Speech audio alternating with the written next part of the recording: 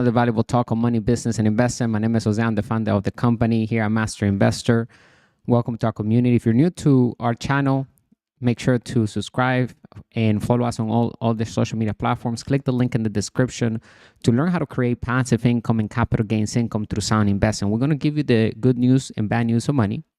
We're going to teach about the business principles that work in all economies. You're going to learn everything that you need to know in order to build the asset column with your assets that you will be controlling with your companies. In other words, you're not going to give your money away to anyone to invest it for you. Here at Master Investor, we will never tell you where to invest your money. We will only help you understand the new rules of money, the business principles that work in all economies, and equip you with the tools, resources, networks, and knowledge to build the asset column on your own terms, right? Everyone here at Master Investor is responsible for our achievements, our results. Everybody is different, okay? So we can give the information the same to everyone, but doesn't mean that everyone is going to have the same results, because if you don't implement what you're learning, then you're not going to have any results. However, if you implement what you're learning, then you're going to have the same results as everyone else, because the formulas work for everyone. As long as we follow the formulas of wealth, we can definitely get the same results. So we don't need to reinvent the formulas. We don't need to even create the systems to create passive income. The systems, the assets are already created for us.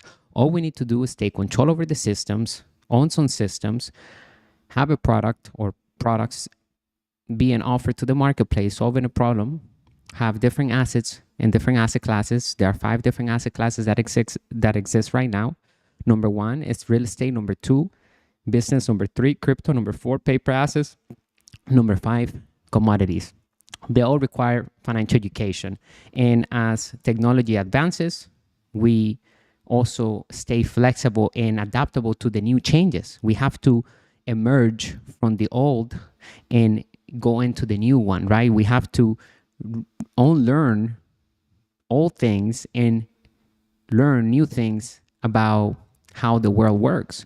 So a lot of people are afraid to changes when it comes to technology, but we have to adapt, because technology is moving so fast that if you don't, then you're going to fall behind. You don't want to be that. So if you want to beat the race when it comes to the game of money in life, because we have to deal with money for the rest of our lives. So my theory is, why aren't people mastering money more often?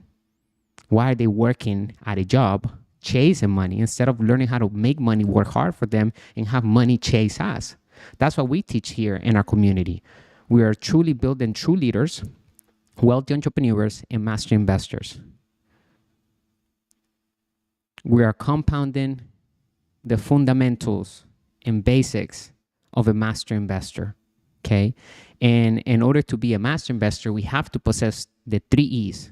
Number 1, financial education. Number 2, financial experience. Number 3, excess of positive cash flow or excess of passive income, right? It's the same thing. Positive cash flow is the same thing as passive income. And then the other type of income that we can get from investing is capital gains income.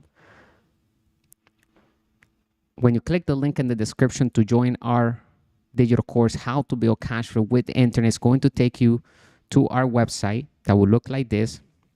And actually, you will look, when you click, you will go to this website right here, and you will enter your email. And let me just show you what a landing page is so that you learn, because this website makes us a lot of money, okay? There are thousands of people entering their name and email on this website. And this is called a landing or a capture page. And the whole purpose of this website is to offer something of value to the viewer and give them an opportunity to give us their information in exchange of a video, of a gift, or a PDF, or something that we're selling to them or giving to them.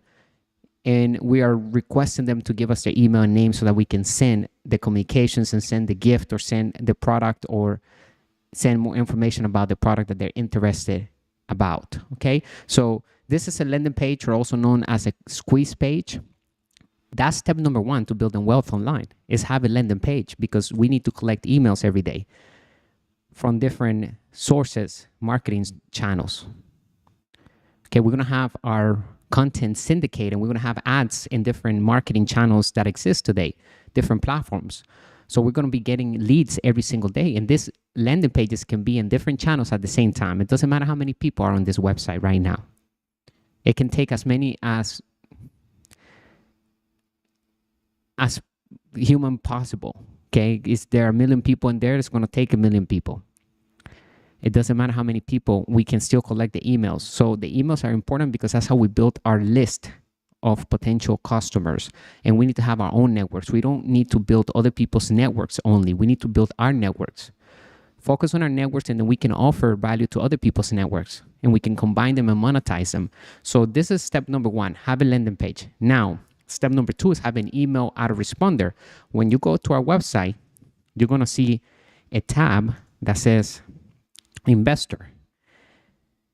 You're going to click on that, and this is an email autoresponder. You're also going to find other email autoresponders online. You can do a research on Google, just put email autoresponder and choose the one that you like to use. There are many of them.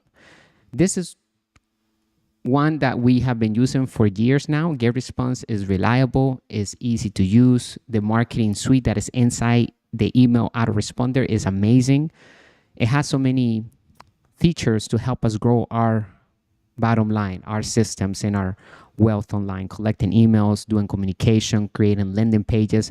Inside of the GetResponse email autoresponder, you can create a landing page. You can create this page for you. You can create any type of landing or website inside of the email autoresponder to collect emails so that they land inside of the email autoresponder. And that way we can communicate with them through an email campaign that we're going to be sending to them on autopilot. Okay, and I'm going to show you how to do copywriting professionally, how to take an entire campaign that is already created for us and deliver that campaign on autopilot to our list that we're building every single day through our landing pages, also known as lead magnets, right? So this could be embedded in some article as well. So if we're writing about making money online, we can embed this. Wait 1 second.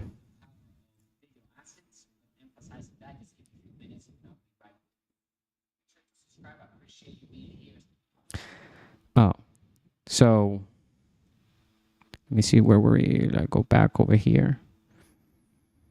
All right, so once you have this connected to the email autoresponder, you now can begin to market. Step number 3 is to do targeted traffic. Okay, and targeted traffic means that we are sending leads that are qualified to this landing page. That means that we have researched who is our avatar, who is our client that needs this product, that needs this solution, right? How to build cash flow with the internet. So we're talking about people that want to quit their job, people that are tired of doing the same thing over and over again. They want more freedom. This is for people that want to travel and still be able to thrive without worrying about paying the bills. This is for people that want to live through purpose, that want to make a difference in life, that want to make a big impact. It's all about mastery of money so that we can make money our slaves, so that we can make money work hard for us. Instead of us working hard for the money, we're going to be making money work hard for us through sound investing. So this channel and inside of our community here at Master Investor, inside of our brand, our culture, is ultimately to inspire those extraordinary individuals around the world that are wanting to do great things in life, are wanting to excel in their field, okay, want to extract their talents and showcase to the entire world what they can do and how they can improve the world with their gifts and talents, okay? This is to inspire that individual that is sitting somewhere that is dreaming about having a bigger life and they just need some guidance. This is for you. This channel, our brand, this will help you become a successful business owner and an inside investor, a master investor.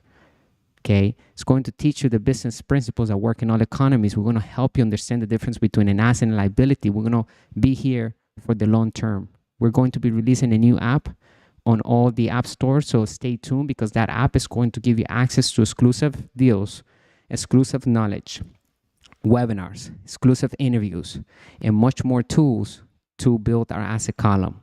Today, we're going to be speaking about, I have an article for us, the blueprint for online wealth mastery, strategies for success in the digital era. Okay.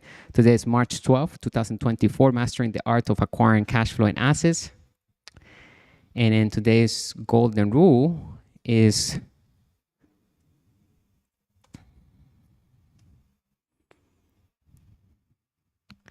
build our networks through lead magnets, right? And so we need to have blogs. We need to, if we're building a brand, if we're building an affiliate marketing community, right? Because we can do business with other people's products. We don't need to create our own products. We have other people's products that we can use through affiliate marketing, network marketing. There's nothing wrong with that. In fact, that's like the best way to get started through affiliate marketing. And what I do and how I do it, I like to recommend things that I use. So just about everything that we use, softwares and anything that we like pay monthly for subscriptions, even if it's a tool that we utilize to help our business, those companies have affiliate programs. So all you have to do is go to their website and apply or request an affiliate partnership with them so that you can send leads and sales to that company and earn a commission. If it's a subscription product, we will continue to receive residual income based on that subscription as long as the customer pays the subscription until he or she cancels it. And if they upgrade to a new product, to a better product, then we will always be attached to that client. So affiliate marketing is a great way to start building wealth and build financial freedom. Get to that first step right there. Before true wealth, we need to reach financial freedom. And then we can focus on compounding that asset column, okay? Give me 1 second. I'm going to grab something to drink.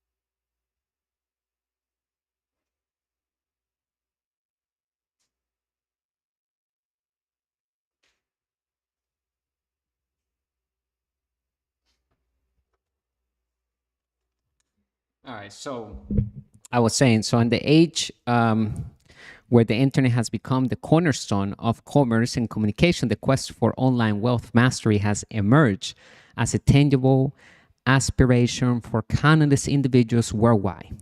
The allure of financial freedom and the flexibility to pursue one's passions from any corner of the globe has sparked a revolution in digital entrepreneurship.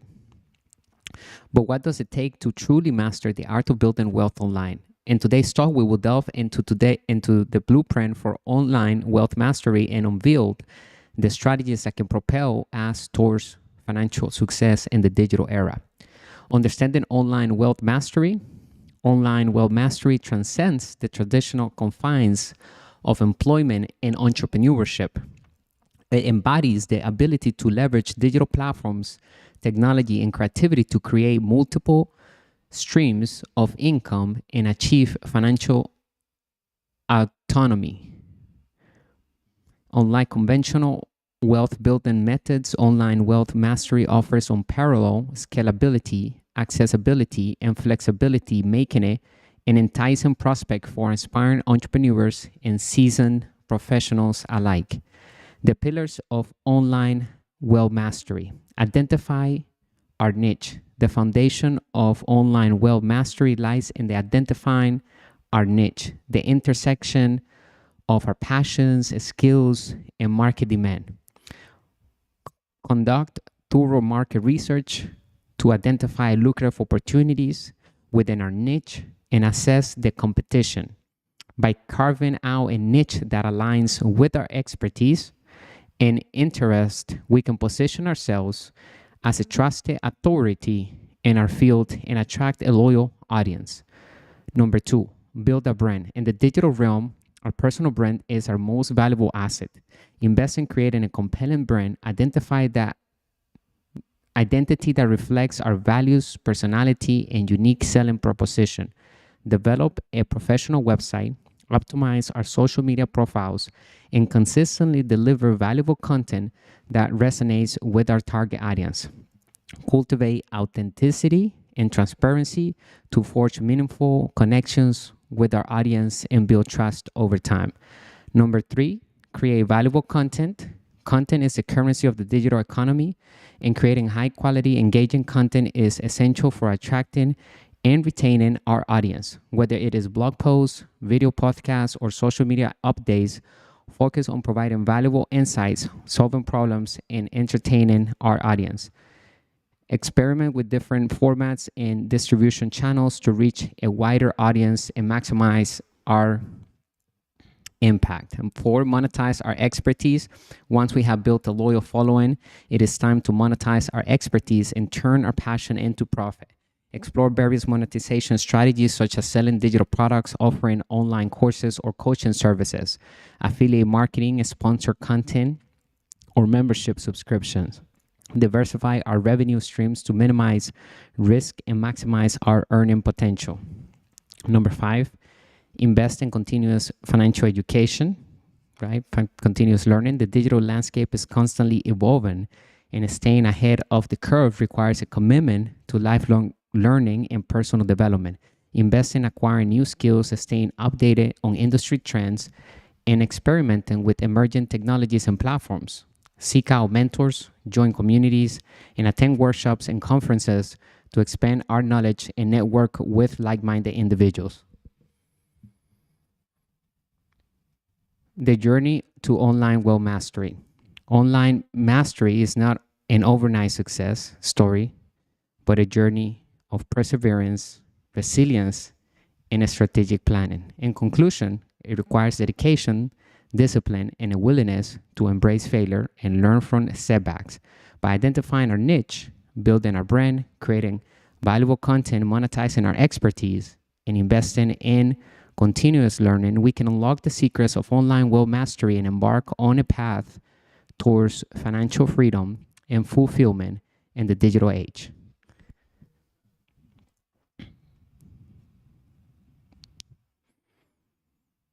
So there you have the pillars of online wealth mastery.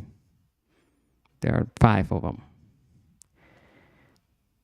1, identify our niche. Number 2, build our brand. Number 3, create valuable content. Number 4, monetize our expertise. Number 5, invest in continuous learning. We talk about them all the time here at Master Investor. We cannot stress enough the importance of these pillars because they mean the foundation of what we are going to get in the future. Once we plant good seeds right now, once we are taking action in the present moment that is aligned with the ultimate goals, that's when the magic begins to happen. That's when the universe begins to deliver what we truly desire, what we want, because we are aligned. Our vortex, our magnetic field is at the highest level to attract what we want because we are aligned in the present moment with the ideal scene. So listen to our intuition is important because the intuition knows exactly what we are supposed to be, what is our best option for the future. Somehow it knows that we are all born with that guidance system. So some people don't listen to it. They listen to outsiders more than they listen to themselves. Learn how to listen to your intuition. The intuition cannot see with our eyes, but somehow it can see farther than our eyes can see.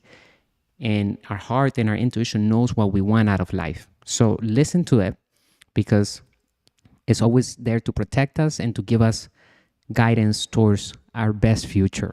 All right. Let me know what you think. If you have any comments, questions, I'm watching the chat over here. So I appreciate you being here with me today, spending time every day on these live streams. And I'm just enjoying it as much as you are, because it fulfills me that I'm helping somebody and I'm helping the community become wealthier by understanding the business principles that work in all economies. It's not going to be all fun things here, because the formulas of wealth are boring, dull, and mechanical. We'll make it as fun as possible, but just understand that we have to sit down, or we have to put our time, look at our financial statement. What is going to be our first asset? Okay, we need to put a business plan together. How's it going to be? How much money we're going to invest? Are we going to invest any money of our own? Are we going to raise any capital to acquire this asset? We need to build the plan, and we need to start talking to our team members about it. And if you have family, if you have a partner and you're in a relationship and you're living together, then you both need to sit down while eating, right? And spend time talking about money. How are you going to build an asset column together? How are you guys going to acquire the first asset for the family? Because if money is a problem in the environment, then the relationships will break apart. So the lack of talking about money creates problems. We have to talk about money, right? In order to become wealthy, we have to talk about money. The school systems have taught people that it's taboo, that it's not classy to talk about money, but that is only because the school systems are built to create employees and soldiers, employees that work for the corporations of the wealthy and soldiers that defend the corporations of the wealthy, like the governments. And if you look at the mission of the school board, that's what it is. It was instilled in 1902, 1903 by the Rockefeller family. So the school systems are not teaching people how to become entrepreneurs, business owners, and inside investors. That's not their mission. Now there are programs where people can take basic programs that will teach you about business and so forth, but the real experience is in the real life, like right now. So you have the opportunity to position yourself with systems, regardless of who you are, your background, if you went to school, if you dropped out, it doesn't matter. The internet does not care about that. That's a beautiful thing. We can learn everything ourselves through self-learning, using the internet, YouTube, using everything that we have in front of us to acquire the right information and start producing products, delivering services, right? Creating assets and acquiring assets that already exist. We need to recycle our money. We need to put our money to work over and over again and create infinite return on investment. Make sure you get our ebook, How to Build Cash Flow with the Internet. It's an amazing book. It's going to change your life forever. Let me know what you think. We're going to watch a video. We're going to review some videos today, just like we did yesterday. We're here every single day, and we're going to continue to bring the good and bad news of money, the business principles that work in all economies, give you the tools, the community, culture, networks, and knowledge to take massive action towards our financial goals. And we're giving back the power to the people that needs to know about the new rules of money, the people that wants to create wealth on their own. They don't want to give it to anybody else to invest it for them. We are in control, right? You are in control. We built our asset column. We look at our asset column. We say, okay, we're going to acquire this digital product, and we're going to market, we're going to sell it. We're going to create 20 sales a day on that. It's going to create us $2,000 a day, $3,000 a day on autopilot. And then we're going to do something else. That's what I'm talking about. Focus on the asset column. All right, let's see what we can review today on YouTube. Oh, we were looking at this one yesterday.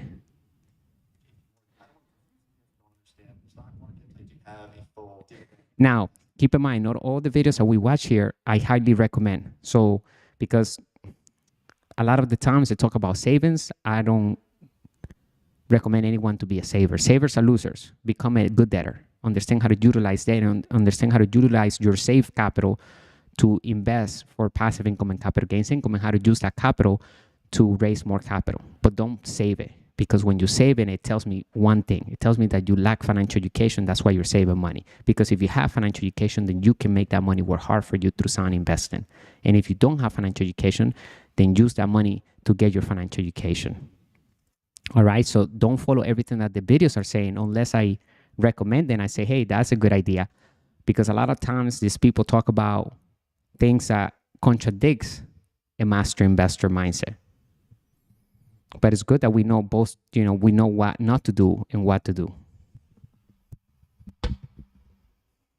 Tutorial, but basically step into Wix Studio, where creative freedom meets absolute efficiency.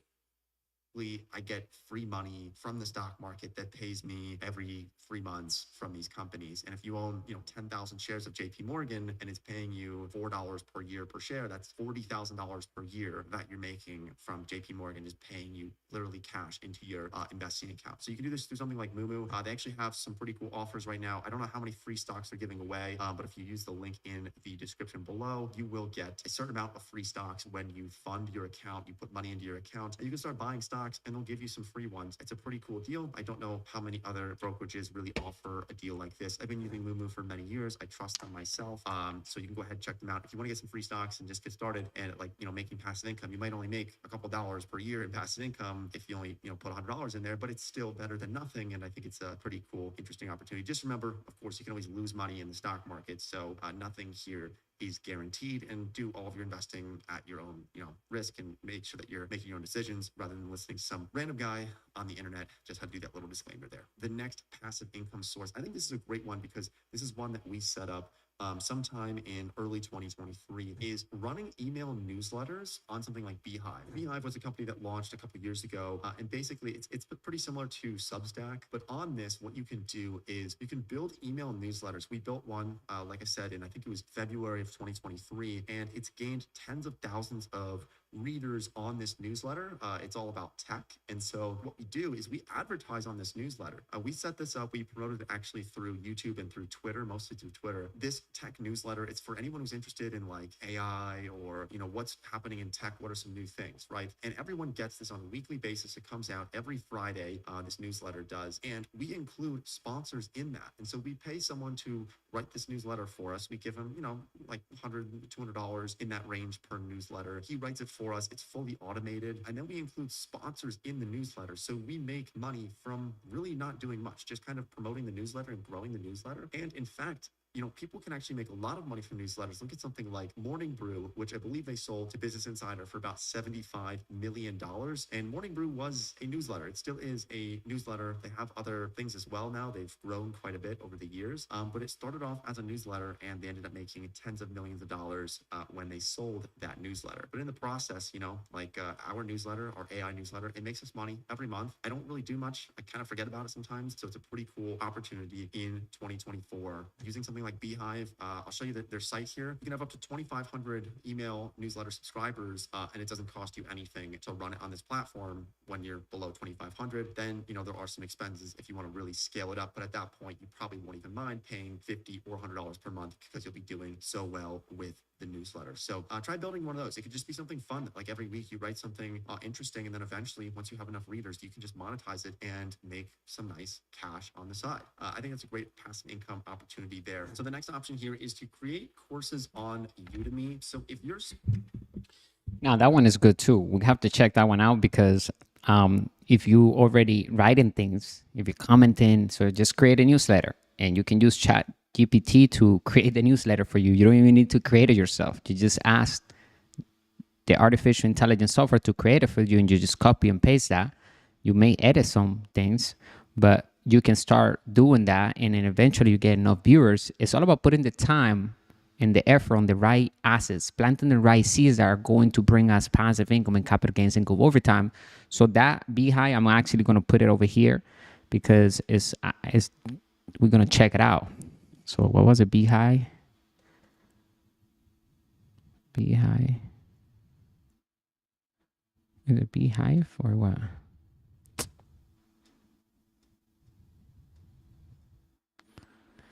All right, so let me see this.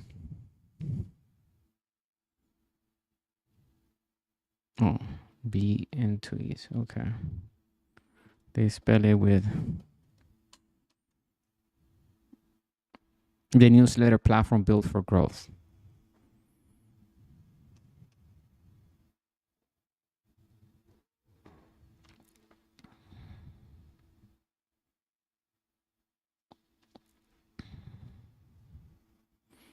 Good. All right, so we're gonna save that there. Let's go back to the video. Create courses on Udemy. So if you're skilled in a specific area, let's say that you're really good at understanding Microsoft Excel. Turns out there's a lot of people who need help with Excel. And so you can make courses on Udemy. They're not sponsoring this video. I've just used them in the past as a consumer. You could, make like a full course on how to use Excel, post that on Udemy, and they will, because it's kind of like a marketplace, they kind of will promote it a little bit and try to get you some initial customers. And I have friends who have used Udemy where they'll make a course and it will be relevant for 2 or 3 years, and they'll make 6 figures from that course over the span of its life. So yes, this is one of those things with passive income where you have to put up some work up front. You might spend a full month every weekend building a course on Udemy, but then once it's made, it's made. And you can reap the benefits of that for many, many years to come. So Udemy is a really cool one that I think a lot of people are overlooking. Okay, here's another option for passive income. It's buying and selling domains and also things like Instagram handles or other social platform handles. I own a lot.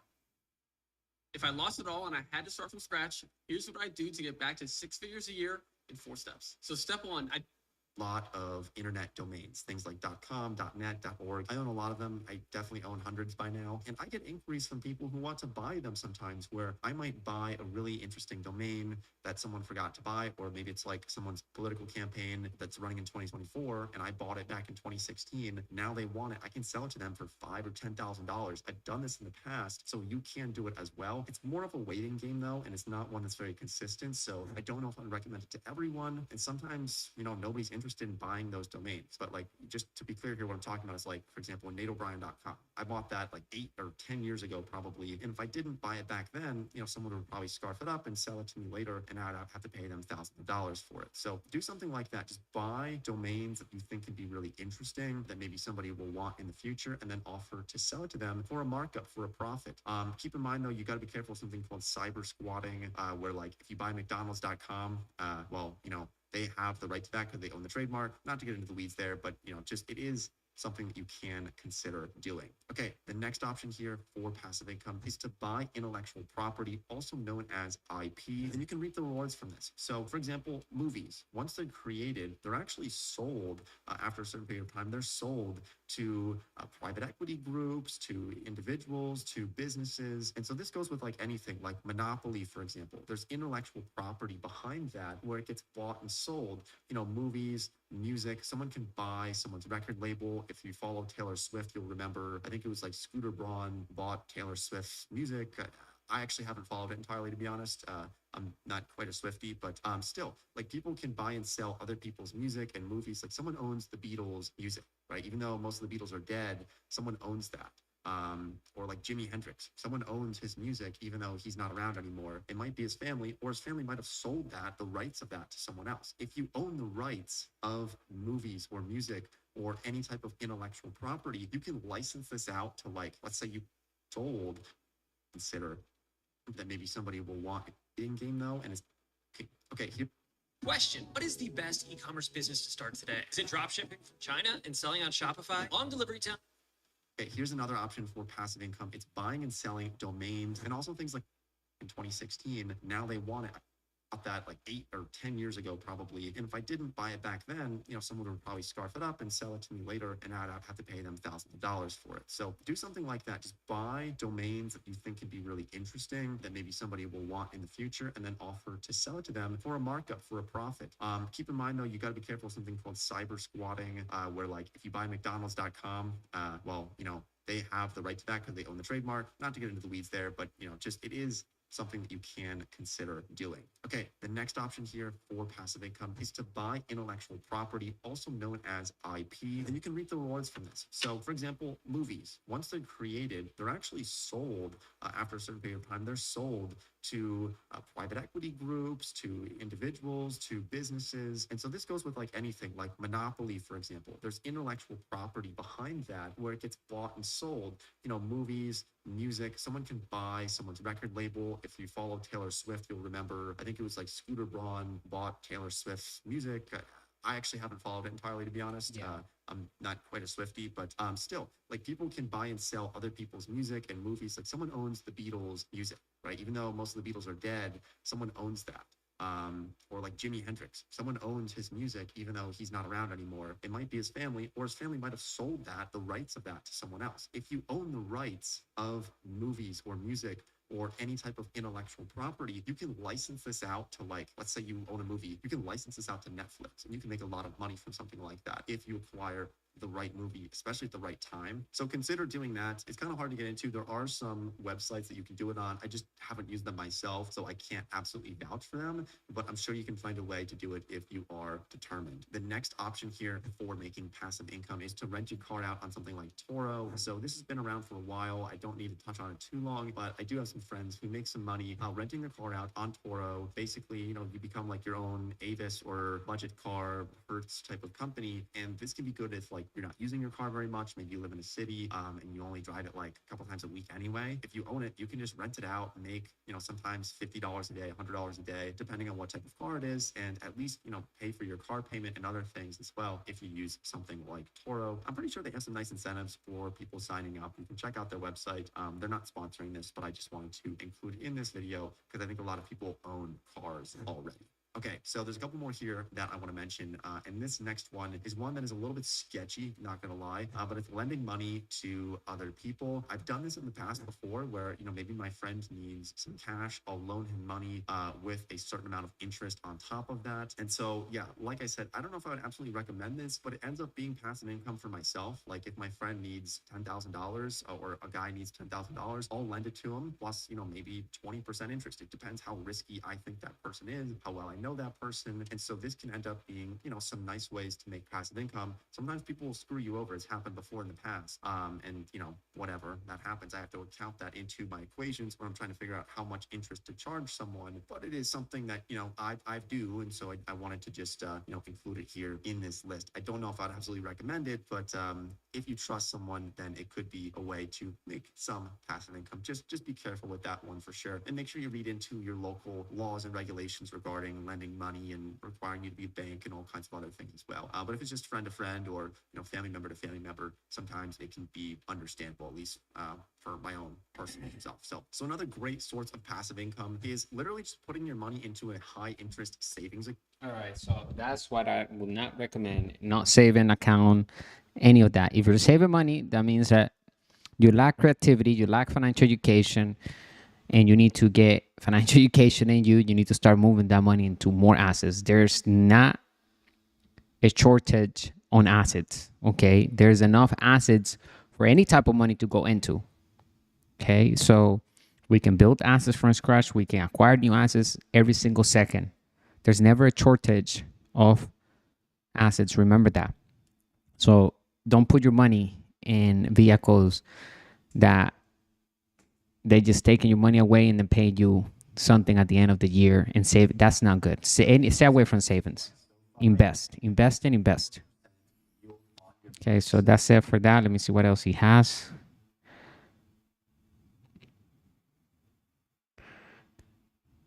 Invest into bonds and high yield, basically. None of those fake vehicles. 2024 to make some extra cash. Let me know if you have any questions, any issues, Let's see. anything else you'd like. Let's look at this Pinterest affiliate marketing for beginners. How to make money on Pinterest. Let's review this one right here. Same guy. The most underrated platforms for affiliate marketing. I'm going to share the 6 or 7 different steps in this video showing you exactly how to set this up, some of the best strategies, some of the best affiliate programs, and some other tips and tricks that you can use to make money on Pinterest. So let's go ahead and get started with this video. I think there's going to be a ton of value. I recommend taking out a pen, taking out a piece of paper, writing down some notes as we go through this video. And I can promise you there's going to be at least 1 or 2 gems in here that you're going to take and really use to help you make money on this platform. Just a couple things to note here. First of all, we don't have any courses to sell you. This is totally free information. You don't have to pay to learn how to do this. You can just do this for free. Trust me. It's going to save you a lot of money. We've been doing affiliate marketing for years, probably almost 10 years now. I've been doing affiliate marketing on various different platforms. It's kind of our bread and butter. I've done this for so long. And so I hope that there's some good info in here. Make sure you subscribe to the channel so you don't miss more videos like this. And let's get started here. So first of all, I just want to briefly touch on why Pinterest. There's a lot of different platforms you can do affiliate marketing on. Instagram, Instagram or on blogs, which I really do love, still using blogs in 2024. Trust me, you can make a lot of money that way. Okay, so the reason why Pinterest is a really tremendous opportunity this year is because it has 500 million monthly active users on the platform. Just for perspective here, that's more than everyone in the United States, and it's about 1/16 of the world population.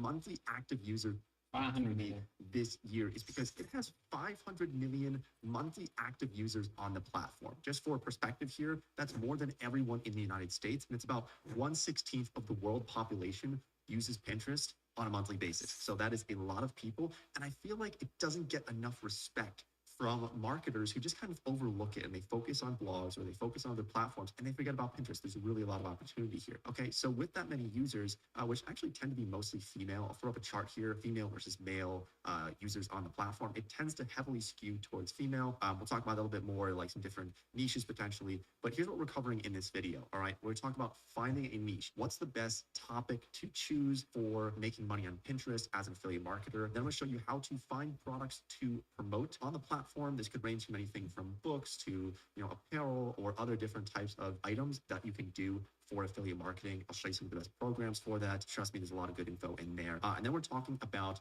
how to set up a site and get into affiliate programs. There's a lot of nitty gritty things in there. Then we're going into how to actually create a professional account on Pinterest and then optimizing your affiliate links, automating your posts, and everything else that you need to know. All right, so let's start off with this section here, talking about finding a niche for Pinterest affiliate marketing. So I think when a lot of people think of Pinterest, they think of, fashion or maybe home decor or like cooking, a lot of those various different topics. And while those are really great categories and niches that you can get into, they're also a bit flooded, in my opinion. There's a lot of people who are posting, things like fashion or apparel. And so you can break into those categories and there is a bigger audience for them, but there's also more competition. So I suggest going through and thinking about the various different kind of like smaller topics that might not be as big, but still have potential viewers on them. So I'm going to give you an example here of when I set up a Pinterest account. And the one that I'm going to target for this video is going to be one for gardening, right?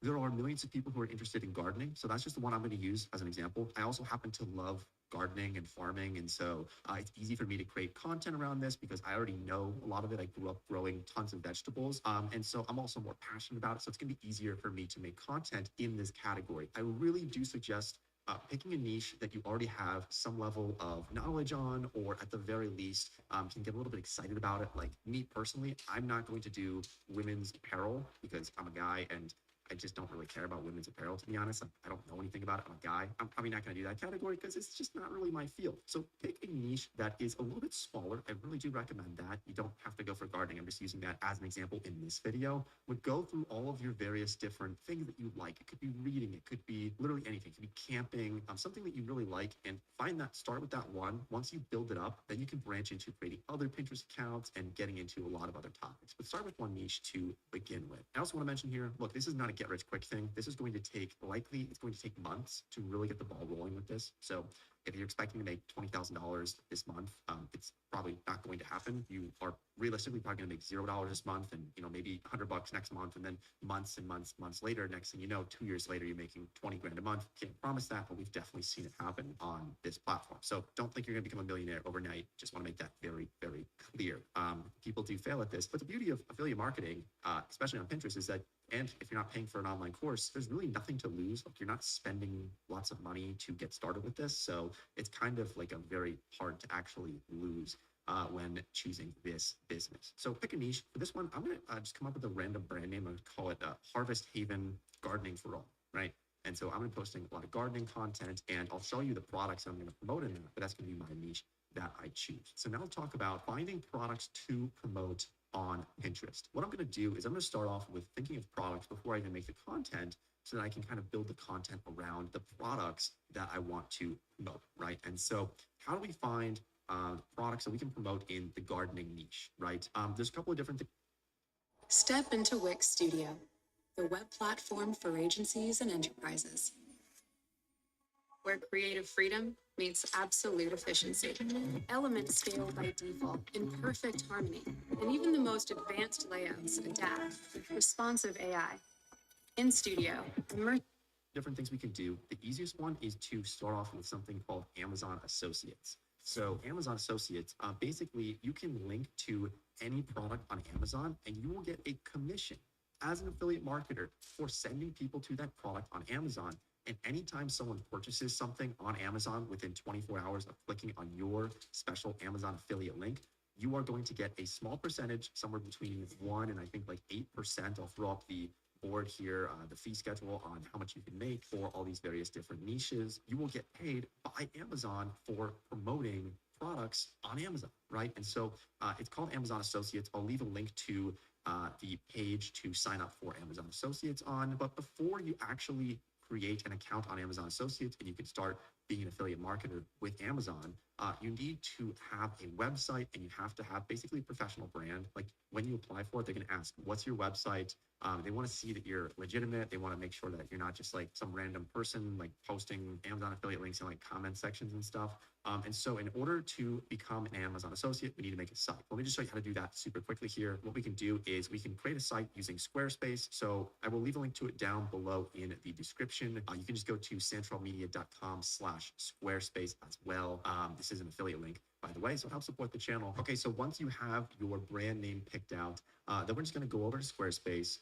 We're going to get started here, and then we're going to just create a very basic site. You can do this in 30 minutes or less on Squarespace. So let me just go through this process here. We can, decide that our site is about gardening, right? And our goals, it's going to be mostly a blog. So you're going to want to build a blog around this as well. Even if you're mostly doing affiliate marketing on Pinterest, you still want to have a site here so that you can get into the affiliate programs. Maybe my goal on this site is to publish a blog or other media. And then we can either build a custom template with a Squarespace blueprint, or we can choose one that's basically already designed for us. So let's just say we want to do that and click finish here. And now we're already almost set up here. Let's say that we want to go with this one here, looks pretty good. So we can just start with this. And then we can create an account, start filling out this site. I don't want to go through this whole thing. We have a full tutorial on Squarespace showing you how to set up that site. But I really do recommend that before you try to apply for these affiliate programs is to have that website set up, okay? And I'll leave a link to that down below for Squarespace. You can get started on building that site. It's definitely the best platform for building a site because it's super easy. Like, it's going to cost you a little bit of money to set up a Squarespace site. I think it's like, $20 a month or something. It's kind of like the only cost that's really incurred with this affiliate marketing business. But you have to realize that, like, in any affiliate marketing business, you need to build a brand around this. You don't want to just be like a person promoting products. You want to be a brand where people look at this and they say, this is a full, gardening and farming brand that I can trust. And so having that, getting all the different social medias as well when you create your Pinterest account is important. So you create your Pinterest account with, like, let's say it's, what is this, Harvest Haven. I'm also going to grab the Instagram handle. I'm going to grab the Twitter handle, all the other social platform handles as well, like Facebook and the domain for that. So go ahead and do that. Once you set up your website, then we can go over to Amazon Associate. Like I said, I'll leave a link to Amazon Associates down below in the description, and then we can see all the different products that we can promote on the platform. Now, here is the Amazon fee schedule. So with a lot of gardening things, like if we're promoting, say, like seeds or other different types of like shovel or, different like soil for planting various different things, the fee schedule, we're getting up to 8% commission for people buying these products, right? So like if we have a pin that we have on Pinterest and maybe it's about like the 10 best tomato strains that you can grow and it's in this category, and let's say that someone spends $100 on tomato seeds, we're going to make $8 as a commission for just sending people over to Amazon. Lawn and garden is actually kind of a higher one here. I don't want to like push everyone into doing like gardening Pinterest, but I'm just saying it does have higher rates for that category versus something like, maybe like video games is 1% and everything else tends to be 4%. So that's just something that you want to look at is the Amazon fee schedule, which I'll try to link that down below as well, or just, throw it up here so that you can get a good look at it. All right. Now, if you also want to branch outside of Amazon Associates, you'll actually learn that most companies, most products have affiliate programs. They might not always be on Amazon. So the best thing that you can do is for your niche, just go to Google. It's this simple. Go to Google, right? And just type in best gardening affiliate programs. And there's a lot of websites on this. So you need to do this for your specific niche. Just go to Google, type this in, see what pops up here, and you'll find a bunch of different, potential programs here that you can promote. And sometimes they have much higher commissions than on Amazon. Like I said, Amazon really only goes up to like 10% commission. Some of these though might end up paying a lot more in commissions. Like this one here pays 25%. Some of these are going to pay even more than that, 10% on this one from this nursery.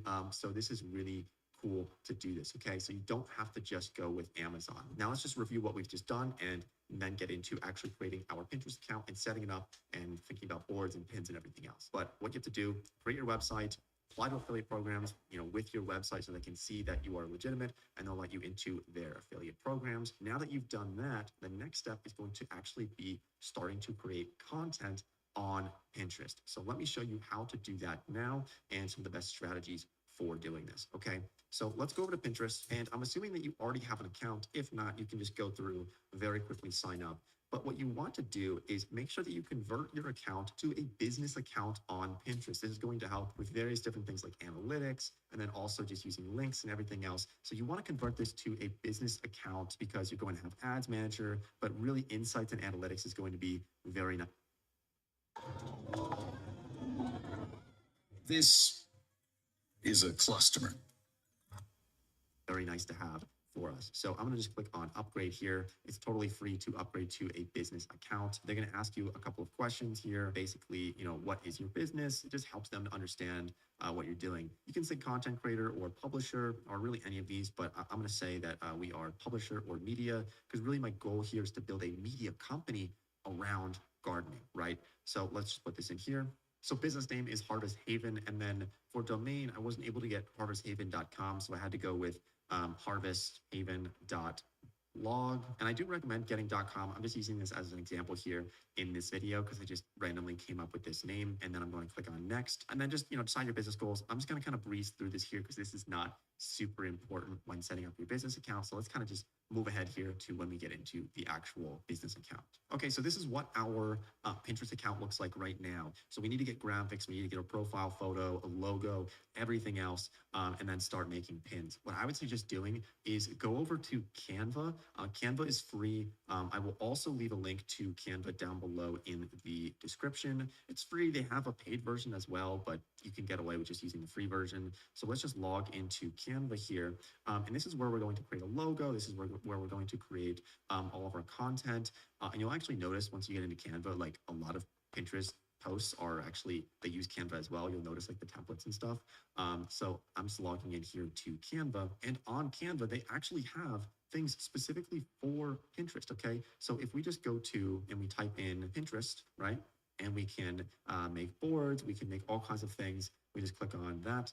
And here we go. Here's all these different pins and boards that we can make on Pinterest. But actually what I need to do first is we need to make a logo. So just type in logo here, and we can decide from all these different ones, let's find one that kind of looks like it would work well for our brand. I kind of like this one here. It looks very simple. We can use this template. This one costs money. Okay, so here's one that I like. I'm just going to click on customize this, and then I'm just going to create our basic logo here, right? So let's just, overwrite this here and call it Harvest Haven. And what was our tagline? It was going to be gardening for all, right? And then we can change this up a little bit, right? So we can change this to an H maybe, and maybe we want to change this as well. But you know what? For this, we're just going to go with this. Looks good enough for me. This is just an example tutorial here. I'd probably spend more time on it if I was, wanted to actually build this seriously. So I'm just going to then download it here. I'm going to download this logo. Make sure you save it as a PNG.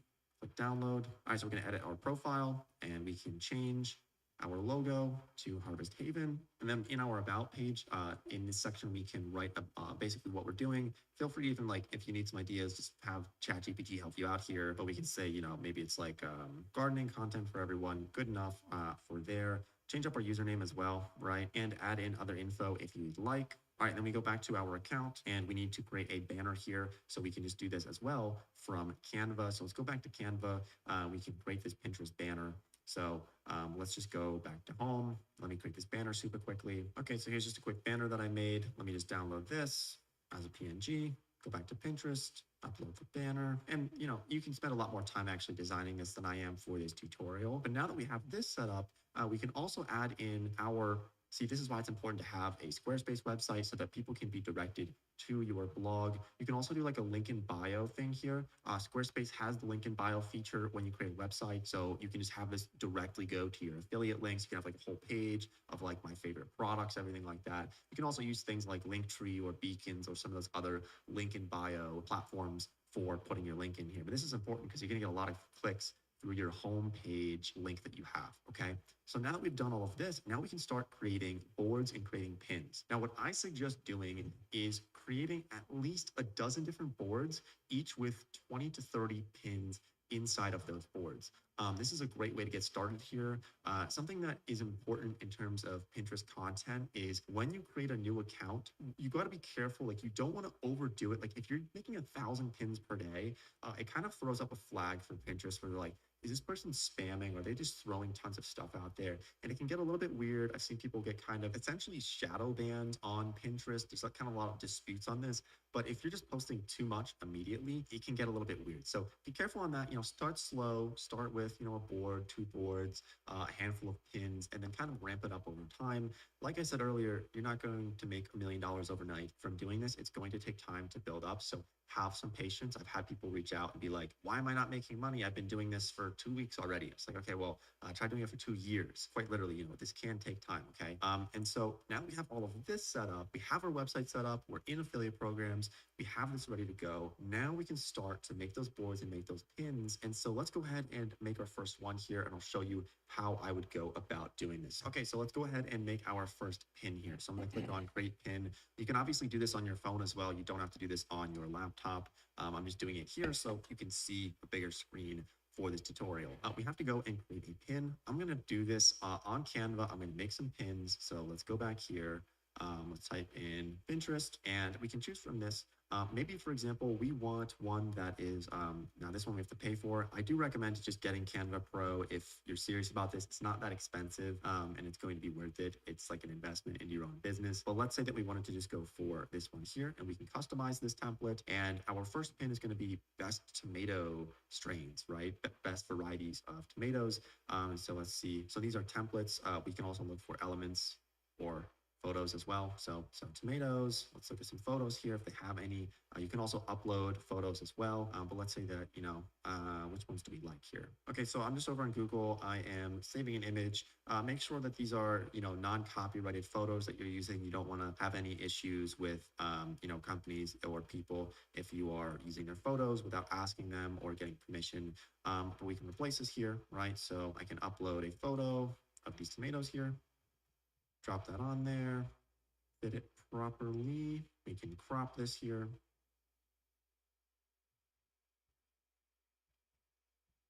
And then it can be five best tomato varieties. Might need to add something in the background, change the color of it perhaps, to like something much lighter, move it over a little bit.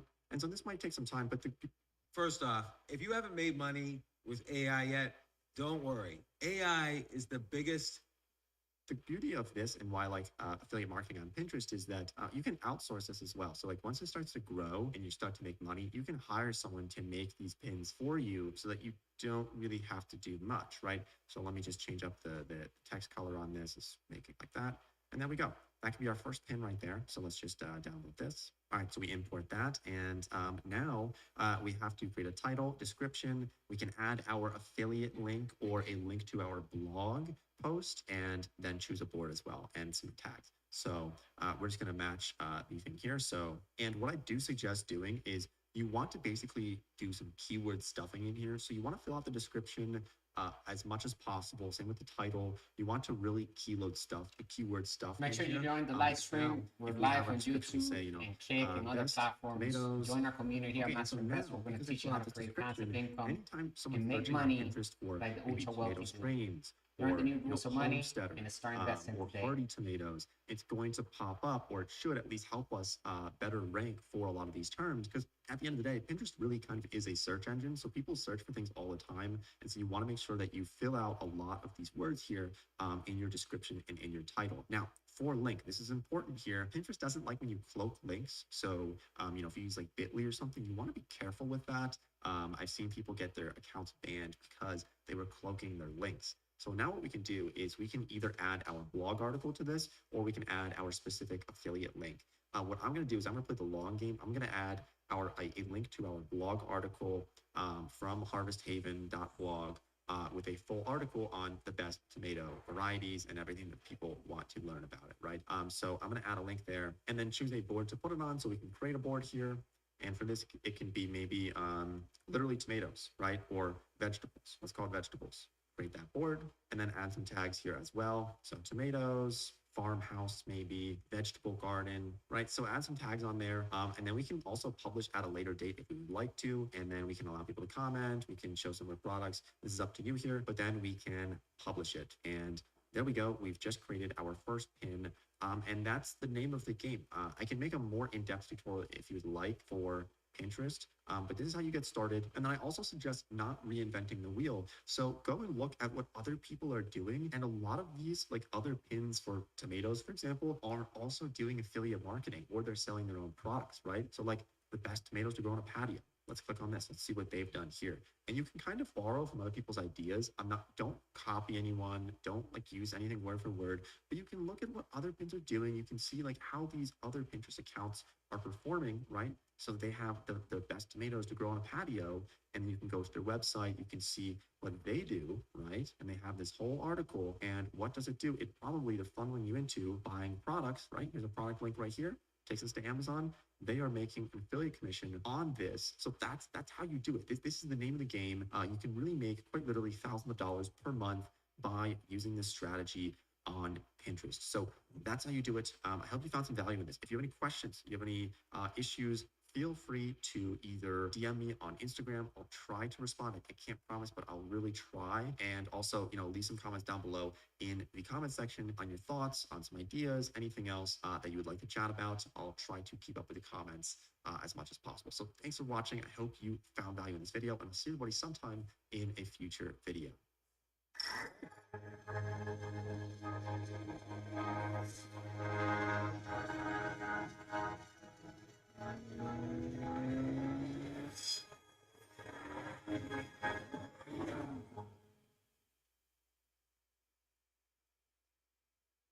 So I'm going to start this video off with a pretty bold claim and say what I'm about to show you could very well make a lot of millionaires out there. I'm going to show you every step you need to make a professional e-commerce website that sells print-on-demand products in the easiest, the most effective, and the most profitable way possible. We've seen people use this method and make thousands of dollars per month in profit, all the way up to $70,000 per month in profit with the tools I'm about to show you. And yes, I did say profit, not revenue, like actual profit per month. So what I'm going to show you in this video is something that a lot of people gatekeep behind a paid course. It's something that people charge hundreds or even thousands of dollars for. This is going to be a multi-hour long video, so get comfortable, take out a notepad, and get ready to follow along. Print on demand is incredibly popular for a lot of reasons, but some of the big ones, of course, are that it's very easy to automate. It requires basically no overhead. You're not doing any manufacturing yourself. You're not doing any shipping yourself. You don't have any inventory. And so with that, you're getting substantially less risk as well. So you get a lot of the same upside you would see with an inventory-based shop, but you're getting substantially less risk, which means getting started out and figuring out what the best design is, what the best product is much easier to do. You're much more fluid, easier to change everything, and find exactly what works best for you. So the method that we will use allows you to start with almost no money. It allows you to scale indefinitely. And on top of that, you're able to avoid a lot of the growing pains that so many other e-commerce businesses end up facing. You could do this alone in your basement, in your bedroom. This could be a 4-hour per week side hustle, or it could also be a full-time job replacement if you wanted it to be. So in this video, I'm going to show you a lot. We're going to start off with how to get a hands-off supplier that is really easy to work with, delivers on time, delivers quality, and it's a worthwhile supplier. That's a really important question here. Then I'll talk about how to design a professional site.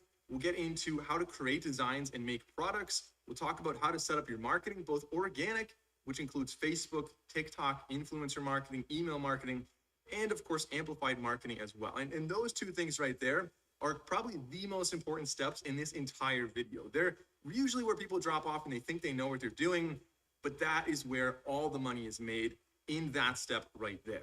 And later I'll show you how to get sample orders like this and like this. so that you can actually take photos of them in real life and see the quality and test them for yourself. Let's kind of take a couple steps back and start off with what is print on demand. So fundamentally, print on demand works like this. Let's say I'm selling a mug, and the mug from the supplier costs $10, but I'm selling it for $20. If somebody goes on my website, they either found my ad or just found it organically on Google, and they want to buy my mug because it resonates with them, it's funny, whatever, and they click purchase. They pay me $20, and automatically on the back end of my store, $10 goes to the supplier and places an order. The supplier makes the mug, they ship the mug, they do all the fulfillment. I never have to do anything. All I do is make my website, promote the product, and everything's taken care of on the back end. Customers get their products. I never have to see the product that the customer actually receives. I'm not dealing with those packages. And there's some really big advantages to this. For one, you have no minimum order quantities. You don't have to buy 1,000 mugs in order to sell them. You don't have any inventory, so you don't need to rent out a warehouse or a garage for that. And you don't have any packaging or shipping, basically no logistics at all. You can focus on the front end of the business, which is marketing, and of course, obviously customer relations and customer support as well. But you can focus on that aspect a lot more without worrying about the back end. So how do we find a supplier that's willing to do this? Well, there are a lot of options out there, but the one that we'll be using in this video is called Gelato. So they partnered up with us on this video, and so I have a link in the description that can give you a 1 month for free, as well as a 50% discount when you're ordering your first samples. We'll talk more about how to use that in a second, but why did we choose to use Gelato? Well, first of all, they have the world's largest print-on-demand network. They have suppliers in 32 different countries, which is great for if you're trying to sell globally. Internet's a big place, the world's a big place. So you have access to substantially more customers when you're able to ship locally for them. They also have fast delivery and guaranteed quality and a lot of integration. So they partner up very well with Shopify, meaning that when we build our store with Shopify and we use Gelato, everything syncs up so seamlessly that there's less that can go wrong. There's less work that you have to do. And overall, it makes it a lot easier for your life and for the overall success of your business to become possible. So we're going to start off by creating an account. I'm going to go over to my laptop right now. So to get started, this is all online software, so you don't have to download anything. It's really easy. Anywhere in the world, just work on your laptop. Totally possible. And so we're going to go to Santrel. So you've got an idea, a design, art, a brand to build. It's about time I start my empire. And with Gelato, you've got your own extensive range of products. Start selling with Gelato. Santrelmedia.com/gelato. Of course, I will also put a link in the top of the description and in a pinned comment. In fact, we're going to have a lot of links in this video. So to keep it organized, I'm going to number these. So be sure to check out the description so you can follow along with those links. This is link number 1. The first link we need in this process is going to be Gelato. So that'll take you to this page right here. Like I said, we have an exclusive offer with them. So if you go through this offer, again, you're getting 50% off your first order, which is great for getting samples. And additionally, this gives you a month of free Gelato, which is going to be nice. Let's start off by signing up with our email. I'm going to put in my name. Make sure you accept the API user terms, and then check your email and click verify. And this is going to start asking us some pretty basic questions. It won't really matter too much what you choose here. So try to choose whichever makes the most sense. We're going to say we are trying to launch an online business. We are a seasoned e-commerce seller. Again, it doesn't really matter which one you choose. It's going to be the same in the end. Just this is going to change your dashboard a little bit. And we want to sell, let's just say maybe this is going to be clothing. And I'll show you the whole library of different products you can sell in a second. And you heard about us from, I guess I'm considered an influencer. So we could say Santrel Media, say finish, and that will bring you to your dashboard. Now, there are a lot of different products you can sell on Gelato. So just before we go any further, just kind of starting to brainstorm what kind of products might sell well. We can go to product catalog, and Gelato does a good job, in my opinion, of really only showing products that have the potential to succeed with print on demand. They're not like giant filing cabinets that you'd print something on the side. Obviously, it's going to be like t-shirts. Like we probably have like the Gildan 5000 is probably going to be, let's see, t-shirts right there. The Gildan 5000, of course, that's a very common shirt. Things like that are going to be really common on here. So clothing items, for example, t-shirts, sweatshirts, You've got women's clothing as well. You have children's clothing, but also other categories entirely. Don't feel like you're constrained to just clothing. Of course, we have tote bags, for example, could be very popular in some niches. We have wall art, which is kind of almost orthogonal. That's like a very interesting and different category entirely that you can make some really cool wall art and sell that print on demand as well. And that could even be like, if you're an artist and you paint something and you want to sell prints, that could be a really easy way to sell like wooden prints if that's what you're into. Of course, phone cases are an option, and of course, like I said, mugs. Hello, make sure That's you a really popular join one. our live stream. We're live on YouTube So I think like the and enamel Kick mug, and other pretty cool, platforms. pretty Make sure different. you It's not follow just us, a basic turn on little the ceramic mug. notifications. You got a lot of variety. Come over here and within learn how to Gelato. create But passive now that we have income using Gelato, the we new have to tools set of up our money and second the account. wealthy So link principles number that 2 work in down all below, economies. or if you just want to I'll type see you along there. with me, it's santralmedia.com again, and this time / Shopify. Shopify, POD, hit enter, and that will take you to a page that looks something like this. Now, if there's one thing I know about Shopify, it's that they like to tinker with their landing page. So don't worry if it looks a little bit different from this, if there's a slightly different offer or just the image looks different. Somewhere on here, it should say enter your email address. It's going to take us to the same page next, no matter what this one looks like. So I'm going to start off with my email address, and Shopify also is interested in asking us some questions. So I'm going to skip this one. Honestly, you can skip a lot of these. We are creating an online Hey, store. make sure you join us on our live stream. We're Maybe live you on want to sell on other YouTube, marketplaces Kick, as and other well, which is a really platforms. great Make power sure of to turn on the Shopify. notifications. It's We're kind going of to show like you the exactly how default to selling build passive platform on the income. We're internet learning for anybody how to trying to use set the up an new rules for e-commerce store money to because win in the it game is of so money. reliable. How to make It's money so well our made. slave. It We're has going so to tell many money what to integrations do. We're out going to there. tell it how to So you're able multiply. to sell And we're going to be directly in on control TikTok, over natively on those decisions Instagram, because we have financial Facebook. education. It's Come not learn ways just that we your can earn website at your passive income domain. You can sell in a successfully lot of different places. using And so if you have a online store strategies. embedded within Instagram, you can still do print on demand.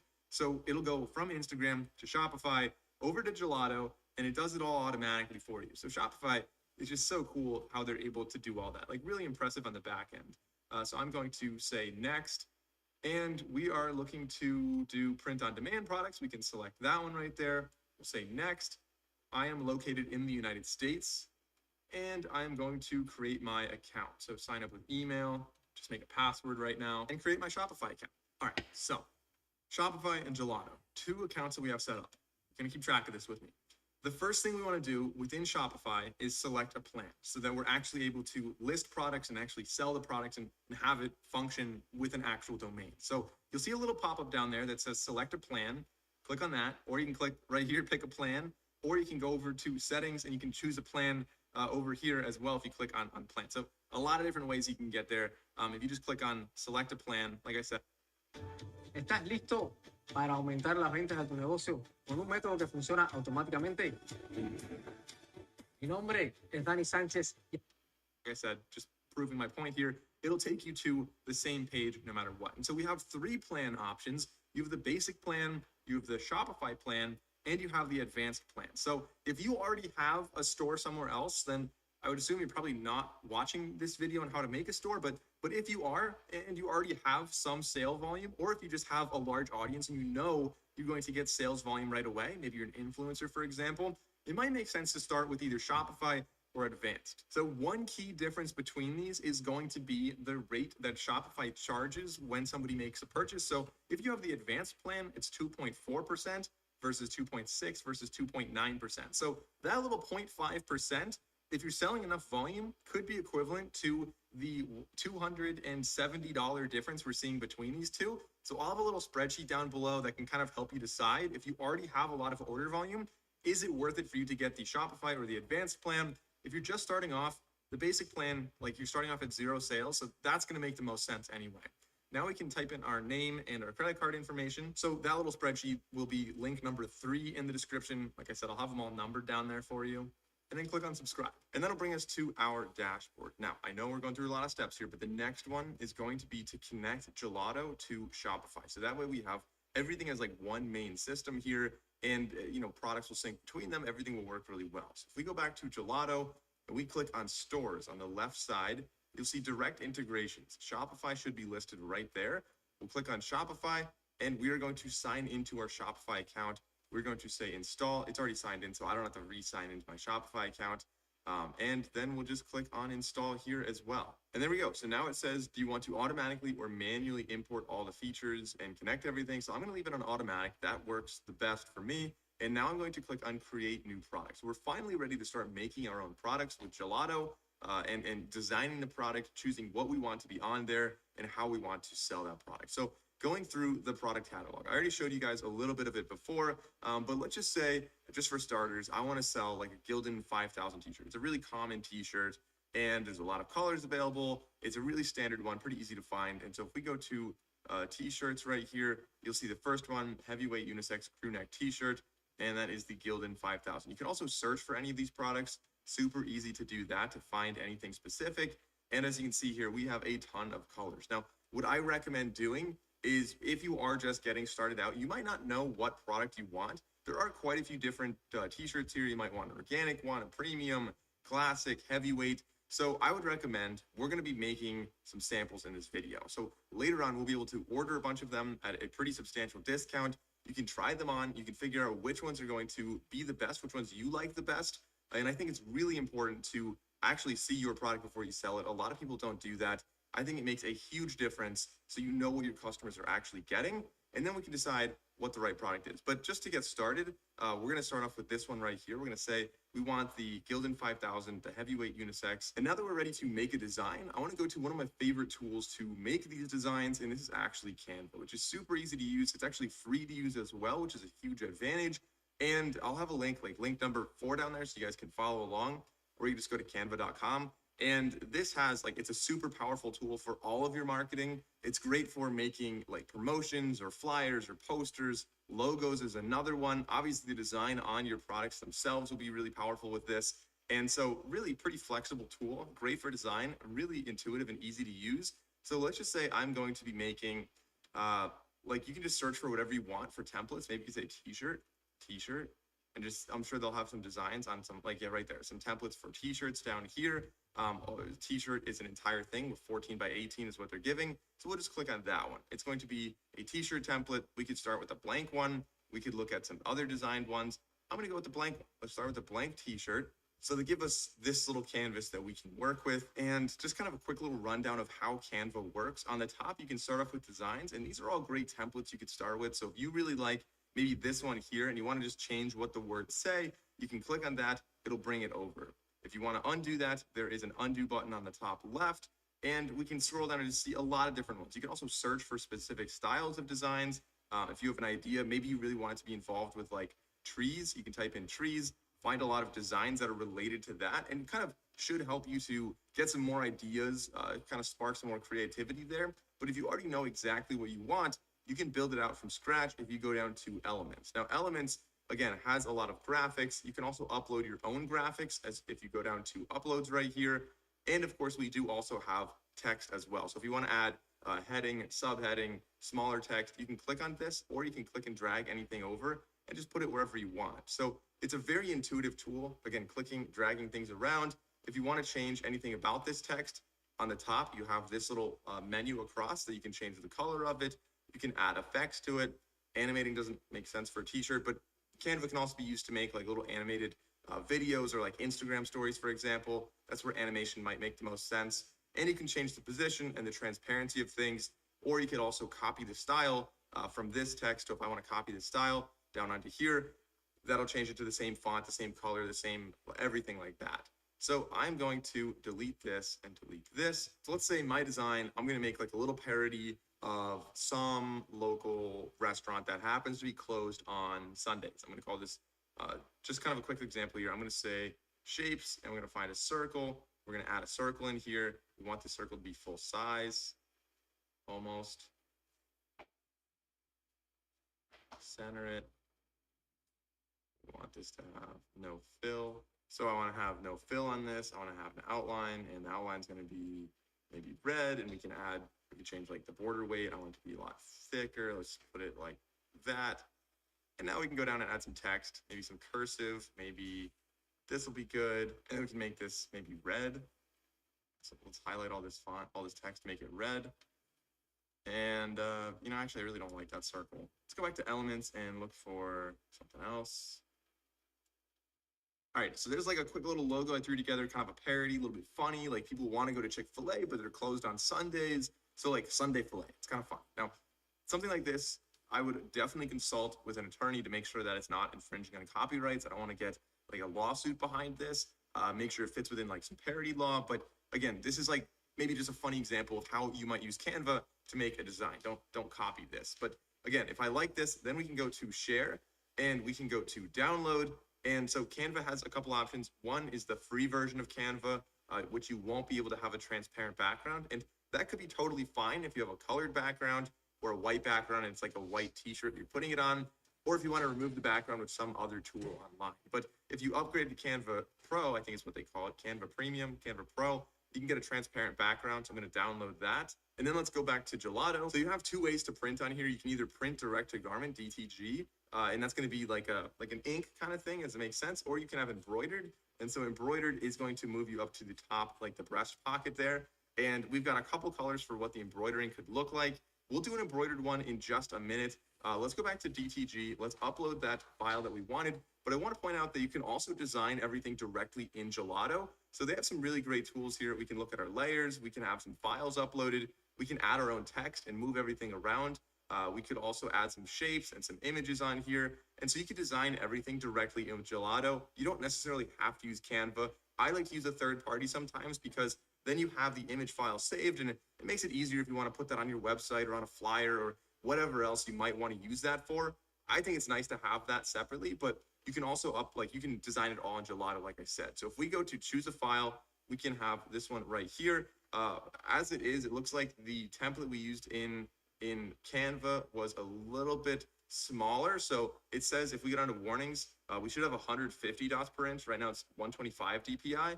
So I could always scale this down a little bit until we get to 150 DPI about right there. And so like it still looks good. I think that looks fine. If you stretch it too much, it won't necessarily look bad, but you're just not utilizing the full quality and capabilities of that printer. So I'm going to leave it just like that. I want it to be a little bit bigger. I think that's kind of funny.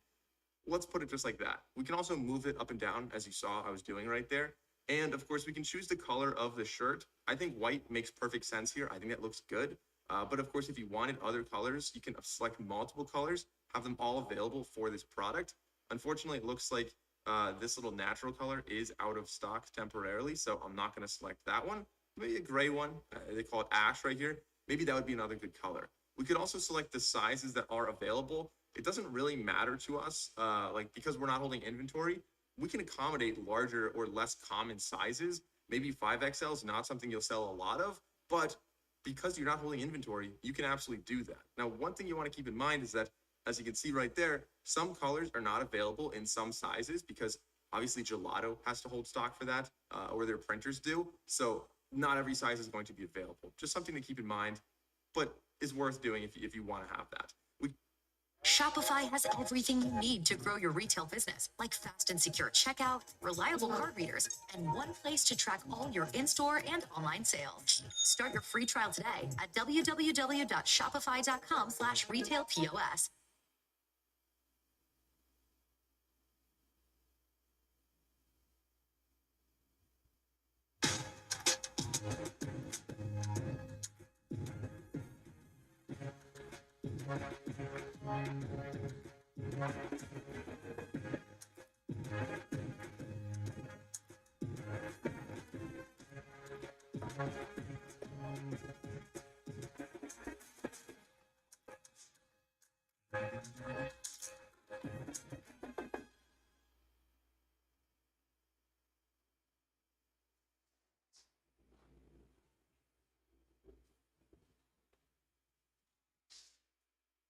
We can also add designs to other parts of the shirt. So we can add it on the back.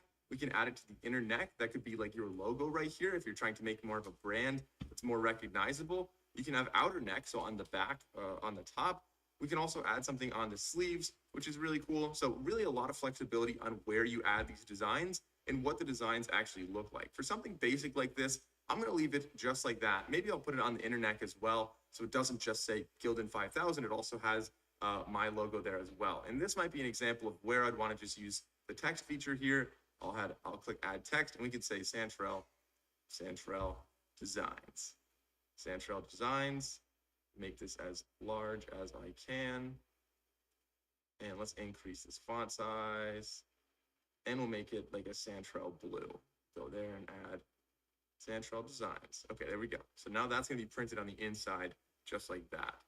So we have that. Now we can click on continue to mockups. Once you're happy with the design, click on continue to mockups, and we can select the mockup. Something really cool that I've always really liked about Gelato is the way they have this setup so seamlessly integrated. You don't have to go to any third parties and try to like import your image and make it look like it's on another model. Like they do that all for you. You can choose which ones you like. You can also show more. Like they've got a ton of different options down here.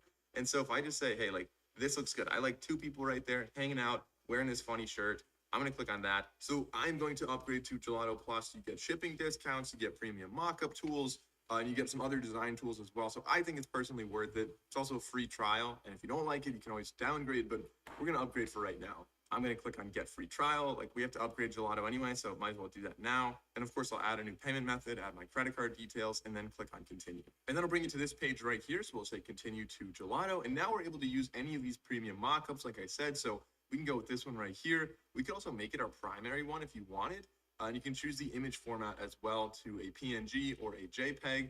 So going down, let's see which other ones would be good. Maybe like this person right here would be pretty good. We can also show like the collar, and we can show maybe this one. We'll show the back. Just some more images of it would be pretty useful. And now we can click on downloads. We're going to have all of those available just in case we want to use them any other places on the website or on flyers or anywhere else you might want to use it, social media, for example. It's good to have these mockups downloaded in full resolution rather than having to like take screenshots of your store sometime later. So these are all saved. We'll say continue to details. And now we can add a lot more information here about this product. And you'll see this is all going to get ported over to Shopify. So it makes your life a lot easier when you can just add everything in just one spot right here. So we're going to say this is going to be, even though that's what it is, let's call it Sunday Filet. Heavyweight unisex crew neck t-shirt. Looks good. We can add a little description there. Sometimes what I like to do then is go over to ChatGPT and tell it like I have this t-shirt, please come up with a description. I would say enter, see what it comes up with. All right, so maybe something like that looks good to me. I'll highlight it, copy it, and we can just paste that down here. Paste that down there. It's maybe a little bit long. And then we can go down to the table. We're going to have the size table. Looks good so people can see the sizes of things, get an idea of what the right size for them is. Should ideally reduce returns, even though like it's a pretty common t-shirt. So I think a lot of people know what size they would wear here. I wouldn't expect returns to be particularly high related to fit on this product. But like longer sleeves are a very common one. You might see a lot more returns on. So that is something we'll talk about later in the video. Now, as far as tags, we can add some tags for this one. You can have up to 13 of them. So for, I don't know, for my website, I don't really think I need tags on this specific, but let's just add some anyway. So let's call this t-shirt. T-shirt is going to be graphic, humor. We will have that. We can have collections as well. So homepage collection, sure, that makes sense. Show product to store visitors. Yes, display free shipping on your storefront. That's also something I want to do. And now we can say continue to prices. So we'll find out how much this is actually going to cost to make and then figure out how much we should actually be charging when we sell this. So they have a retail guide already on how much we should be selling it for. They're saying anywhere from $20.88 up to $32.58. Seems pretty reasonable to me. I think I would agree with that. And you'll see right there, shipping cost is $3.96. Estimated production cost between $10 and $16. And it'll tell us what our actual profits are going to be on the end. So we can say, hey, we want our profit margin to be, you could say maybe 30%, and it'll calculate everything for you right there. So we could also say maybe we want profit to be 60%, gives a little more leeway for our marketing. But of course, it is going to be tougher to sell when it's like a $30 t-shirt, right? That's pretty tricky. So I think leaving this right around like 40 to 50%. 50%, I'm just going to do that for now. Obviously, this is something you need to like figure out on your own, depending on how great your design is and how much people are willing to pay for it versus how much your marketing costs, how much earned marketing and media you're actually able to get as well. All of that is going to be a really big factor in this. So the reason we're seeing a price range, by the way, is that each color is going to be a different price. All the sizes, from what I'm seeing, are typically the same, except for like the 2XL and the 3XL. Those are going to be a little bit more expensive. But you might say, hey, like I actually kind of want these both to be the same price for the colors. So I can make them both $24. You can manually input each price here. Or you can just click on right here. You could say, I want everything that's a medium to be $24. We can just make that like a flat price there.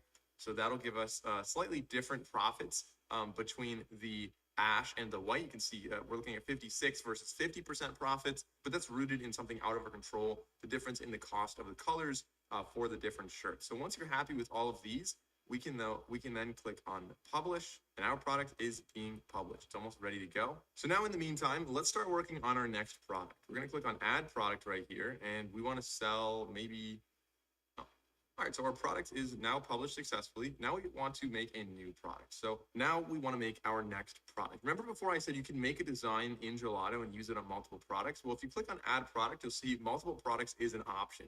Alternatively, if we made them in Canva separately and we want to bring them over here, you can do single product at a time. It doesn't really matter which one you choose, just a matter of preference. I'm going to click on single product.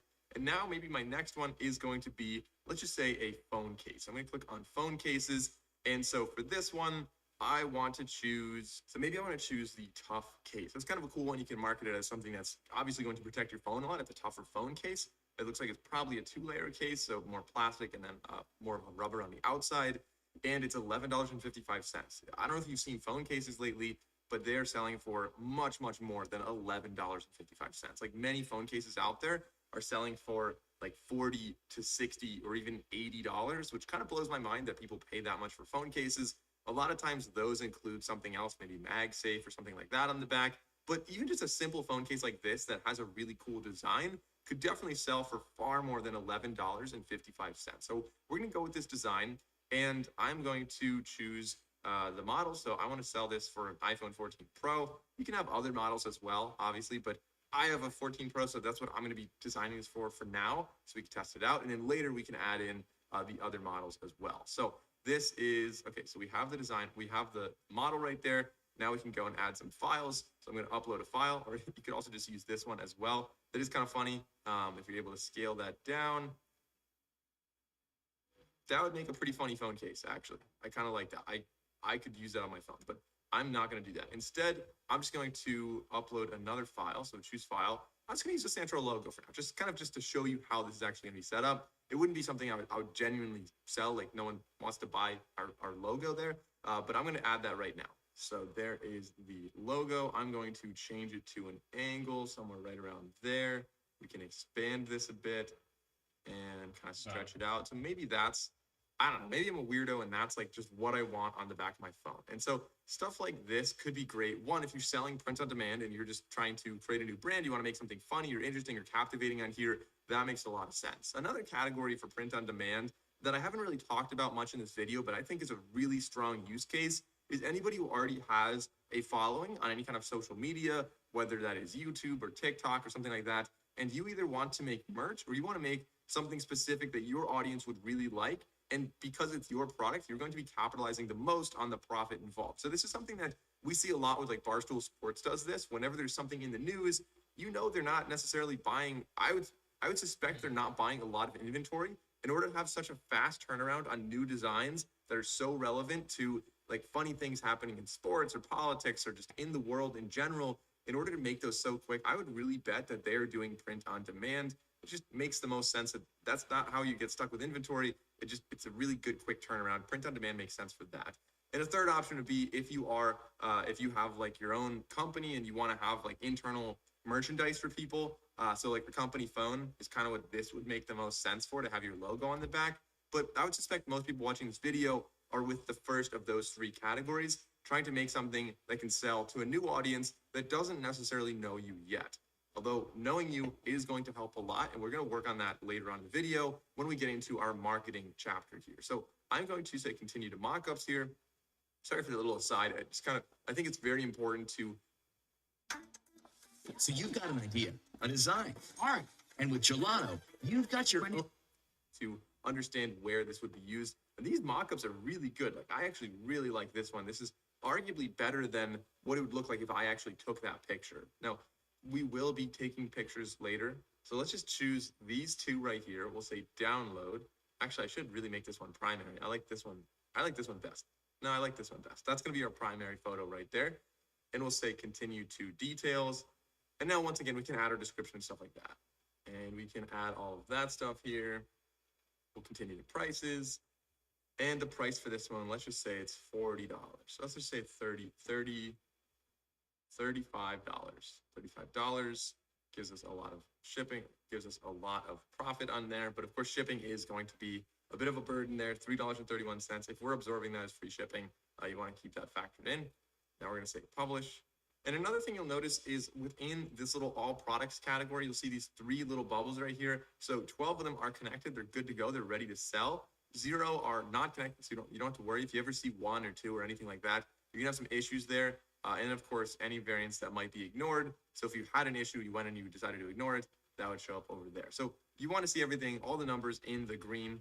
That looks good. That's exactly where we are right now. Now I'm going to rush through 2 more designs real quick. Then we're going to order a sample, and then we're going to go over and start building out this store. I think having samples ordered as soon as possible kind of gives you a nice advantage because it'll show up in a couple days, and you'll be able to actually start taking pictures with them and see what they look like.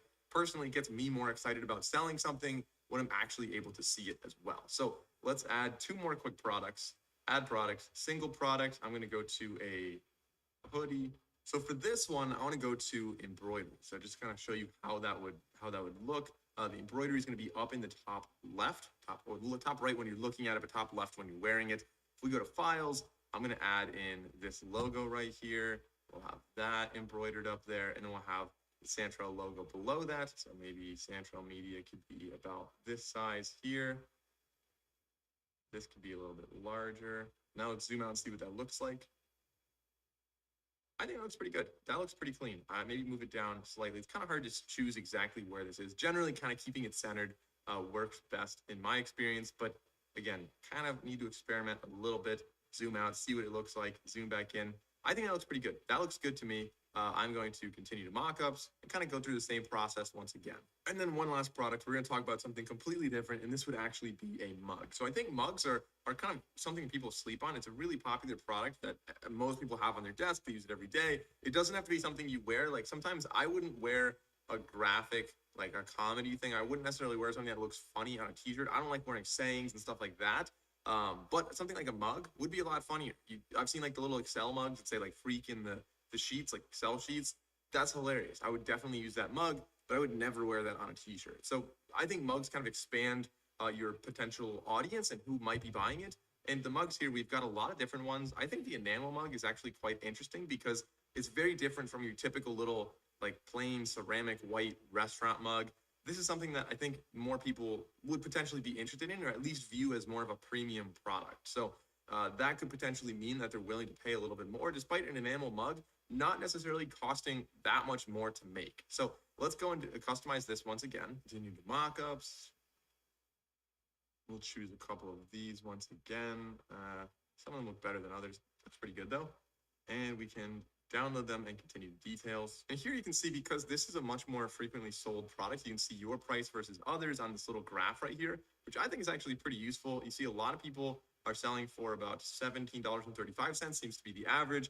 Right now I'm selling for $19.16. So maybe we have to drop this a little bit. Maybe we can say, hey, to be more competitive, according to this tool right here, this should be something more like $17.50. You can also see on this graph what, like, the higher prices are $23.99, typically a little more premium.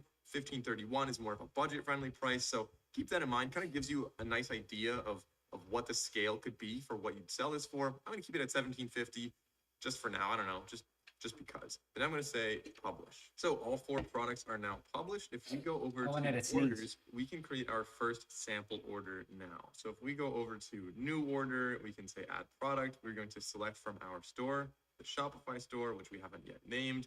And let's say we want to get a mug. So we can select the mug.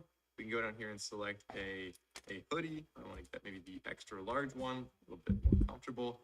And we can get like an iPhone case, and we can also choose one of these. We'll get one of everything. Might be good to try other sizes, but at least one of each is probably a really good start. And then eventually you can purchase other sizes to make sure that those look good as well. But starting with one could save you a lot more money. And remember, because we went through the link below, we should be getting 50% discounted on this order. So we'll go and say continue. You see right there, the unit price is cut in half on all of these, which is pretty nice. We've got our 50% discount on the first order. So everything in our order is right there. We'll say continue to shipping. add our shipping information, then continue to payment. Does that count as Retail price, first I'm order? gonna make it the same because it's grind for myself, so we don't need any profit on there necessarily. So we'll say pay securely. And that order is now pending. We can see down here the status, so that'll turn green in just a minute or two. In fact, we can even refresh this and see if it updates. I wonder if it counts as the first order. Fulfillment still just created. Maybe not. Hasn't done anything yet. We want to keep an eye on that in case the payment method was rejected or there's something wrong with the design or anything like that. You'll be notified down here. So pending payment. Like I said, we'll see that in just a minute. Now let's go over to our Shopify store. So then we can go back to our Shopify store. Now Shopify has a lot of power. There's a lot of stuff to do here. So I'm going to walk you through basically a checklist, step by step, how to build out your Shopify store with as little effort as possible, but also without missing some things. A lot of people kind of scramble around on their own and they miss some really important things that make it look like such a kind of an amateur store, honestly, when people are shopping on the store on the site. For example, like right now it's titled My Store. We're going to change that later on so that when people go to visit your website, it doesn't say My Store on the top of their browser. Like little things like that really add up to essentially give the user a more premium experience and not make them feel like they're shopping on an amateur website. Like you want them to feel comfortable and ready to buy from you and trust you, obviously, which is very important. So the first thing we want to do, we're going to click on Online Store and we're going to start designing the website itself. Before coming back to the back end here. So if we see right now, we have Dawn is the theme that they gave us. So if we scroll down, you'll see there are a lot of other themes that are very popular. We can scroll through these, or we can actually just browse the theme library. So we can click on add theme, visit the theme store. You can also upload your own if you have a third-party theme out there. I don't have one to give you right now. So we're going to browse the free themes that are available with Shopify. So we'll say explore themes. And there are a lot here. So 177 themes right now. And you can look at different colors for each of them. You can look at a lot of different variations of them. But let's say I want to see only the free ones. So on the left side, let's just select free. It gives us 12 options now, which isn't a ton, but it's really all you need because it's going to be just a different layout for each of them. And we can then customize the colors and everything like that. So if you're selling one product, something like Origin is a really good one, in my opinion. If you're selling a lot of products, there are some other great options. Spotlight's always been a favorite of mine, as well as Refresh. And so for this video, let's actually go with Refresh. I kind of like that one a lot. Kind of a cool, modernish design. We're gonna try the theme. You can also view a demo store real quick. It'll show you like what the whole thing looks like. Looks pretty good, pretty basic, but I think that's gonna do the job. So I'll say try theme. So then in our theme library, you can see down here we have it ready to go. We can customize it. Now what's really cool is you can publish one theme at a time. So if Dawn is your current website and everything's looking good there, but you want to totally rebuild your website, you can build one down here in your theme library, customize the whole thing, and then when you're ready, you can publish this one and replace the other website. So that way you don't have any kind of weird website in construction. Because we're getting started out, we don't have any traffic yet. So we're just going to publish the refresh one so we can start using that immediately. That way when we go to our domain, we'll see it, we'll know that it's right. So I'm just going to click on publish down here, click on publish. That'll say that it's currently password protected. Yes, it's going to replace Dawn. We'll say publish, and that'll swap out those two. Just like I said, pretty easy to change your whole website just by changing out and publishing the latest theme that you have. So we currently have a password on our website, so nobody can go in and accidentally order anything, just in case we have some sample like demo products that came with the theme that we don't want to be selling, like a soap, for example. We don't want anyone to place that order because we don't actually sell soap. So we'll remove that password later, but first let's go to customize. So our website really just brought in that theme. It's pretty basic right now, and it imported those products just like we said, which is really nice. They're featured products on our website already. So the way this Shopify site is set up is in something called a section layout. So we have these different sections outlined in blue. The first one, of course, is our header on the top. It's going to be navigation and stuff like that. The next one is this little slide right here that just shows like a button for browsing our latest products. This down here is one big section. You really can differentiate the sections by the background they have. So dark blue, a light section, a photo background section. Those are the different sections. At Honda, we've chased down a lot of dreams. Each one we come on.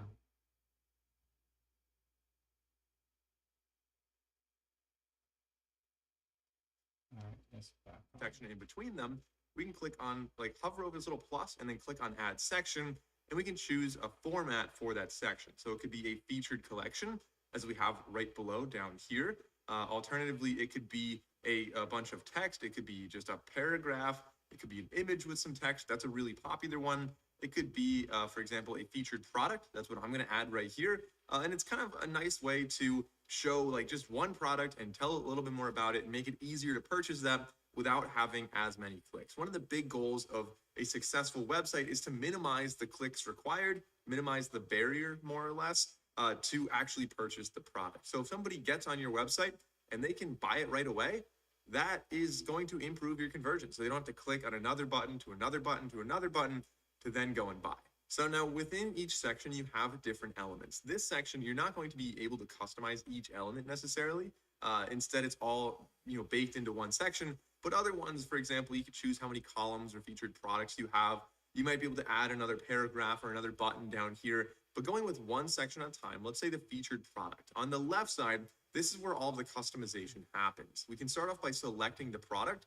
And let's select, maybe for this one, I really like the tough case. I think that those mockups honestly just look so good. So we can select that one as our first product. We're going to say select.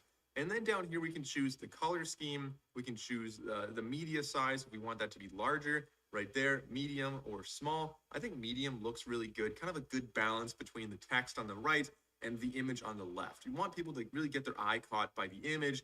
And this one, I think, absolutely does the trick. We can choose the media fit if it's going to be a fill or an original fit. That looks fine as it is. It actually doesn't really change much.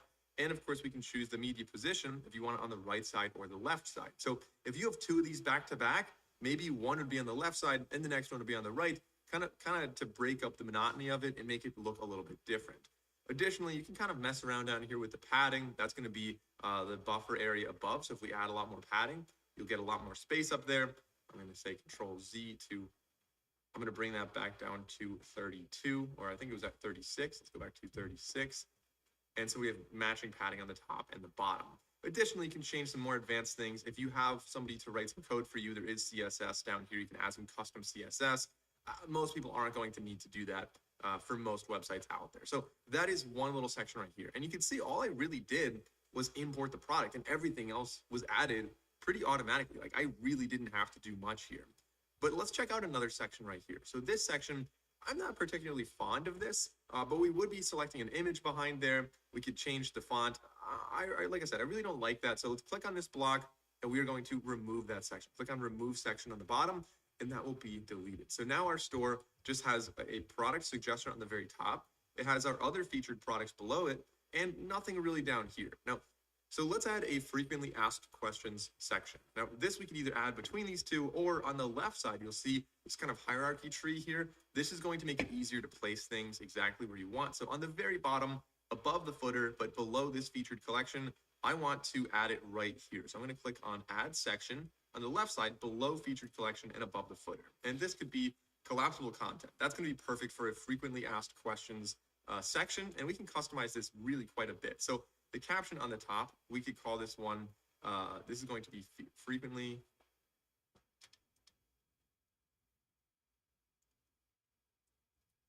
asked questions. The heading size looks good to me.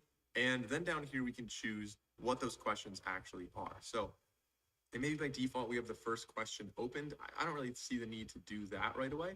But let's go and actually customize each of these. So if we click on them, you can just click on the first one. And this is called collapsible row. Let's say this one is let's say all, so we can add that. We'll add another one by clicking down here. And this one can, if you click on sections on the top left, that'll bring you back to that hierarchy tree. And you can add more collapsible content, more of these little FAQs there. Or you could remove them by clicking on them and then clicking on remove block. So now we have these. If you just kind of interact on the right side of the screen here, you can see what it'll look like. Clicking on the arrow will open up that entire box. People can learn more about it. This could also be a good way for Google to identify these questions. So make sure you put the proper keywords in both the question and in the answer so that people are able to find this on Google when they search for that question about your product, as well as when they're just on your website. You want it to be easy for them to find the information they're looking for. Now let's add one more section down here and say, maybe this is going to be some more information about us in general. Let's add image with text. I think that's a pretty solid one here. So we'll click on image with text. We can select an image, and maybe the image here is going to be, these people wearing that shirt. And now we can add some text here and say Santrel. So we'll add a little paragraph there. We can go back. And so far, I think our website's looking pretty clean. We've got our product up on the top, just one product. If you're trying to sell one, that makes the most sense. Maybe the collection could go above there if you're trying to really promote a bunch of different products. But I think just kind of showing you the idea of how you'd set up this website, that's a really, really good start. But we haven't yet edited the header or the footer. So if we go back to homepage here, we can go back up to the top, click on, first of all, announcement bar. We don't even have the announcement bar. We do have it on, but we don't have anything customized there. So if you click on announcement bar, we can customize what this says. And this is a great place to add either free shipping announcements or a sale, for example. And so let's actually set up a sale. We'll add this as a coupon or a discount in just a second, but let's add the text here for it now, just so that it kind of helps when people go to the site that they'll be able to say like, oh, well, there's a sale right now. I should probably go and make a purchase. Now there is a lot of research out there to suggest that it's not going to be enough to add like an artificial time limit on this. So if you say 50% off this week only, a lot of people kind of know that you're just pressuring them to buy. If instead you tie it to an event, so like their birthday would make sense, not for an announcement, but for like a sale, that would make sense. Or another option would be a seasonal thing. So you could say Christmas sale this week only. And that way people know it's not an artificial deadline. It really is based on like an actual thing. Like it's based on the holiday season, or it's based on the month, or it's based on whatever might be happening. There's a reason that those perform a little bit better. So for here, we are going to click on, so within the announcement bar, if you click the little drop down button, you'll see welcome to our store. So I can click on that. I can change that and say, first of all, let's start off with get 10% off with code Mike. And we could have a link if you wanted to. You don't necessarily have to have that, but you could just say maybe the link's going to go to products, and you can just link to all products. And that way people can go and start shopping if they just click on that right now. So get 10% off with code Mike. See how it kind of underlines it. There's a little arrow, a little action, call to action there. So if they click on it, it'll bring them over to the products page, and they can start buying whatever they want. They'll just type in code Mike, and they'll be able to save that 10%. So that is the announcement bar. We can also add other announcements and cycle through them. So maybe we could say free shipping. Once again, you could either go to like a collection, maybe just say homepage, for example, the collection, whatever. And then if you go back to the announcement bar and you click on what the words announcement bar here, you can choose the actual cadence, how fast it's going to switch between them. So maybe every 6 seconds, we want to switch between different announcements on the top, kind of keep it moving a little bit. You don't have to do this. Of course, play around with it if you want to use this and find the right amount of time. But I think maybe 5-6 seconds seems like a pretty reasonable amount of time for somebody to see it, digest it, and then obviously go and use those sales, use those promotions. Now moving down to the header. If you click the little down button, you'll see there is nothing else in the header, no extra blocks. It really is just the header. You could add some other blocks up there if you wanted to, but I'm going to start off just by clicking on header, and we can customize this right here. So we have our main menu. Those are the 3 things right now: the home, the catalog, and the contact. And we can customize what that menu is as well. But we can customize what that menu is as well. We'll customize that a little bit later. But for now, let's customize how it looks in the header. You can choose if it's a drop down, a mega menu, or a drawer menu. So drawer is going to be on the left side right there. That's a drawer. Mega menu, kind of just in the middle. Drop down menu, it's really not going to change anything right here. It can be a sticky header. So as you scroll down, if you start scrolling up, it pops up right there. You can see we're nowhere near the top, but it does appear. Additionally, you could have it always there. So no matter what, it's always on the top. The third option would be to have always, but reduce the logo size. So as you scroll down, the logo would get smaller, but it'll still show your navigation there. I like to have it on always scroll up so people can see the entire website when they go down. But if they want to see it going back up, it pops up right away. Scrolling down, there's some other things with spacing you can customize down here, but you'll notice that it does say my store. So we want to actually change that. That's the name of our store right now. First of all, we could have a logo there, which would be really nice, or at the very least, a proper name of the store. So it's not just my store. And so I think it's actually time that we save this. It's always important to save as frequently as possible. And now you can see edit your logo in theme settings. So we're going to click on theme settings right there. It'll bring us down to the little gear icon for theme settings, and we can add the logo for our website. So I'm going to select an image for the logo. I already have one here, being this is just going to be using Santrel's logo, I think would probably be a good way to do this. So I'll use this right here. It's not going to be ideal because it's blue. It's going to end up on blue right there. But again, you can make a logo pretty easily in Canva, the tool that I showed you a little earlier. Just a quick aside, if we go back to Canva and type in logo, like type in logo, you'll see that there are logo templates. These are going to be like 500 by 500 pixels, a little bit smaller, usually square. And there's a lot of really cool templates that make it super easy to do that. So let's go back to here, and you'll see the logo, like I said, is completely white. You can't really read that. So I would rather just have text up there instead of having our logo.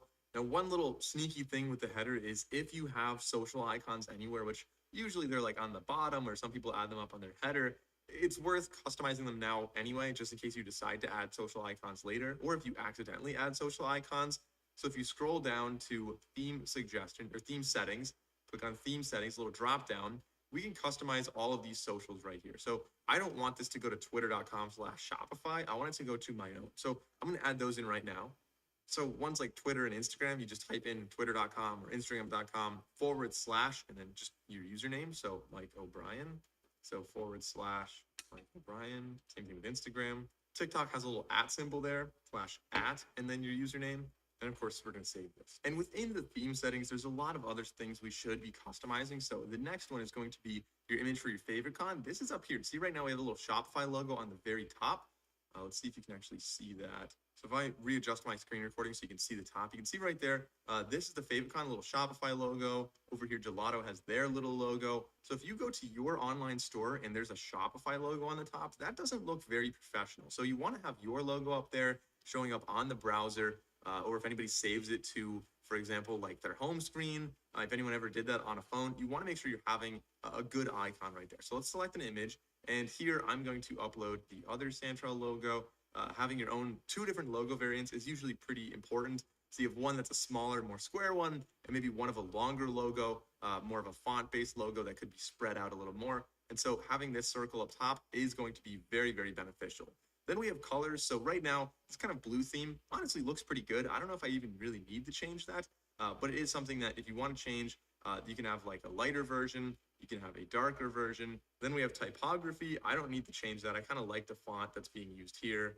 The layout looks fine to me. Animations don't really matter that much to me. The buttons look good. Everything in here does look good. But if you want to change the way your website actually looks, Shopify uses the theme settings pretty heavily. So rather than customizing every individual button, Shopify likes to customize all of them as like a bulk thing. So if you wanted to change how they look, it's almost always going to be over in theme settings. And you can really see basically every type of element, from drawers to badges, media, containers, blog cards. All of the different things are going to be customizable over in theme settings. And you can do a lot here. You can add radius on your images.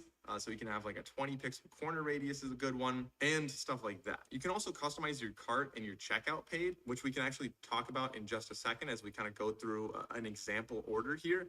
And then down here, you'll have app embeds as well. So if you have any other apps embedded in your website, so if you have like MailChimp, for example, you could have that and kind of have like a really nice little block down here that would allow people to subscribe and go directly into MailChimp instead of here, which is going to be managed through Shopify. So let's go back up to sections. Now, another really important thing. I know it seems like we're really spending a lot of time on this website, but it's really important. The next most important thing I would say by far is going to be viewing this not in desktop mode. So even though we like to design the website on a laptop, and in our heads, we kind of think everybody's going to be visiting from a desktop or a laptop. Yeah, that's very important, right? Optimizing everything that we do, even the sales funnels. Even if we're not going this route, I'm showing you different ways, and we're reviewing different different entrepreneurs and different business people that are talking about building passive income and so forth. So, this is great because at the end of the day, you might spend the time at the beginning of doing everything, but you see it's 53 minutes to 2.5 hours. So it's total 2.5 hours around there, 53 minutes so far right now into the entire video. So that means that in 2 hours, you can have it all set up, 2.5 hours, if you just duplicate exactly what it's saying. So, and does it cost any money? I have seen only free trials. The Canva, I already have explained about Canva. We use Canva in our community. We already disclosed that a long time ago. So if you go back to our live streams, we share Canva. So, but if you want to get the Canva Pro, you might pay like $15 per month, I think. You get a first month for free, and then you can upgrade to the Canva Pro. But you can still do it with the free, with the basic plan.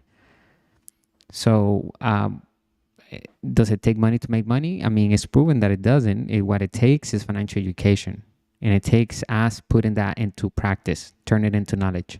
So optimizing our sales funnels, our websites for mobile devices is a must, because a majority of people are not on the desktop. Today, they're on the phones. Okay, everyone is on their phones. Most of people, only no majority of people are on the desktops anymore. So optimize it for even our thumbnails on YouTube. We need to make sure that we optimize them. Even if we're doing them on, edit them on desktop, we have to optimize them for small version on mobile, because a lot of times people do thumbnails, and when you see them on a phone, you can't even read them. So you want to have your thumbnails to be clear, to be readable from a mobile device, and to spark a desire to click on it. Okay, so having the right title, and it's always about optimizing. It's all about learning what we have done and then optimizing that. Okay, we did that, let's optimize it, let's make it better. So every day we can improve. Let's continue. The truth is that is almost never ever true. Like, I could bet a pretty good amount that you're going to have a majority of your visitors coming from mobile, especially if you're running any type of advertisements on TikTok or any social media out there. Running ads on socials almost always converts to mobile purchases. So we want to check this out on mobile. Clicking on the top, there's a little mobile button there. And Shopify really has nice website design that kind of translates over so well. It maps really well to mobile. So there shouldn't be any problems here. But kind of checking it out, you'll see this, I think, looks great. Scrolling down, you can see this also looks good on mobile. Everything seems to be looking exactly as I would want it to on mobile. Maybe this is a little wordier than I would want. But again, it's just important that you check this out, because sometimes some images or some logos, things like that, tend to, like, they might not look great on mobile, even though they did on desktop. So it's worth checking both out to make sure it still looks good. You can also check out full screen in case anybody's using like a really wide laptop, or if you just want to feel more immersed when you're editing this. Let's go back to desktop view though, and give it one last look over. So everything here, I think, looks pretty good. Homepage looks good. Now, before we go back to the Shopify dashboard, let's click on homepage here. And I just want to show you, you can customize the pages for a lot of other portions of your website. Even though it's kind of a one-page website for now, you're going to have product pages, of course, if people want to know more about the product. You will also have your cart, your checkout, things like that. So this little drop-down lets you go to those different pages. Products, for example, it's a default. They're all looking the same. But if we want to go and customize that, we'll click on that. And you can see right here, this is how the product page actually looks.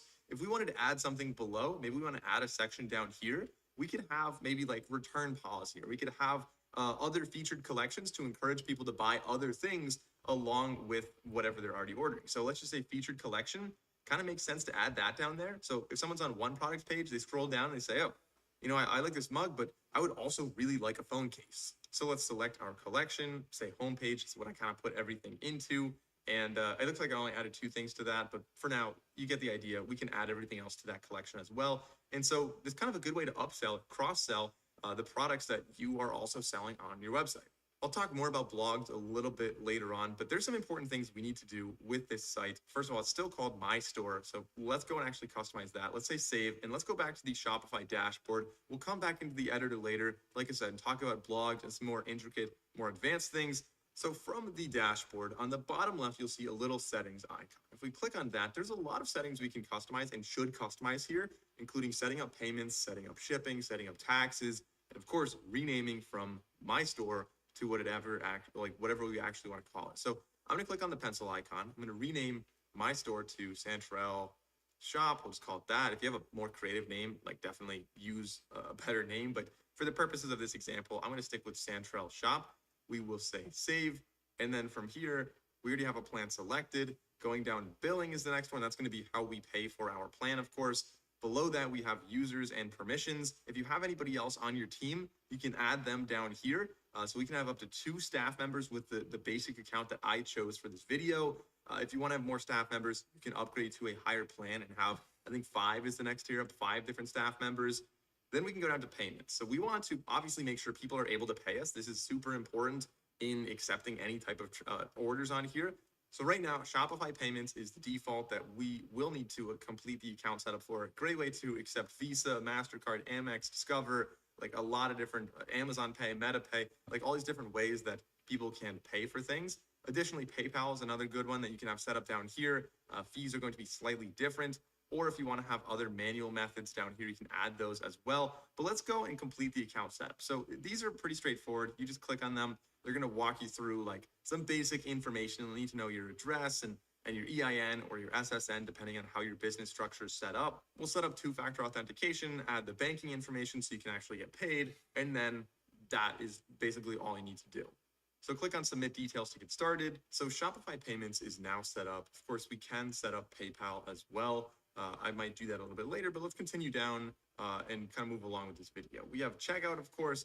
This you can customize. I showed you a little bit more about the checkout page before, but this is going to be more in line with what is requested from the user. So phone number or email. You could say maybe just email instead. Maybe you don't want phone numbers. You don't have a means of contacting them by phone. So maybe email is what you want. Additionally, you can go down and say, hey, maybe we don't actually need a company name. We can make that optional. We can make that don't include because you're not selling B2B necessarily and things like that. So going down, I recommend reading through this. Check out each one and see which one makes the most sense. Something worth mentioning with payments is when you're setting up Shopify Payments, make sure you have a good descriptor for what your company is. This is what's going to show up on the credit card statements.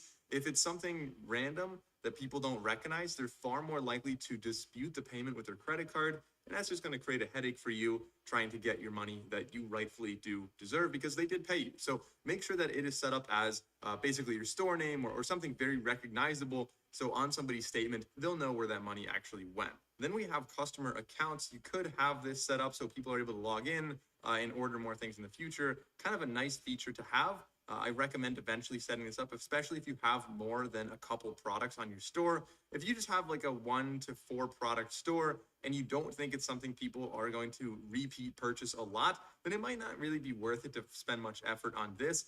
But for larger stores, I think it would really go a long way. Additionally, self-serve returns, I have this set to off. The return process, we'll talk about how you can set that up. But if you wanted to make the returns a little bit more easy, you could turn this on. It's a little bit less of your time dealing with return. Yeah, my agency was a boy. I mean, we were seeing each other for a while. An automated process. It does make it easier for people to return, which means returns will potentially be higher. But at the same time, you want customers to be happy in the end, and you want your time to be used on what really matters. So maybe it makes sense to turn this on for your business. Then we have shipping and delivery. Right now, the shipping profile, we're using Gelato for that. So we don't really need to worry too much about this. Gelato's handling most of that for us. We have taxes and duties. Of course, you want to set up based on what country you are in. Look up your local tax laws. Make sure you are following all laws and regulations in your area, but you'll be accessing that right here.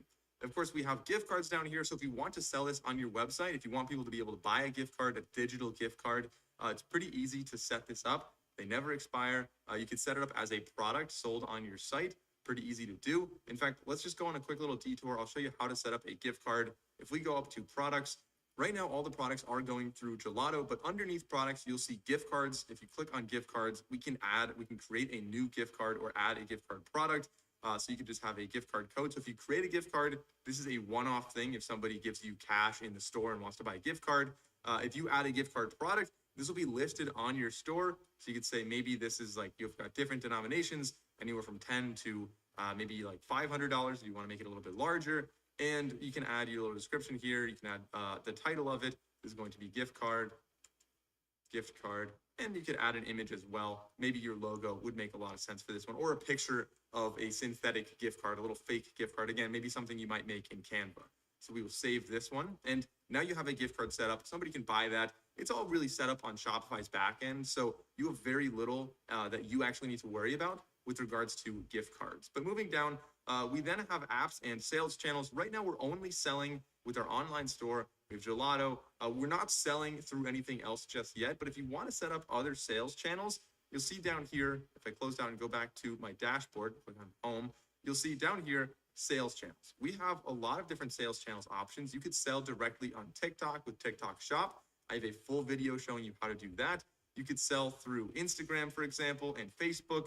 You could sell in many Google Shop, for example. There's a lot of different things that I recommend setting up. And these sales channels can really go a long way. Additionally, if you are you're probably not selling this kind of stuff in person, but if you wanted to buy a couple of inventory and you wanted to sell at like a local market, point of sale is another option that Shopify does offer, where somebody can come to you, give you cash, or pay you with a credit card in person, and you can sell and track all of your inventory through the point of sale tools on Shopify. Again, we have another video on that one. I don't think that's particularly relevant for print on demand though. Continuing down in our settings, like I said, we talked about gift cards, we talked about sales channels. The domain is the next one that I really think we should set up. So right now, it's going to be this right here, 6F, B4D, whatever. Like that's not okay. We need to have a proper domain when somebody goes to our website.com, for example. So you can connect an existing domain. If you went to a new tab and went to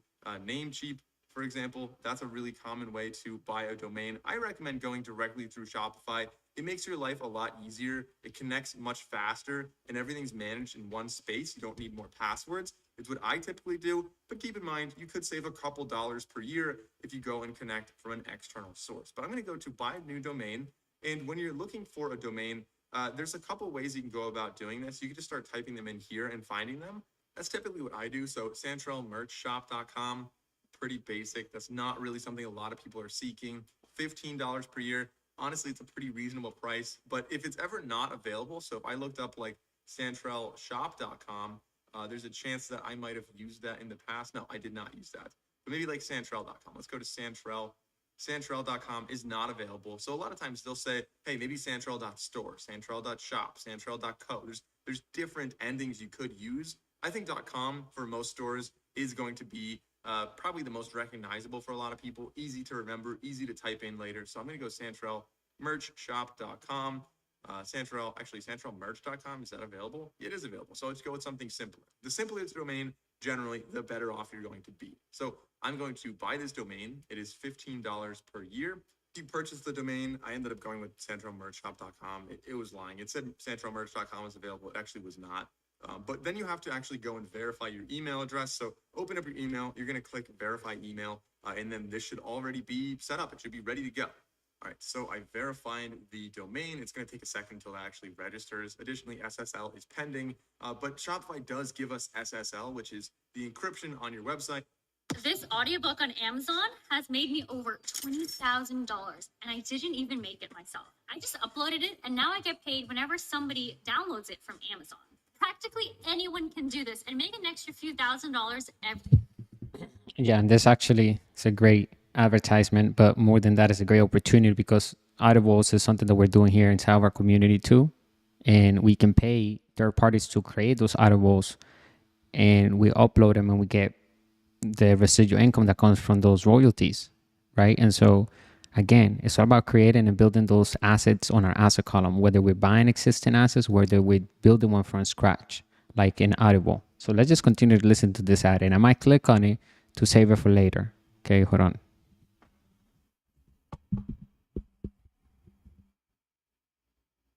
Single month. You can do it in your spare time, and there's no special experience or tech skills needed. Just a laptop and a willingness to follow simple instructions. If that sounds good, give me 2 minutes and I'll show you how it works. I'm Charlotte, and we help everyday people make more money while also getting their time back, so you can do more of what you love doing. And the way it works is simple. Most people associate Amazon with physical products, but our new method of uploading audiobooks to Amazon has none of the competition of physical products. We pick a hot topic on Amazon, then get a short audiobook created on that topic using AI or a ghostwriter. What matters most here is the quality.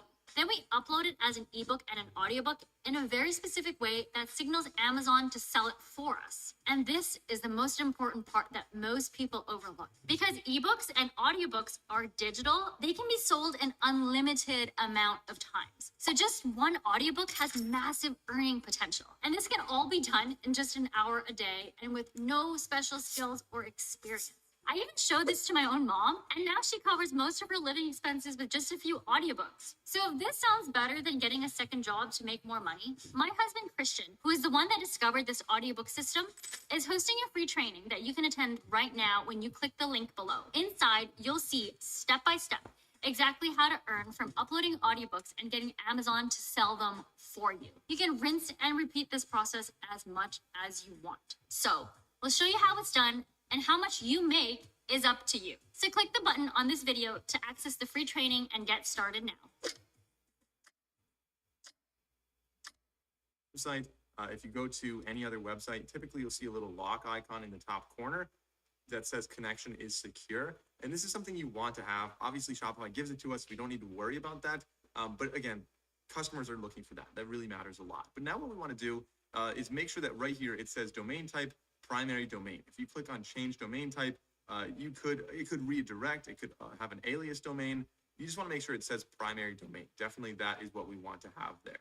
Then going down on the left side, we've got customer events. This is not something we really need to set up right now. This is going to be our pixels that can be tracking different items or different events that happen on your store. Typically, this is more powerful when we're doing Facebook advertising, or a lot of other ads out there do have a pixel, and we will get into that eventually. But for now, we don't need to worry about that. Anything else on here, I think looks fine except for policies. And Shopify is this really cool thing where they can actually draft policies for you from a template. Alternatively, you could use ChatGPT or something like that, but always make sure you are reading the policy. Too many people just click create from template, as you can see right there, and they move on. But this is your policy. So you want to make sure that you know what your own policy is. And if you have to change anything, change it right now before anybody reads it, buys something, and then tries to do something that you didn't realize was part of your policy. So as you scroll down, you can see we have a refund policy, and just like the template, I'm just going to go through. I know I said not to do this, but for the purposes of this video, I'm going to just click create from template. I've read these in the past, and so I'm just going to keep these for now. We've got our terms of service. We can create from a policy. We can create from a template. Our shipping policy, we have to actually make this on our own. And our contact information, you could create that from a template as well. Our contact information, if you click create from template, I'm going to blur this out so I don't dox myself, but this is going to populate with your address and your phone number and your email and other things like that based on what your account information actually said about you. So now let's click save on the top, and we can X out of this. Let's go back to where we were. And so now the settings are pretty well structured, in my opinion. So now we kind of have our store more or less ready to go. If we go to a new tab and we go to Santrell Merch Shop, merchshop.com, this should take us over to our website. But you'll see right now there is a giant lock. So there's one big thing we forgot to do. If we go back to our site, remember in the beginning I said it was password protected. So if we go to online store, we have a password on our website, so nobody's able to access it and accidentally order anything. So we can now remove the password. Let's click on remove password.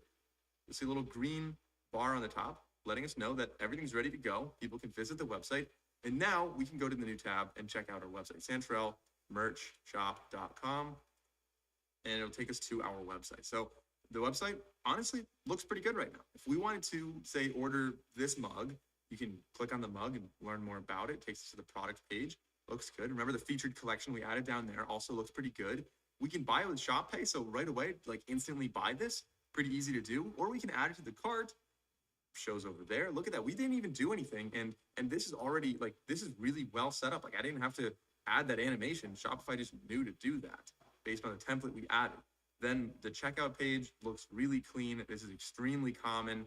Honestly, so many websites use exactly this checkout page that I wouldn't even want to change it, because it's a lot of customers are very conditioned to seeing this, being familiar with it, and paying very easily. Like there's also pay buttons on the top, so makes it even a faster checkout, easier to convert to an actual sale. And I would say that looks pretty good. So going back, other things we have, of course, catalog and contact. Remember I said we have this menu here. We could customize that menu. Looking at this right now, these look good. Like everything looks pretty good. Contact page. I don't think I actually need to customize that menu at all, but for the sake of showing you how to do it, let's go back to our dashboard, Shopify dashboard. If you click on online store, you'll see themes. Yes, we already did that. If you go down to navigation, however, we have two menus. We have one on our header and we have one on the footer. So if we just click on main menu, that's the header menu here. We could rename it if we wanted to. We could add more items, and these items could be a link to a page. They could be a product. They could be a catalog. They could be something completely different. Maybe the policies would make a lot of sense. So let's just say we're going to add a link to privacy policy, and let's just add that right there. In fact, actually, Let's not add that there. Let's delete that. I want that to be on the footer. That's definitely a footer item. If we go back to main menu, let's go to footer menu. Let's add that to the footer. Pretty easy to do. Let's click on add item. Let's look up the policy. Start off with privacy policy, and we'll add that. We'll add another item, and this could be, I want to show you a side hustle gold mine. No, it's not what you think. And I'm not on Upwork looking for a job. I'm here because I want to prove a point to you. Look, right here, I search for businesses looking for leads. On this particular day, there's over 2,000 businesses looking for someone to bring them leads. And there will be new ones tomorrow and the next day and the day after that and so on. The point is the need for leads is endless, especially for local businesses who need customers to survive. Imagine if instead of answering posts on Upwork, you own the leads and businesses are coming to you, desperate to buy the leads you have. Hi, I'm Douglas James, and I show people how to have businesses come to them eager to pay for leads. In fact, many people who use my lead machine system have made so much money from this that it's no longer just a side hustle. It's more money than they've ever had from any full-time job. Here's just a few examples. Yeah, I joined you guys at some point in September. 13 days later, I got my first client. And 30 days after that, I got my first $10,000. The cost per lead model that you pitch in the academy is actually the best model I've ever dealt with. I got the 50K one right here. So he's got the 50K right now, but this guy just hit a new milestone in his business because you're doing 100K a month, right, in your business? Yeah, absolutely. I broke 100K last month. Those are just a few of my clients who've tapped into my lead machine system. There are hundreds of others. So how do all these people, most without any online experience, make all this money? My team and I set them up with a website, a special kind of website that attracts a lot of visitors. These visitors become leads for local businesses who are desperate for these leads. So they will pay you for them month after month after month. It's a lead machine that cranks up year round. I know what you're thinking. Doug, I don't know how to set up a website. Well, no problem. My team does that for you. Or I don't know how to attract visitors to a website. Well, we do that for you as well. Or I don't know any businesses that will pay for this. Well, we do, and we handle that for you as well. I'm sure you have questions. So I have a free training that you can watch and find out all about this money-making lead machine. Just click the link below associated with this video. Okay, you can do this on the side while working a full-time job. You can do it from home or from anywhere in the world. It's up to you. And you don't even need any website experience. In fact, I started with no experience at all. I came back after serving 10 years in the Navy as a medic, okay? As you might know, they don't hand you a well-paying job when you come home from the military, right? So after struggling for a while, I wanted to check out how to build an online income. And it took me some time because I was trying to figure it out myself. Then I came across getting leads for businesses through a website, and it changed my life. Now I'm making over 10 grand a day using the same system that I teach my clients. Here's a screenshot of my online account showing me doing over 6 figures in the past month. If you want the time, money, and freedom, my lead machine system can give you that. Just click the link below, associate it with this video, and check out the free training while it's still available, and I will see you there. Thanks.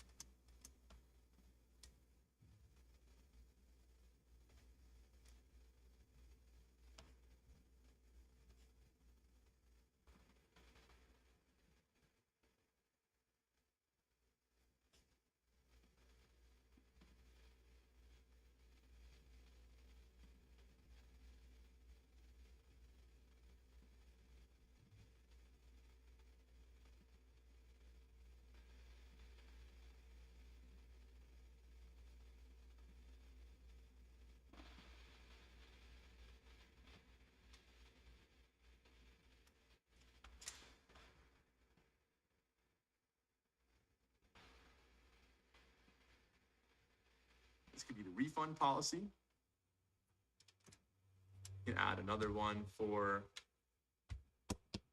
terms of service. And I think that looks pretty good on the bottom. Let's save that menu. And then on our website, you'll see that'll be showing on the bottom. But like I said, any menu item you see here, you can add an individual link that you type out yourself, or it can be one of these items down here. So if I wanted to link to my YouTube channel, for example, I could say, I could type that in right here, youtube.com/Santrell Media, and just click on that right here. And that could be YouTube, could be the name of this. We'll say add, and now that will be placed on our menu as well. And if you wanted to rearrange the order of this menu, we can click and drag this so that this one is showing up first, which would mean the leftmost on the menu, or the top, depending on the orientation of it. And we can save this menu. Okay, so our store is looking really good, but we need to add some more incentives, some more ways to get people to actually make the purchases. And so for one, we can have discounts. I showed you how to have that discount set up, where it just set it on the banner, but that doesn't actually do anything in the shopping yet, because we don't have that fully enabled. So in order to enable that, if we click on discounts, we can set up our first discount. Click on create discount, and there's many ways you could do it. You can buy one, get one, you could buy two, get one, whatever, buy one, get five. You can have a certain amount off of products, you can have amount off the entire order, or you can have free shipping on certain things if they type in a code or whatever it is. So we want an amount off the order. So an order discount, we're gonna click on that. And this discount code is going to be Mike, I believe is what we said it was going to be. It is going to be 10% off. We can do percentage, but of course you could also do $5 off or something like that. Sometimes people say $10 off of $50 that you spend. So in order to do that, you could have a minimum purchase requirement. I'm not adding an MOQ on here. And then down here, customer eligibility. It could be only new customers, only specific customers. I'm saying all customers can get this. Maximum discount for users. There is no limit on here from what I'm adding, and we could also change some combinations down here that it can be combined with shipping discounts, or other order discounts or things like that. So we can have an end date if you wanted this to be just for the month of January, and I think that is what I said on there. So I'm going to have that end January at midnight, January 31st at midnight. We can save that discount, and now that is functioning on our website. You can make many different discounts. So you can have multiple sales going and kind of make next month's ahead of time, so it's ready to go. So you can blast that out in an email newsletter or something like that. A lot of ways you can manage all of that. All right, so now going back to Gelato, there's a couple more things I want to show you here. So we only talked about how to make some basic products with printing or embroidering, but there's actually some other really cool things, like an entire personalization option, so people can add their own stuff and personalize their own products on your site. So this could be great for like anniversary gifts or wedding favors, all types of things where you want, like people might want print on demand for themselves, and they can buy that through you. So going to Gelato's dashboard, your Gelato dashboard, of course, we've got our home tab here, our product catalog. You can browse through all the different products to make. Orders, of course, tracking the orders that you placed, other orders as well. We have stores. Right now we're set up with Shopify. You could also have another one set up through WooCommerce or Wix or whatever. Shopify obviously makes the most sense. I just keep one at a time. And then we have Personalization Studio. So this is actually a fairly new feature on here. Really cool. I'm going to click on Try It Now. So we're going to say sync seamlessly with Shopify. We're going to say Try It Now. We're going to design on a Shopify store. And let's just say that we're going to do, I think mugs are a pretty easy one. So mugs, we're going to go with just like a basic 11-ounce ceramic mug. Looks good to me. We can choose a color or maybe several colors. I think that looks fine to me. Sure, we'll have multiple colors. I don't know. Why not? Why not just have multiple colors? Then we can add some shapes or images. So maybe we want to add, let's see what other options we have. So maybe I'll add like an image. We'll add from device, maybe like a heart would be a good one. Let's get rid of that. Let's say this heart can maybe be in here. Let's add that. Let's make it small. So it's getting cropped a little bit. Let's uncrop that. So it is full size. We made it smaller now. And then maybe below here, we can add the personalization. So if we click on personalize, this could be add. So let's keep that on. We'll add a personalization layer, and this could be some text, and the text could be right here. So sample text could be maybe like Mike, It is that easy to make good beats with this kit. And that one. Or maybe it could be like June 4th, 2022. We can make that wider. Click and lower that.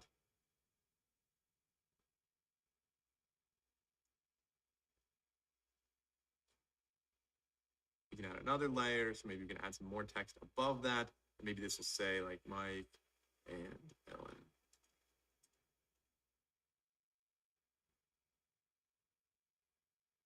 So maybe it'll look like this, and you can change, of course, everything about it. So the font size will make this a little smaller. We can change the font as well, so maybe something a little more cursive would be maybe good.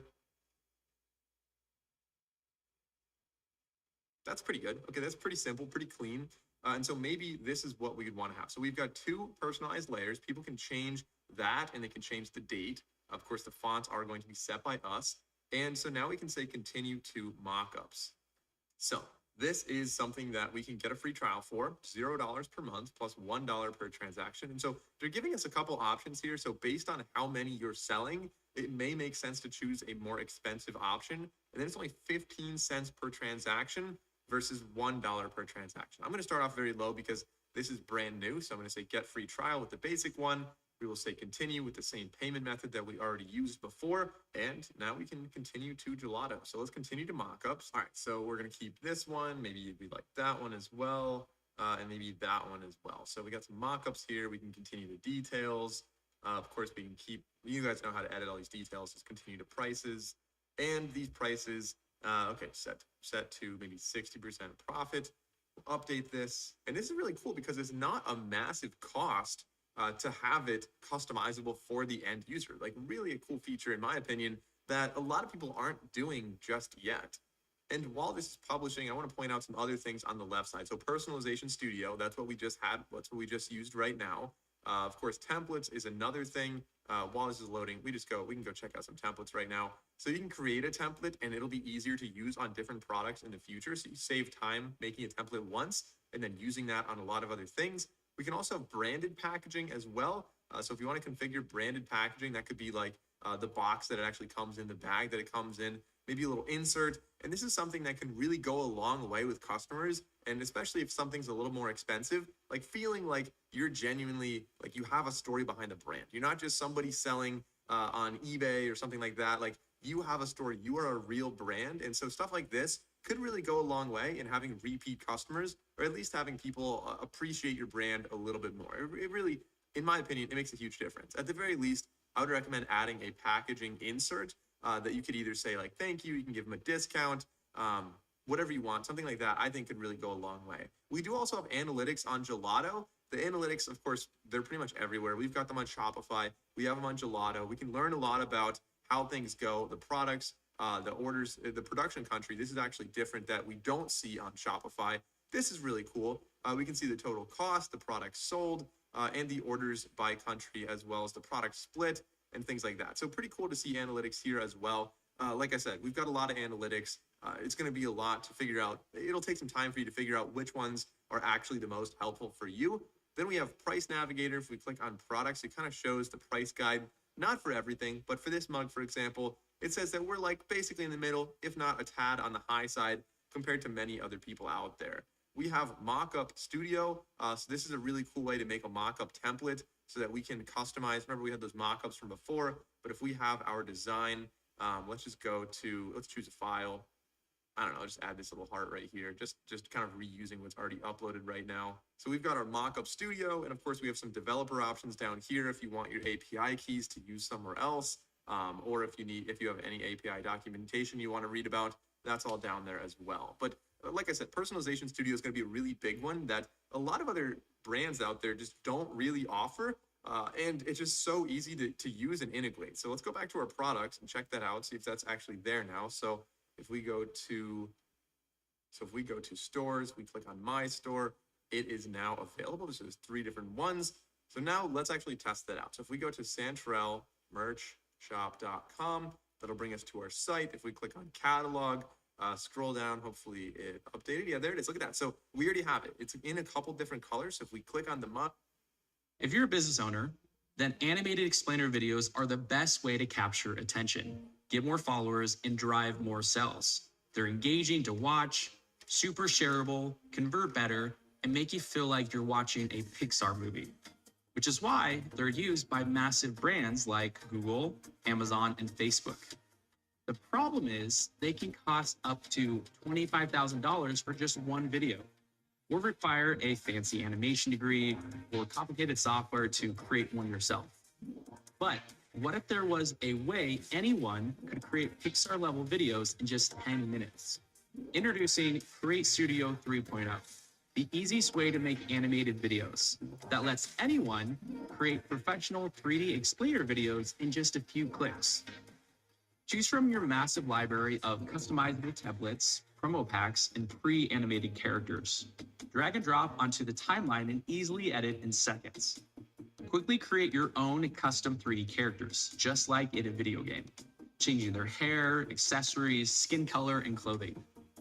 Plus, you can add any voiceovers to your custom characters, all perfectly lip-synced in just one click.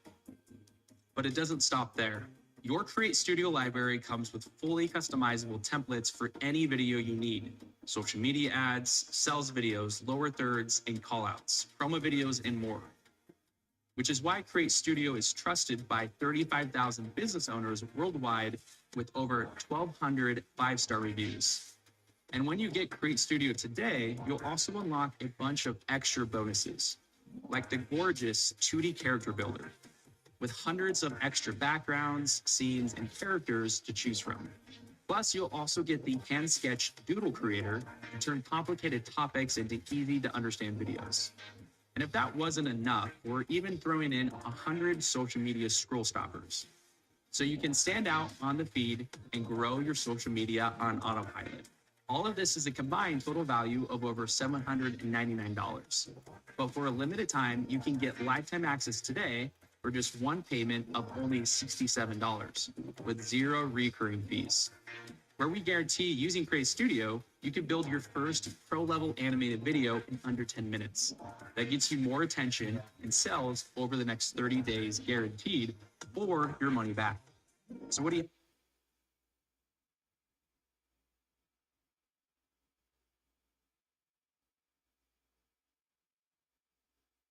to lose? Just click the button below. Mug, look at that. It's got different colors. You've got different handles and interiors. We have ceramic pink, ceramic green, and we have some different images for all of them so they can check out. Like, look at that. You can see it sitting on a table. That looks so realistic. The mock-ups, like, I know I said take some photos on your own, but it's really going to be hard to beat that. Like, that is just so realistic looking. And then you'll see over here, this button is so important. Personalized design. People can add their own text on there. So if they click on personalized design, it'll take them to this page right here. They can change, so they can't change that, but they can change this. So they could say maybe like Jack and Diane, and maybe like 2010, and they can add that to the cart. So they can have their names, they can have that, they'll go to checkout, and like, look at that, they're buying their own thing. So it says customization right there, they know what they're getting, they're able to order that, and like, it really doesn't change anything on the back end. Like, this is all running still with a print-on-demand shop. They're paying $21 for a custom mug, which is very competitive. I think that, honestly, like, a lot of people are very likely to buy that. And if you market this, for example, as wedding favors, you can have people buying a massive quantity of that, whether it is a mug, whether it is a print, whether it is like, I don't know, a pair of socks or whatever. Like, there's a lot of different products that really could work well being customized by the end users. All right, so now we get into the section about marketing your store. So there's really two main categories, main bins of marketing. There's organic marketing, which costs you essentially nothing. This is going to be any earned media, anytime somebody shares it organically, word of mouth, your own website, your own social media, ranking on Google, things like that. And then the other category is your amplified content. This is going to be where you pay to promote it, running it as an ad, paying influencers to talk about it, paying people to wear it, different situations where you are putting out some amount of money to access a much larger audience. And the benefit of this is that it takes substantially less time to access a much larger audience, whereas an organic route is great because it's free, but you don't rank on Google overnight. It's going to take a long time to do that. So we generally recommend the two-prong approach. You definitely want to start building your organic content as early as possible so you have that presence for people who are searching for you, so you don't always have to pay for it. But in addition to that, it is very beneficial to have some form of amplified marketing, getting it out there to more people so you're not wasting time just waiting around for traffic to come in to get feedback on whether or not your product is even a good product. Like, you can believe it's a good product, you can survey people and think it's a good product, but until you actually have people purchasing and giving feedback and leaving reviews, like, that is when you really know what you can improve about your product. So let's start off with the organic side. The first thing we recommend setting up, so we have the website, the SEO and that. Shopify makes that super easy. So ranking on Google, as long as we use the right keywords throughout our website, it really should be pretty straightforward. But in addition, we like setting up a Facebook business page, which I know you might be scratching your head saying, Mike, Facebook, like this is 2024. Why are you using Facebook business page? Well, the truth is it actually does rank on Google substantially sooner than your website will, because Facebook is a pretty well-known platform. And so Google trusts it. It's a lot easier to get ranking on Google with your Facebook business page. So we recommend setting it up like that. In addition, some people do search on Facebook, and you're going to be using this anyway for any Facebook ads or Instagram. You want everything to be connected through your Meta dashboard. So starting off just on Facebook, signed into your own account, if you click on this little 9-dot array, the menu, you can go down and create a new page. Clicking on create new page, and we can name this page the name of our store. So Santrell Merch Shop. Category, this can just be clothing brand, maybe would make sense, or mug brand or whatever. And in the bio, we can just have ChatGPT write something super quick. So add a little bio, create a page. Now it asks for our website, so we're going to put in my domain. You don't have to add in everything else in there, like location and stuff like that. So we can just say continue with whatever information is most relevant to you. No physical location for this, obviously. We're going to add a profile photo and a cover photo. So maybe the cover photo, I just want like a picture of the products. I don't know if that's a great way to do this. Once we have the products, we'll take another photo and we'll put that there. Honestly, yeah, this doesn't look good, but for now, I'm just going to leave it there. It doesn't really matter. We're going to put a different photo once we actually have the products. And then maybe just the logo can go down here. We're also definitely click on this right here, add an action button. You absolutely want to do that. Anybody visiting your Facebook business page, the whole purpose of this existing is to send traffic over to your online store. You want people to actually end up buying. So let's try this. We're going to customize our action button. So I'm just going to say learn more. Technically, Most people have no clue that in 2023, the best way to make money on Amazon is not. I would like to do view shop, but we don't have our Facebook shop set up just yet. So once we have that, view shop will make more sense. But for now, learn more so we can link directly to our website. So I'm going to paste that, save that. So we'll have an action button over there. Go to next. You can connect WhatsApp if you want people to message you and ask questions about it. I'm going to not do that. We can have notifications on or off for this. I'm going to, and then we'll say done. And that'll bring us over to our Facebook business page. It's not complete yet, but we have a pretty good foundation right now. The basics are going to be there. So we can close out of that. We don't need the little tour at the moment. I'm going to show you everything you need. But let's make a first welcome post. Our first post, maybe it can be including some photos. Let's say add some photos. So maybe we can include like one photo or two photos of each of our products. Just kind of have a little bit of an example so people can see what we're working with here. Maybe we'll have that. We'll add that as well. So we're going to open a bunch of photos and say, I don't know, just add some text right here. And we can say post. So in the beginning, I recommend posting about 5 to 7 posts just to get started. So just something on your page. Additionally, follow it. Maybe get a couple of your friends to like and follow so it's not 0 and 0. It's not really a great look when you're getting started, but you get the idea. Start putting some content out there. You want this to be pretty well fleshed out. And then, of course, we want to go and check out some of our settings here. So if we tap on the 3 dots on the top right, we can, of course, edit the action button. I already showed you how to set up the action button. Additionally, you can change some of your tagging settings, but let's actually talk about how to get into some more advanced settings on here. So if we want to change the sections across the top, maybe we don't need to see like followers or mentions or things like that. We can click on more and we can go down to manage sections and choose which ones we want to add. So we don't really need music, check-in, sports, movies, TVs. Like that stuff doesn't really make sense for this. Reviews given, I definitely don't want that on there. We're going to save it just with the fewer sections. We don't need all of those extra sections on here for this specific business page. So that's a really good start right there. We can close out of this. We don't need that on the left side. And we can, of course, if we ever wanted to edit our bio, we can click on that right there and edit a little bit more about that. Additionally, we can add some details about the reviews. We can add featured right here. So if we want to have any featured photos, I recommend doing that so you can showcase some of your new products. So maybe I want to have these two things featured. Maybe I want to include maybe like this one. That would be a really good featured one. So we'll say next, and we're going to save this as our latest products. Our latest products, and maybe the first one, we want it to be this right here. Say done, say save, and now we have a nice little featured collection, kind of a shelf, a showcase of what our products are really all about. Again, making it as easy as possible for people to learn more about us and actually end up shopping with us. Not a whole lot to do here. That's a pretty good start. Like I said, 5 to 10 posts, a lot of information on there. Add some paragraphs, explain what you are, what you do, more pictures, some videos, just so you become a little bit more discoverable so people know what the brand actually is. So that's a first step there. No. Okay. So real quickly, an Instagram business page. If you go to Instagram and you just sign out, it'll look something like this. It'll show you your profile and say, do you want to sign back in? You can sign in later and we can have 2 accounts signed into Instagram. But let's go down to create a new account on the bottom.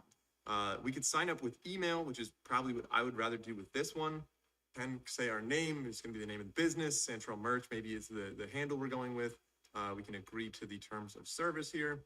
We'll say agree. We'll add a picture, just a profile picture from our gallery. Let's go with this one right here.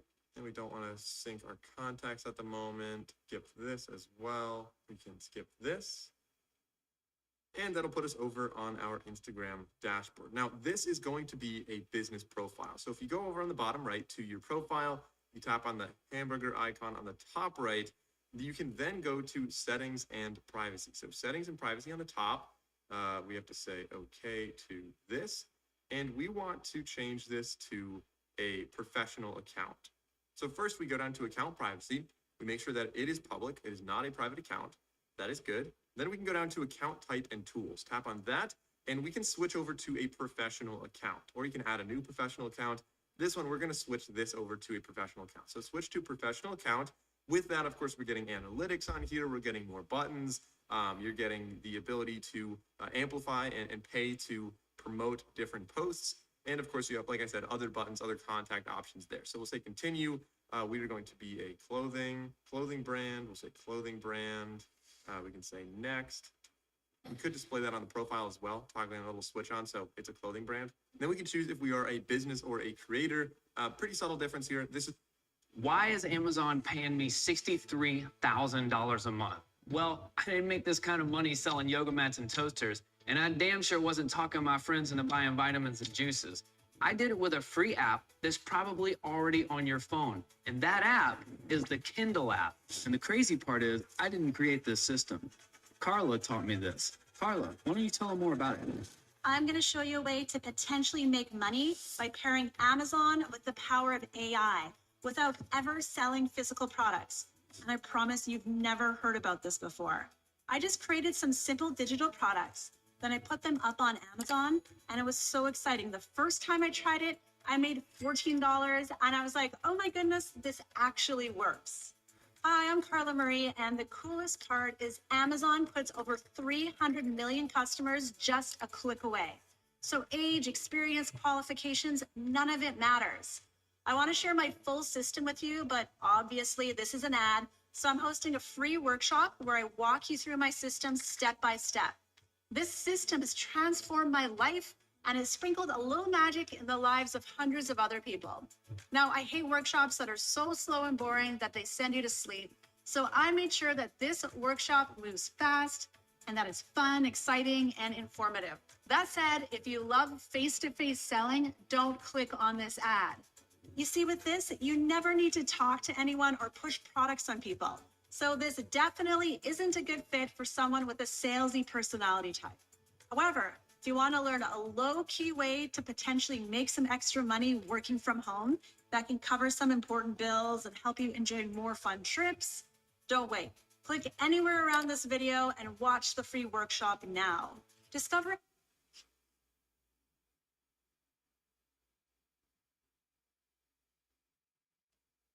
this is definitely a business, not a creator. And we can add a phone number, a business address if you want, and we can display the contact information if we want people to be able to email us. I don't recommend it right here, unless it's inbound stuff. Maybe people could be wanting to collaborate with you, maybe influencers, but more likely they would just DM you anyway. So I'm going to leave that off. And now we can connect to Facebook. So connecting the Facebook business page to the Instagram business page is really a great way to share posts in both places at the same time. And they're both going to connect to Shopify very easily in just a minute. So I'm going to connect to Facebook by logging into, we'll say continue, and then it is connected. Now we can choose which page it is going to be connected to. Central Merch Shop, that's exactly what we want to do. So I'm going to say connect.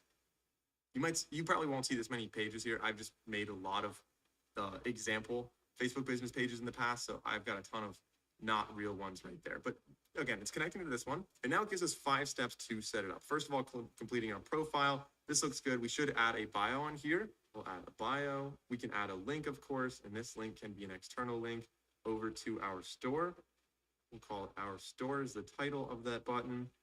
Now we can go back. So the profile is completed. Tap on the little check mark. That's done. Get inspired. You don't really have to do this. I'm just going to hit a little check mark there. They want you to follow people. Grow your audience. This wants you to invite. I'm not going to do that right now. Introduce yourself. This could be like creating your first post. Sure, I'll make a first post. We'll go with this photo right here. Next, and we are going to say, okay. We can add a caption.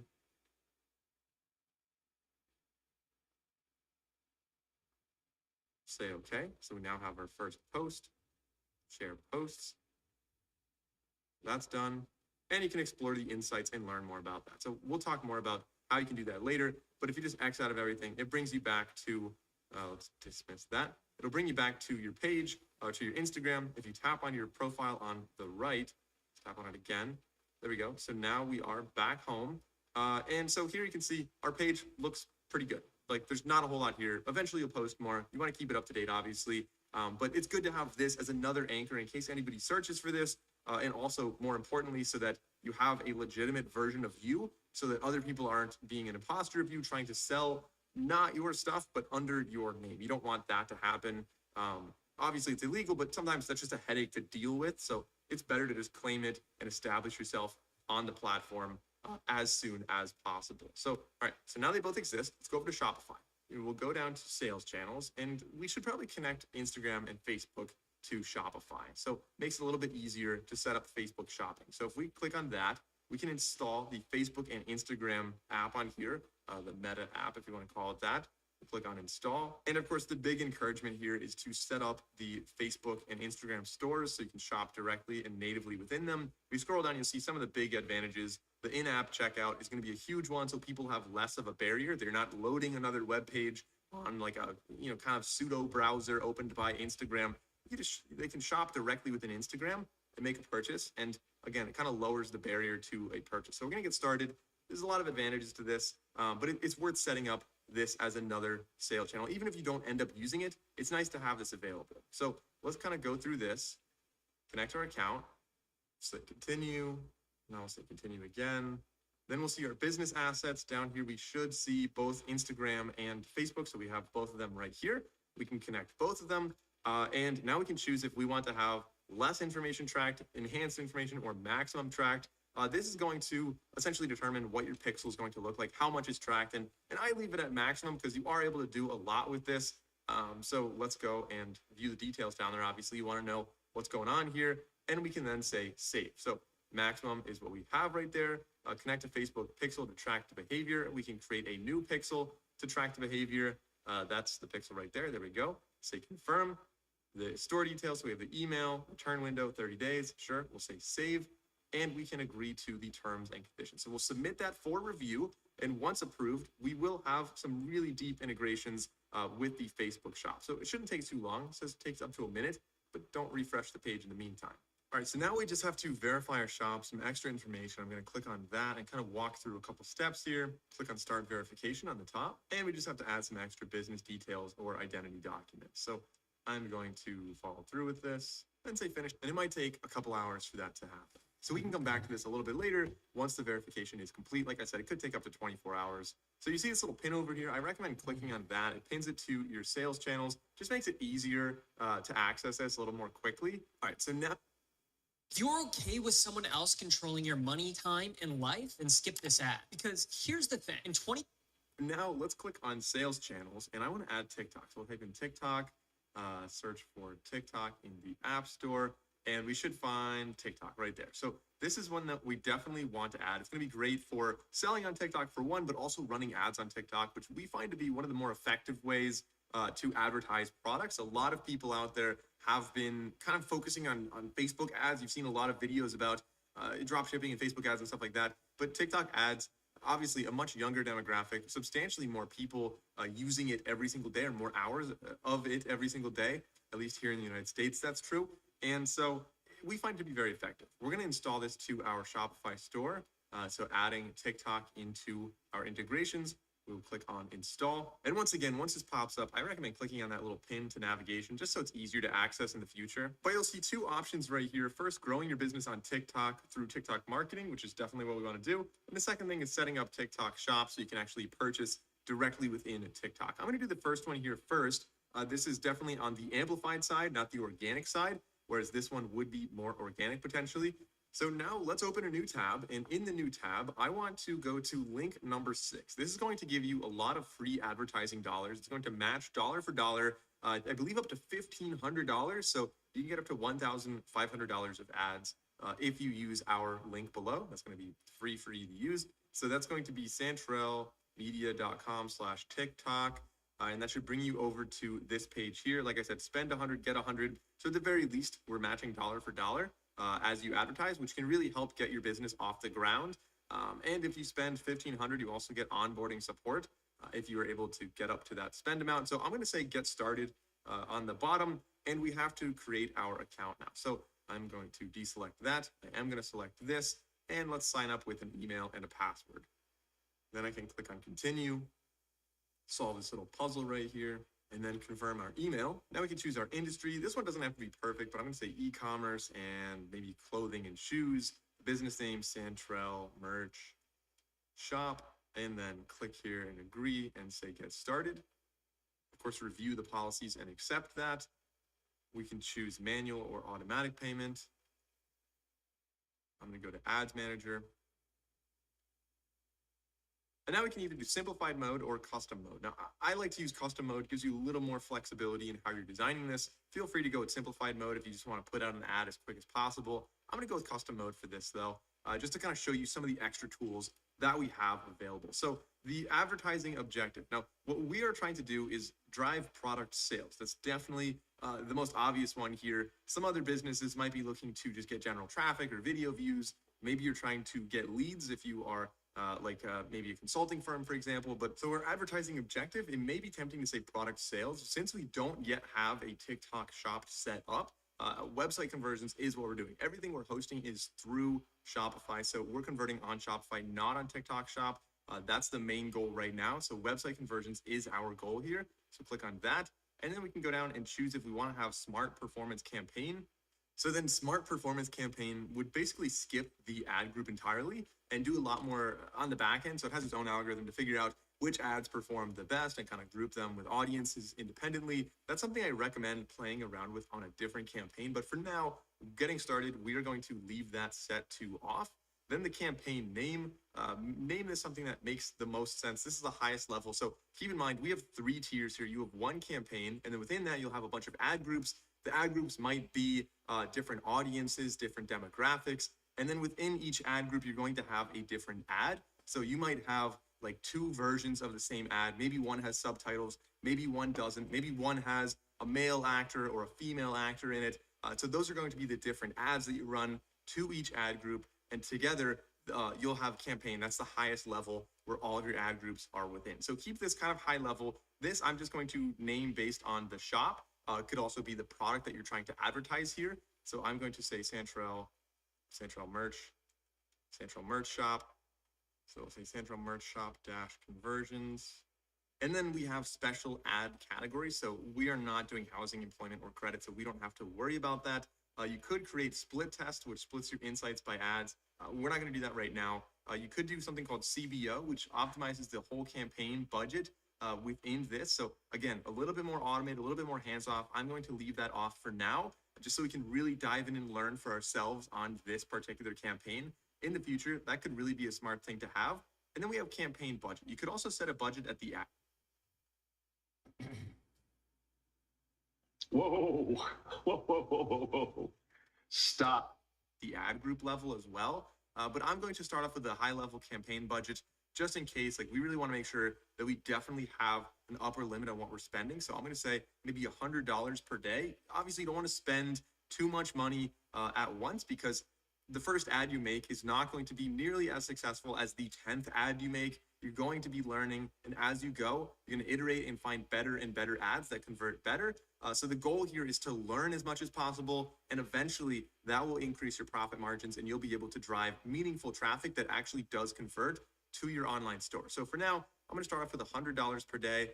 Maybe you want to start off with like $50, $30, $20, or maybe $500. I don't know what your budget is, but start off with something that makes sense. Don't blow your whole budget. Try to have a runway of at least a couple weeks so you can really start to iterate on these ads and find something that is successful. The goal here is not to spend all your money on ads. The goal here is to learn what works and then get that really optimized and dialed in so you can start really making more money, and then you can dial up your ad spend. So let's say continue. And now before we go into the ad group, we want to go back and make sure this is connected to our Shopify. So if we go back here, we can click on, you'll see two things. We can click on Setup Now.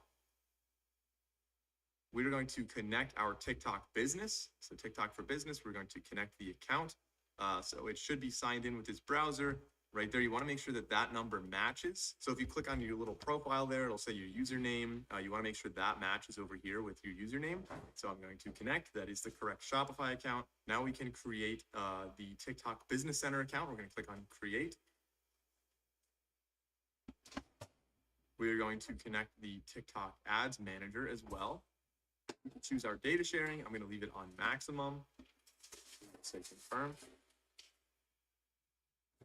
And this is really what tracks conversions and optimizes your ads based on, hey, like this person clicked on the ad, your website, and then they clicked off immediately. Or maybe somebody else added to the cart, but they didn't end up purchasing. Or maybe somebody else went and actually made the purchase, and that would be a good demographic. That's the right person to advertise to. And you're basically saying, hey, see that person who made a purchase? Advertise more to people like that. So that's really what this feedback loop is here. So let's say finish setup. And now we can go back to TikTok and continue setting up those ads. All right, so the ad name. I'm going to call this group right here, based on some audience. Let's just say they are disposable income. That's going to be who we work with.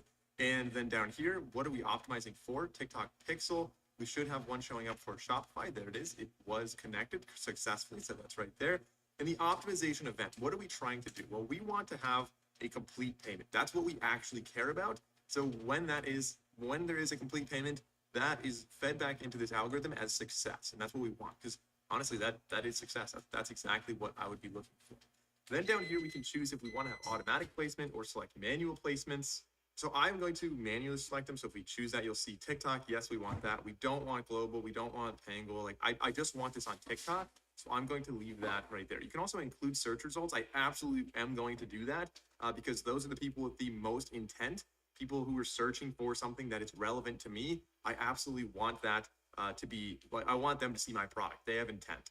Also, if you click on advanced settings, you definitely want to leave video sharing enabled. This is what's called earned media. So anytime you make a great ad and people organically share your ad with somebody else, that doesn't cost you money, but you're getting more exposure. In fact, you're getting the best exposure because a friend of somebody is presenting it to them. Again, that is absolutely, you want to make sure that is enabled. I usually disable video download just so nobody steals the video and copies it. They don't download the video and reuse it for themselves, try to have like a ripoff of my account. So I usually turn that off. Going down, we have targeting, and this is where we start to kind of dial in that audience from the 160 million that we're currently seeing.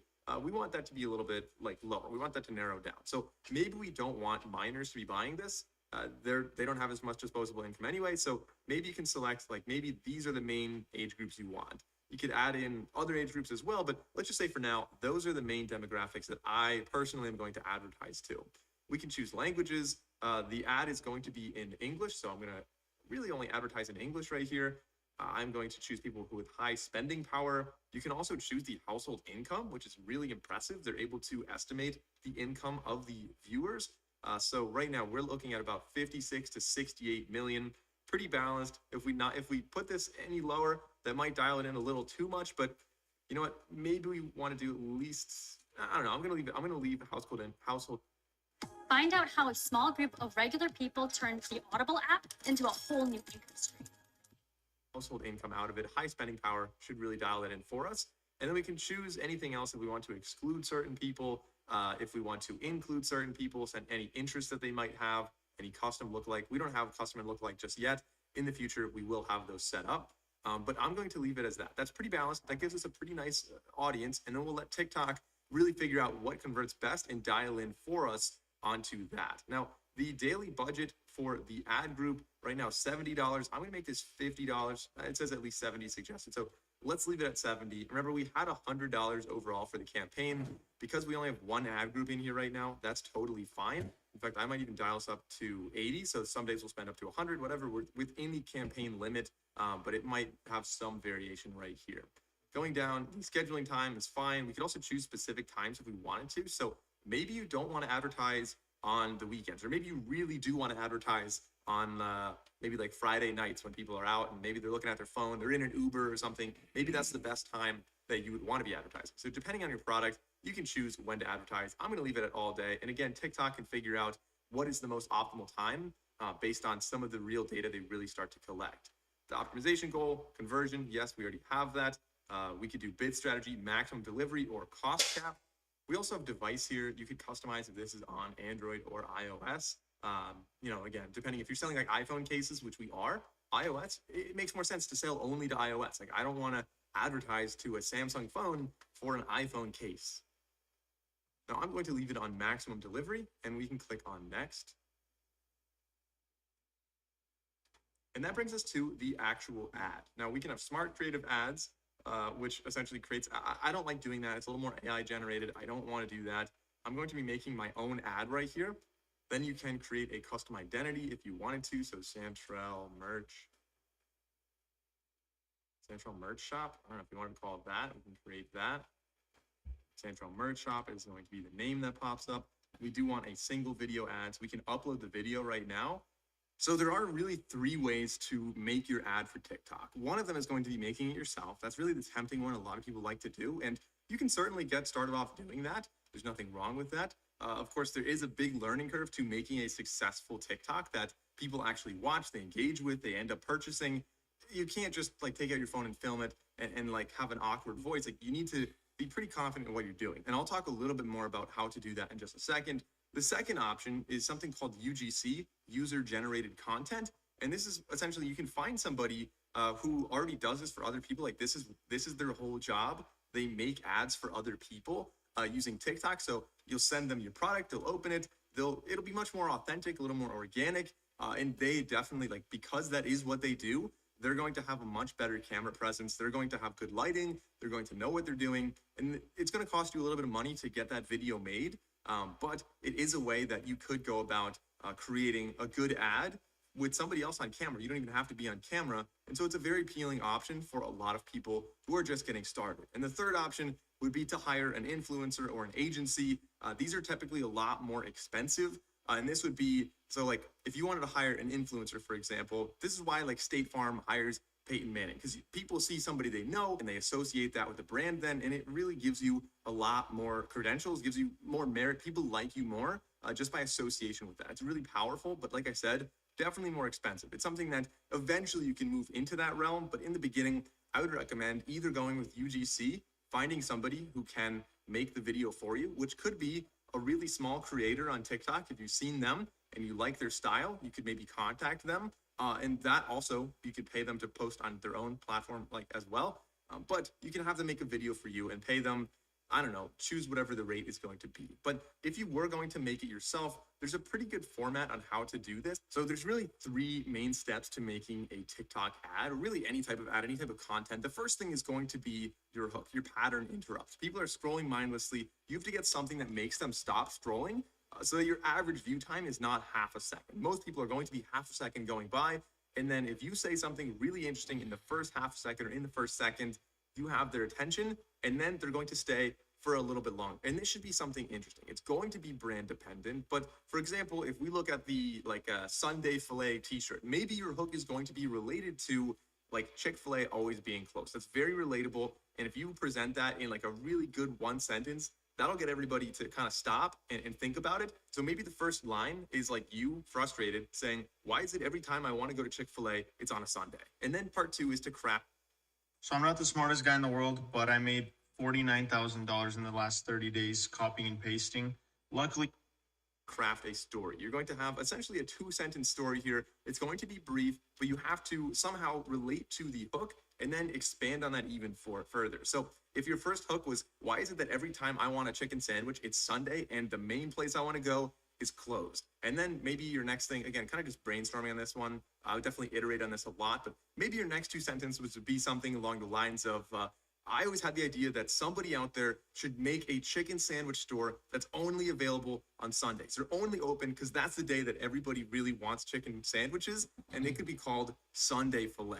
Think about it. Sunday Filet, you can open up right next to the other shop and only be open on Sundays. You'd have no overhead cost until Sunday, and then 1 day a week, you would have no competition. And then part 3 is going to be the introduction of your product. So this would be if it presents a solution to a problem. In this situation, because it's a funny shirt that doesn't really fit the bill here, so we might have a slightly different format on this. But again, the third sentence could maybe be something like, unfortunately, Sunday Filet doesn't yet exist, but the shirts do. You can buy yours, really good quality. I wear this everywhere to let people know that Sunday Filet needs to happen. Kind of like a little bit of a sarcasm, a little bit of parody there. It's pretty obvious what you're trying to do with that ad. At the same time, you want it to feel pretty organic. Obviously, you want to have the shirt with you. I didn't get mine yet because I'm still filming this video and it'll arrive in like maybe 4 or 5 days. But anyway, that's essentially how you go about filming that ad. So then once we have the ad, we can click on upload. I'm going to upload the ad. And then so that the ad will upload, it says it's ready to upload. I'm going to click on upload. Single video will be coming in right there. Uploading one creative. We can add the text here. And so you want to make sure the ad text makes a lot of sense. So all right, so maybe we'll say, ever want a chicken or a crispy chicken sandwich on a Sunday? That could be the text. And the text is going to be directly below. You'll see on the right side, it's kind of showing us what it's going to look like on the final ad. Down here, we have dynamic call to action. That looks good. Let's kind of add some more text here. We want to make sure it fits, but we also want to fill this out the best we can. So buy the shirt now, maybe add a call to action. And like I said, looking on the right side, you can see how it's going to appear. So you can see it's a little bit cut off. I want the word Sunday to definitely be there. Like I want the whole first sentence to be there. So let's kind of redesign this. Maybe, why do I always want a chicken, a crispy? Maybe I can get rid of that and say, why do I only want crispy chicken on Sunday? Only want crispy chicken on Sunday. And we'll click off and see how that looks on the right side. There we go. There, now we can finally see everything. That's what I want. I want it to definitely be all visible. Now, as we scroll down, interactive add-ons, you can create them. I'm not going to add these. They're just like extra filtery kind of things, not necessary for this. Then the URL, where this ad is actually going to point. Obviously, this is incredibly important. So we need to paste our website URL down here. So I'm going to go back to the store and I want to find the product page. We can either just go directly to the store or we could also go to a TikTok instant page as well. I'm going to go to URL. Let's go back to our store. Let's copy the link. So I think it's centralmerchshop.com, and we can look at maybe a link to a specific product if we're doing it that way. So let's go to catalog. Let's go down to this Chick-fil-A shirt right here, this crispy chicken sandwich shirt. I'm going to copy that link, and then over here I'm going to paste that link. So we'll test the link out. Takes us right there. That's exactly what we want. Then going down here, we've got tracking. This is all optional. And now I'm going to click on submit. We're going to submit the ad. It's going to take time for TikTok to review this, but let's see, it's submitting at the moment. And new payment method. So obviously we need a way to pay for this ad. I'm going to do a credit card. or debit card right here. So I'm going to select that. And then I'm just going to enter my information. Now, it says right there, to verify your card, you're going to be charged $10 that we will then be refunded later. We'll say submit. It's processing the request. We are going to say confirm here. We're just going to click on confirm. And it's processing. It's verifying payment. And this should only take about a minute or two for this to happen. And then we'll be able to get this up and running. So there we go. Process payment. It looks like that is done. I'm going to say close. Payment method added, say close, creating the ad. Now this takes another minute or so for TikTok to kind of format the ad and get everything ready to go. There we go. Now we can say back to campaigns. And that'll take us back to our campaigns page where we have 3 tabs, campaign, ad group, and ad. Right now it says status not delivering because the account is in review. It won't take long. This will eventually, maybe within a couple hours, at most within a day, typically within like an hour, this will actually switch over from not delivering to actually. Okay, so the e-commerce big guys offer 2-day shipping. And maybe you're a not so big guy offering competitive prices and great service. But this shipping thing is holding you back. Well, let's running that ad. All right, so as I showed you in the beginning of the video, the samples have come in. I actually, you know those cooking videos when they like put something in the oven and they take something out at the same time because they started cooking it before the show started? That's what I did. I actually ordered these 2 samples before I started filming. They arrived the day that I started filming. They arrived like this morning. So here are the samples, the same designs I showed you in the video. The phone case, like I said, it comes in 2 layers as I expected. The inner one is a rubbery layer, so it should be easy to put on your phone. And the outside one is a plastic layer, so a little more scratch resistant, a little more durable as well. Honestly, like you can see the quality right here. I'll show you guys like some close-up B-roll of this, but print quality looks pretty decent. I'm definitely able to see everything I wanted to. Overall, the case feels pretty good. Like I'm pretty happy with this. The sweatshirt then, you can see this one has the embroidering on the top chest pocket. It also has, like, honestly, pretty good softness, pretty good fit. The strings have small knots on the bottom, as opposed to some might have like a metal clip or something like that. But now that I have this, I probably will want to take some real life photos with this sample, in addition to the mock-ups that we already have. The mock-ups are great and they're really a good start, but what I would recommend, there's really 2 ways that I would go about doing this. One way is if you have a friend who is a photographer, or you know somebody you can hire as a photographer to take photos of this, whether you're the one modeling it or maybe somebody else, that is going to be probably your best bet. That's going to be a really good way to showcase it, and somebody who really knows what they're doing and has a professional camera, that's going to be option number 1. That's the best option you could have. But if you can't do that, which, let's be honest, not everybody has a professional camera or a friend with a professional camera. So if you have to use your phone, say you have an iPhone or literally any new phone, the photo quality is definitely going to be good enough. The only thing that is not good enough is going to be the like default. Like most people are pretty bad at taking photos. Like the situation, the environment, the lighting that you might instinctively choose most likely is not going to be the best. So I want to give you guys kind of a quick crash course on how to set up lighting.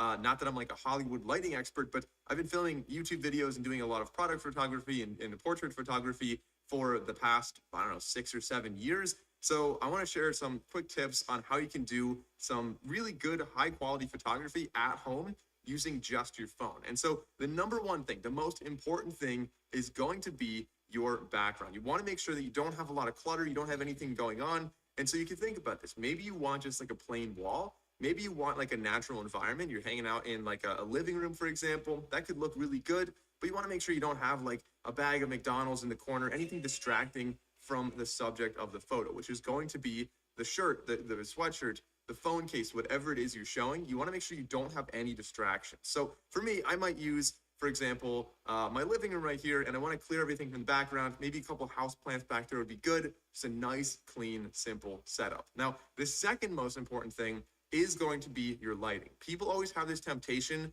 to take the photo with like an overhead light on and not a lot of other lights in the room. That won't look good. For most people, the best angle for the light is actually going to be about a 45-degree angle from the side. Right now, like I have a key light in this studio right there. Now, if I were going to take this photo again, like in my living room, for example, I would use a window. Windows have by far the best lighting you are going to get anywhere in your entire home. Don't even bother having any lamps. If you can use a window, And you could do it when there's like a nice soft lighting. Maybe it's cloudy outside, or maybe the sun's on the other side of your house, not shining directly in at you. This is going to be a great opportunity for some nice bright lighting. Now, men and women have slightly different preferences for where the lighting would be. So for men, I would have a steeper angle. So maybe anywhere from, if right in front of you is 0 degrees, I would say from 45 degrees to 90 degrees would be a good spot for the light to be. So you have more of a hard shadow on their face. It'll show the jawline a little bit more and just make them look better in general. For women, you might have softer lighting. So it might be a little bit more in front of them. It might be anywhere from like 15 to 60 degrees would be a pretty good spot for the window. And then what I typically do, especially if you're taking photos of something smaller, whether it is a mug or a phone case, I would set this up somewhere on a table, and you want to have things really, really far away. You want a lot of depth in your field. You don't want something like right next to it that could be distracting. And then typically, this sounds strange, but typically what I would do is I would actually use your telephoto lens on your phone for a smaller product. So if you have, for example, the iPhone 15 Pro Max, you have a 5x zoom lens on there. If you go pretty far away, actually, and you zoom all the way in, you're going to have a really nice natural blur. It's going to look a lot like a professional camera, and it's going to give you overall a really...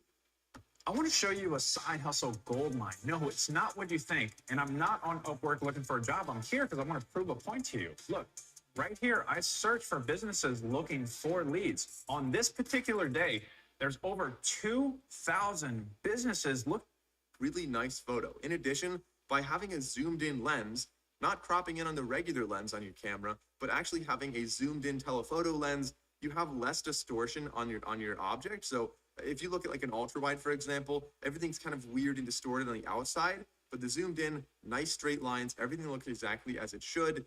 Honestly, that's how I would take photos, especially if you're doing the smaller objects. But for the clothing, you'll probably want to use your main camera lens on your phone. You could use portrait mode if it's good, but definitely be very critical of portrait mode. I would look at portrait mode and try to find any little errors. If there's like bubbles of clarity around your head, people are going to see that and realize it's kind of uncanny, kind of unprofessional. And so you want to make sure that if it doesn't look perfect, don't use portrait mode. Just go back to the regular camera mode and maybe remove some more things from behind you. Maybe you're sitting in a chair, maybe you just have a plain wall, maybe a plant next to you. You don't need to blur everything in the background, unless, like I said, you have like the newest iPhone and it looks really good when you do that. So if we go back to TikTok, you'll see, first of all, it does say active, and right now it does say it's on as well. So this ad is running. You'll be getting emails regularly telling you how much money you spent, typically in like $5 or $15 increments. And so you might be getting multiple emails per day with receipts. It's kind of what TikTok does when they run ads. But if you ever want to pause the ad, or you have multiple ads and you don't want them both running, you can just toggle it from on to off. There's a little switch on the left side within that ad. You can actually do the same thing with entire ad groups. You could turn off ad groups, or of course you could just turn off the campaign entirely. And you have 3 tabs across the top there where you'll see all of your campaigns, all of your ad groups, and naturally all of your ads as well. So that is just one thing that you need to be aware of. In addition, when you look at, say, the ad, for example, or any one of them, if you hover over the label for the ad, the name of the ad, you have a little menu below it pop up. So you can view the data for that. And if we click on that, it'll tell you what the total cost was, what your CPA, which is going to be your cost per action, your cost per result in this situation, your total cost. You'll see the impressions, so how many people actually saw your ad. You'll see how many clicks there were to the destination, so how many people saw your ad and were interested enough to click through. And so even though this is being optimized for product sales, it's also worth looking at this and seeing, hey, I ran all these different ads. Maybe one of them has a better CPC, which stands for cost per click. So it kind of gives you a better idea of which videos have a better call to action, which ones are more compelling for people to go about buying. And like, I personally am a huge nerd when it comes to data. I love reading this stuff and really diving in and figuring out what is the best ad and how can you really improve. And so that's really positive right there. Now, it's also worth noting that once you make your ad, I recommend making a slight variation of that ad and actually publishing that on your TikTok, on your Instagram as a reel, on Facebook as a reel, and possibly on YouTube as a short as well, and checking out all of those organically, because you are going to be getting feedback. You'll be getting comments on that. And that could be very valuable in understanding your product. But in addition, that could also be really valuable in getting some free organic traffic. That's one of the biggest ways that you can start to get attention for your brand, is by making really good viral content. So a really good example of somebody who, in my opinion, has really mastered social media and organic marketing is the company Friday Beers. You may have seen them, where essentially what they do, it's really quite genius in my opinion. So they set up at sporting events, football games and things like that, where people are tailgating, they're out there, they're drinking beers, and this company, it's a beer company, right? They want to sell their light beers. And that's the perfect environment for where they would sell them. But what they do is they set up a table, they have this one guy who can drink beers at like an ungodly speed. I don't know how he can do it. The game typically goes like this. It's $20 to play, and you win $100 if you can chug a beer faster than the host of the game, the guy who's sitting there. And so the guy's drinking beers all day, but like he just wins every time. And he drinks it so fast that they take a short video, and then they just put that on TikTok. And it absolutely goes viral basically every time because it's just crazy to watch. Like I've seen those videos so many times, and every single time I'm just so impressed by how that man is able to do that. But regardless, it is an advertisement. The whole thing is an ad for a brand. But the whole time you're watching it, you're being entertained. You don't even realize it's an ad, but they've got their Friday Beers logo right there. They're drinking Friday Beers. They say Friday Beers during the video. Like it is a perfect ad. They don't have to pay to amplify that. They're getting a lot of earned media, a lot of free traffic just by making good quality, entertaining content. So that's something you really want to keep in mind. Maybe if you are doing print on demand and you have some type of clothing, for example, maybe you could just do something that's really interesting and you just happen to be wearing that. Maybe you mention it, maybe you don't, but you don't always have to. This is the best AI tool you can use to create and sell t-shirts that can earn you thousands of dollars a month.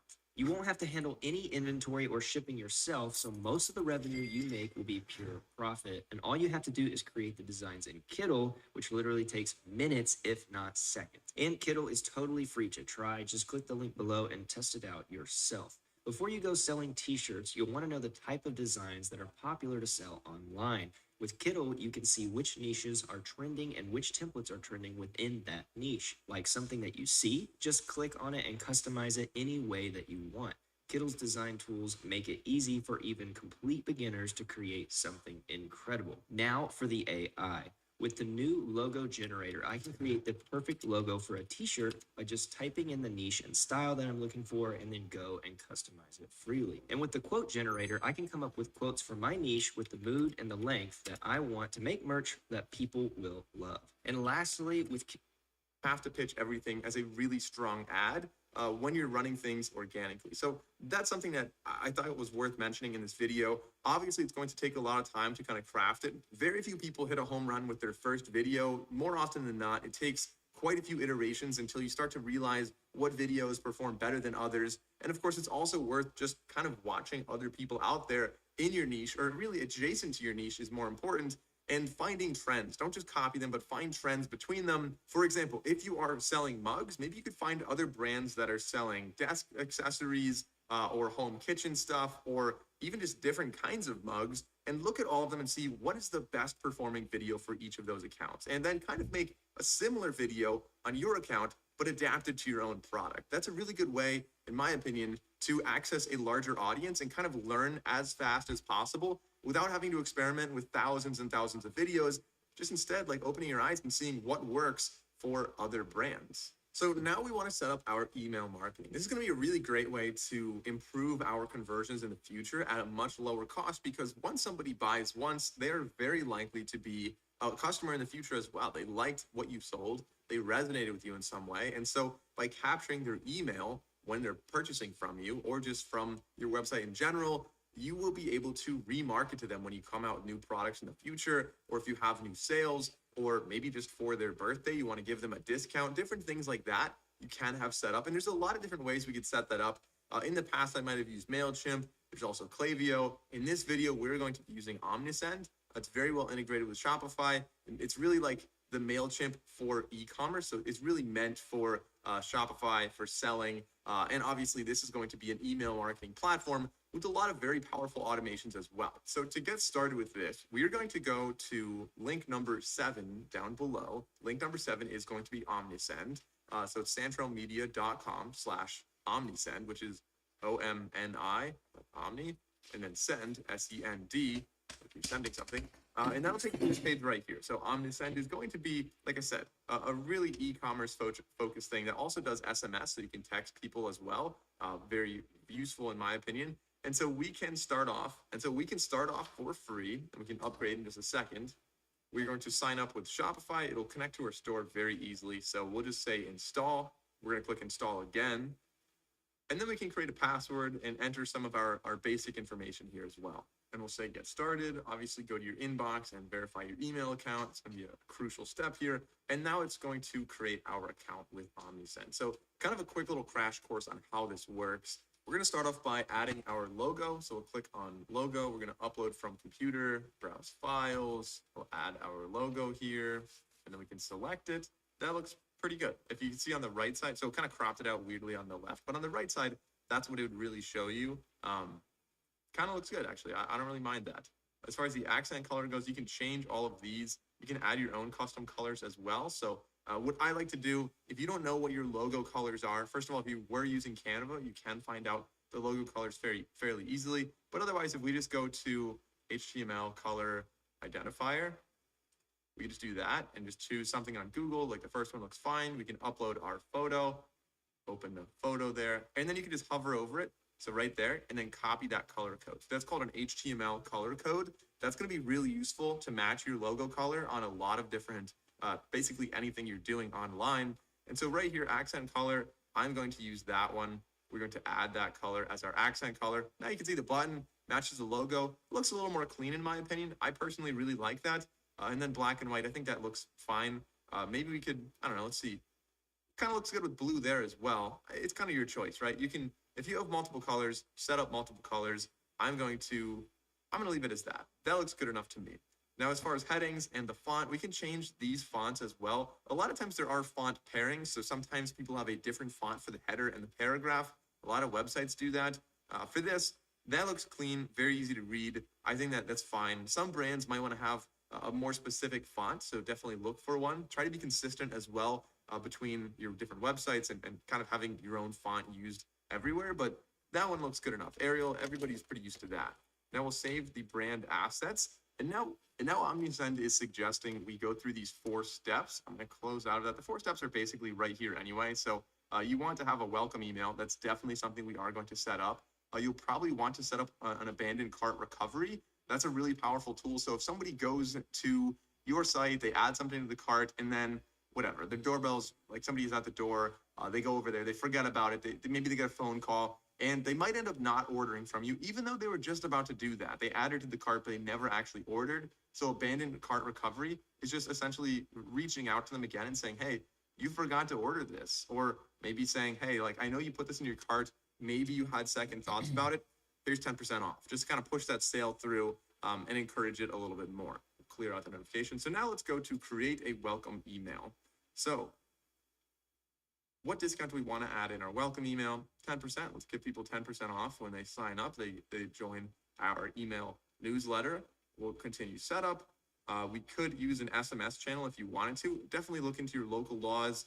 Obviously, SMS also costs some money too. So I'm going to go with only emails for now. I don't think you necessarily need SMS when you're getting started, but it could be a powerful tool depending on what you're selling. Like phone cases, obviously, might make a little more sense to do that than clothing. Now our workflow is active. That was super easy. We'll go to show my workflows. The welcome email is right here. It's currently just a draft. So if we click on that, all right, so that brings us to our workflow. So this looks complicated, but essentially this is a flow chart. And as you go down, it's kind of the sequence of events. So the beginning is the on-ramp here. The subscribers enter the workflow when they sign up for an Omnisend form. They sign up through the form and they become like a member of your newsletter, more or less. Then it waits 1 minute and then it sends them an email and it says, hello, or it says, welcome to account name. So we have to set that up and choose our account name. It's going to be like Santrell Merchandise Fan Club or whatever. And then it says, here's your 10% discount code. If we click on that, we can actually go and customize that a bit more over on the right side. And then down at the bottom, it says exit. But you can add other things in there as well. So you could say, okay, now maybe delay. So we can add another delay right there. Maybe we're going to wait a little bit. And we could split. We could split it right here. So kind of just going a little further, we could split it and have a bit of an if statement. If you've ever done any coding, that's what this would more or less be called, but essentially you're saying you can have an either or. You can have, if they placed an order, then exit. If they did not place an order, send them another email with maybe another discount, right? So we could say maybe like if we could say message behavior, if they opened the email, and then we choose the first email, we'll say save. So if they did open that first email, then maybe we want to send them another email. So we could say yes, then send them another email right here. If they did not open that email, we can tag the contact here, and we can tag them as some tag. We'll create some new tags in a minute, but maybe we're going to tag them as unresponsive, or maybe uninterested, or accidentally subscribed, and you can even unsubscribe them as well. So that's going to be a more complicated workflow, but you kind of see how you're able to build this out, and there's really a lot of options for what you can do between splitting. You can have A/B testing as well. So you could have two different emails, and you can run an A/B test where maybe every other person gets sent email A or email B, and then you can see what the open rates were. You're actually able to see percentage of people who opened the email, as well as percentage of people who clicked on links. So you can really learn a lot more using an A/B test. This can become a massive flowchart. That's kind of why they give you this little grid paper background, because it's really endless options on what you could do. Now, if we click on the three dots on any of these, we can delete them. I'm going to simplify this workflow. We don't need all of these things. Let's start off with just the welcome email as they gave it to us before. So we don't need to wait another minute. It doesn't really make sense. That's unnecessary. Now on the bottom, the campaign here, we could say welcome to, and then let's replace account name with Central Merch Shop. Welcome to the Central Merch Shop Club. Pre-header, that is going to be what shows up below the subject line. Essentially in their inbox, they'll see that. Not necessarily the context of the email, but they'll see that as the subline right there. So it'll say, hey, here's 10% off your first order to celebrate you joining us. And then the sender's name, Central Shop, sender's email address, that is where they're going to be able to reply. And then down here, we can click on edit content. Now we want to save. So yes, save, publish changes. And that'll bring you over to the email. So this is how we can actually edit the emails. So we actually don't need to set anything up on the back end. So right now, the discount code, it's just automatically going to happen. We don't need to worry about that. So right here, it says welcome aboard. You can change the text right here, change the font if you wanted to. Let's at least center our logo. I think that would look a little bit better. We can reduce that padding as well, down to maybe 5. So we can center things. We can add some more text on here. Let's say finish editing. And now that's pretty much ready to go. So we can save this, or we can start the workflow. I'm going to click start workflow. But if you This audiobook on Amazon has made me over $20,000, and I didn't even make it my. If you remember, that had a couple of things. It had a form in the beginning. It had lists that people were on, and it had a welcome email. So we need to customize those things right now. Starting off with forms, we're going to click on forms on the top, and we have kind of a default form that'll give us in the very beginning. And so we can click on preview launch form. All right, and there is our form right now. Get 10% off your first order and be the first to hear about our new products. Enter your email, and then powered by Hey, chat, make sure you subscribe if you're new to our community. My name is Jose. I'm the founder of the company and brand. We're learning how to create passive income. We're going to give you the new tools and new rules of money so that you can position yourself in the world to receive passive income. So what we want here from our community is that everyone in our community is building passive income and capital gains income through sound investing. So we don't want to be like the other streamers out there that their community are not making any money. We want our community to be true leaders, wealth entrepreneurs, and master investors. Let's continue with this video. We're reviewing a business video. We're getting a lot of good information from here. Make sure you subscribe and comment if you have any questions. I'm watching the chat. Require that. So look into your local laws on that one.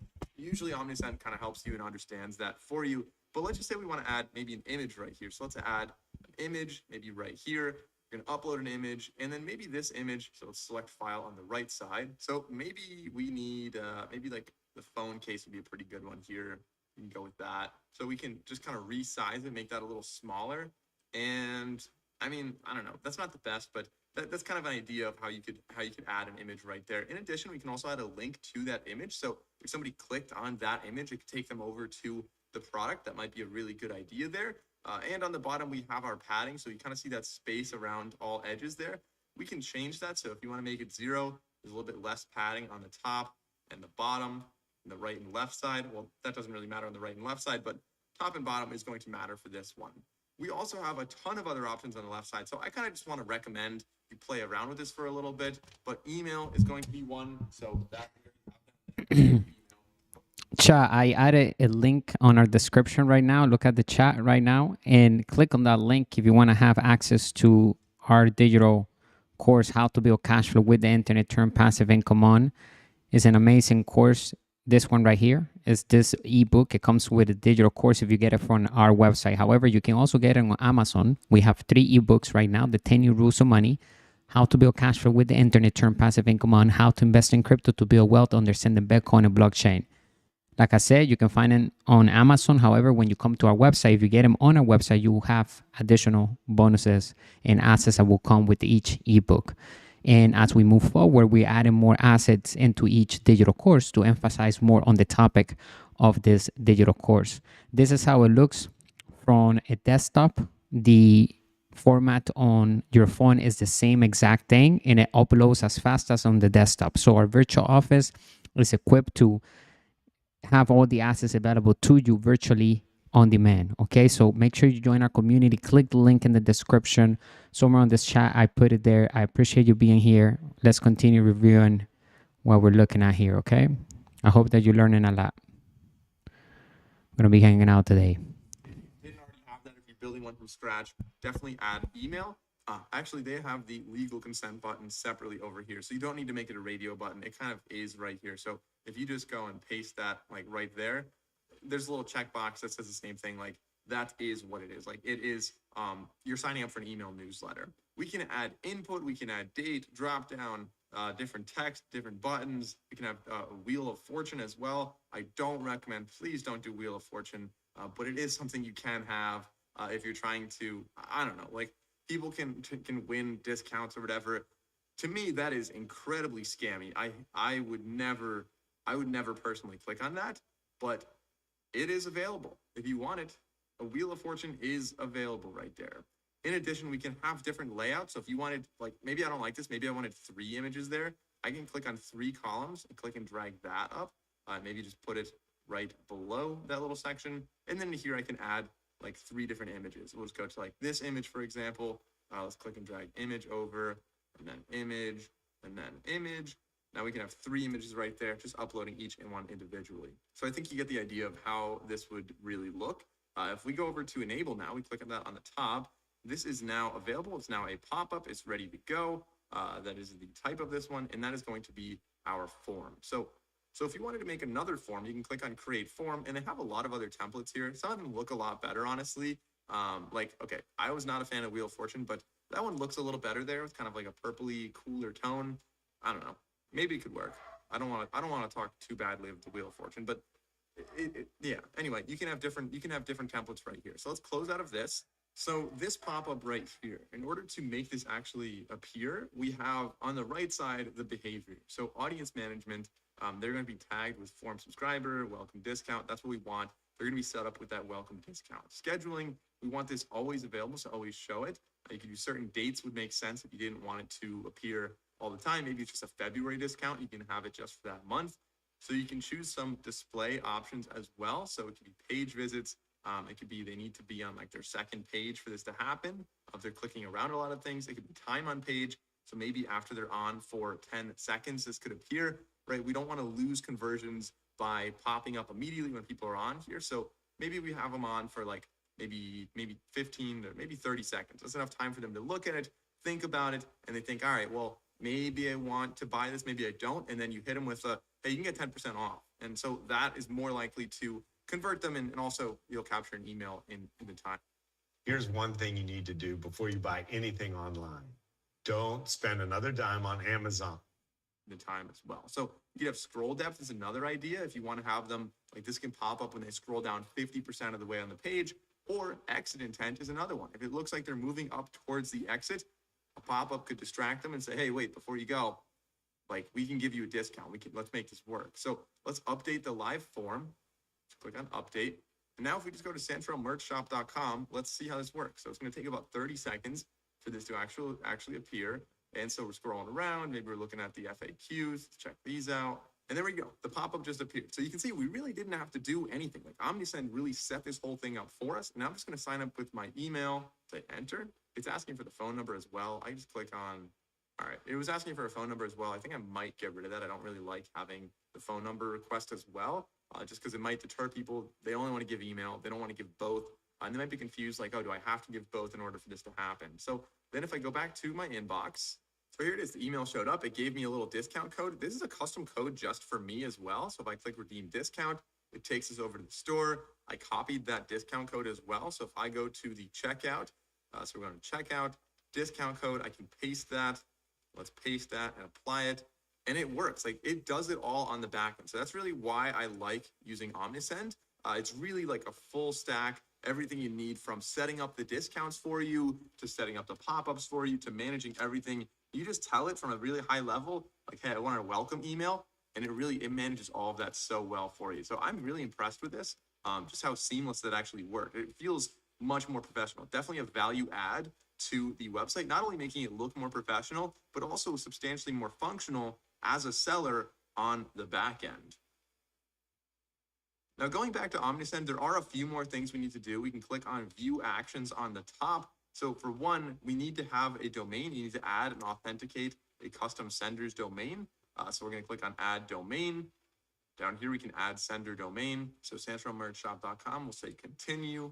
All right, so that'll bring you to this page here. This looks intimidating. Don't worry, I'll walk you through it. It's really quite easy to do. So if we go back to Shopify, we can go down to Settings on the bottom left. We can scroll down to Domains. And then within domains, we can click on the one that we're actually using. So for me, santralmerchshop.com, just click on that. It'll bring you to a page that looks something like this. Now on the top right, you'll see something that says domain settings.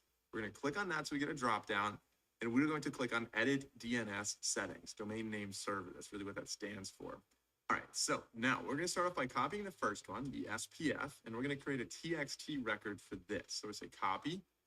Go back to Santral Domains and click on Add a Custom Record, TXT Record. So for the name, we're just going to put a little @ symbol, and then for the TXT value, we're going to paste that. We'll say confirm. Now we have our first TXT value. Going back to OmniSend, here we have to make 2 more. So we have to make 1 more for DKIM.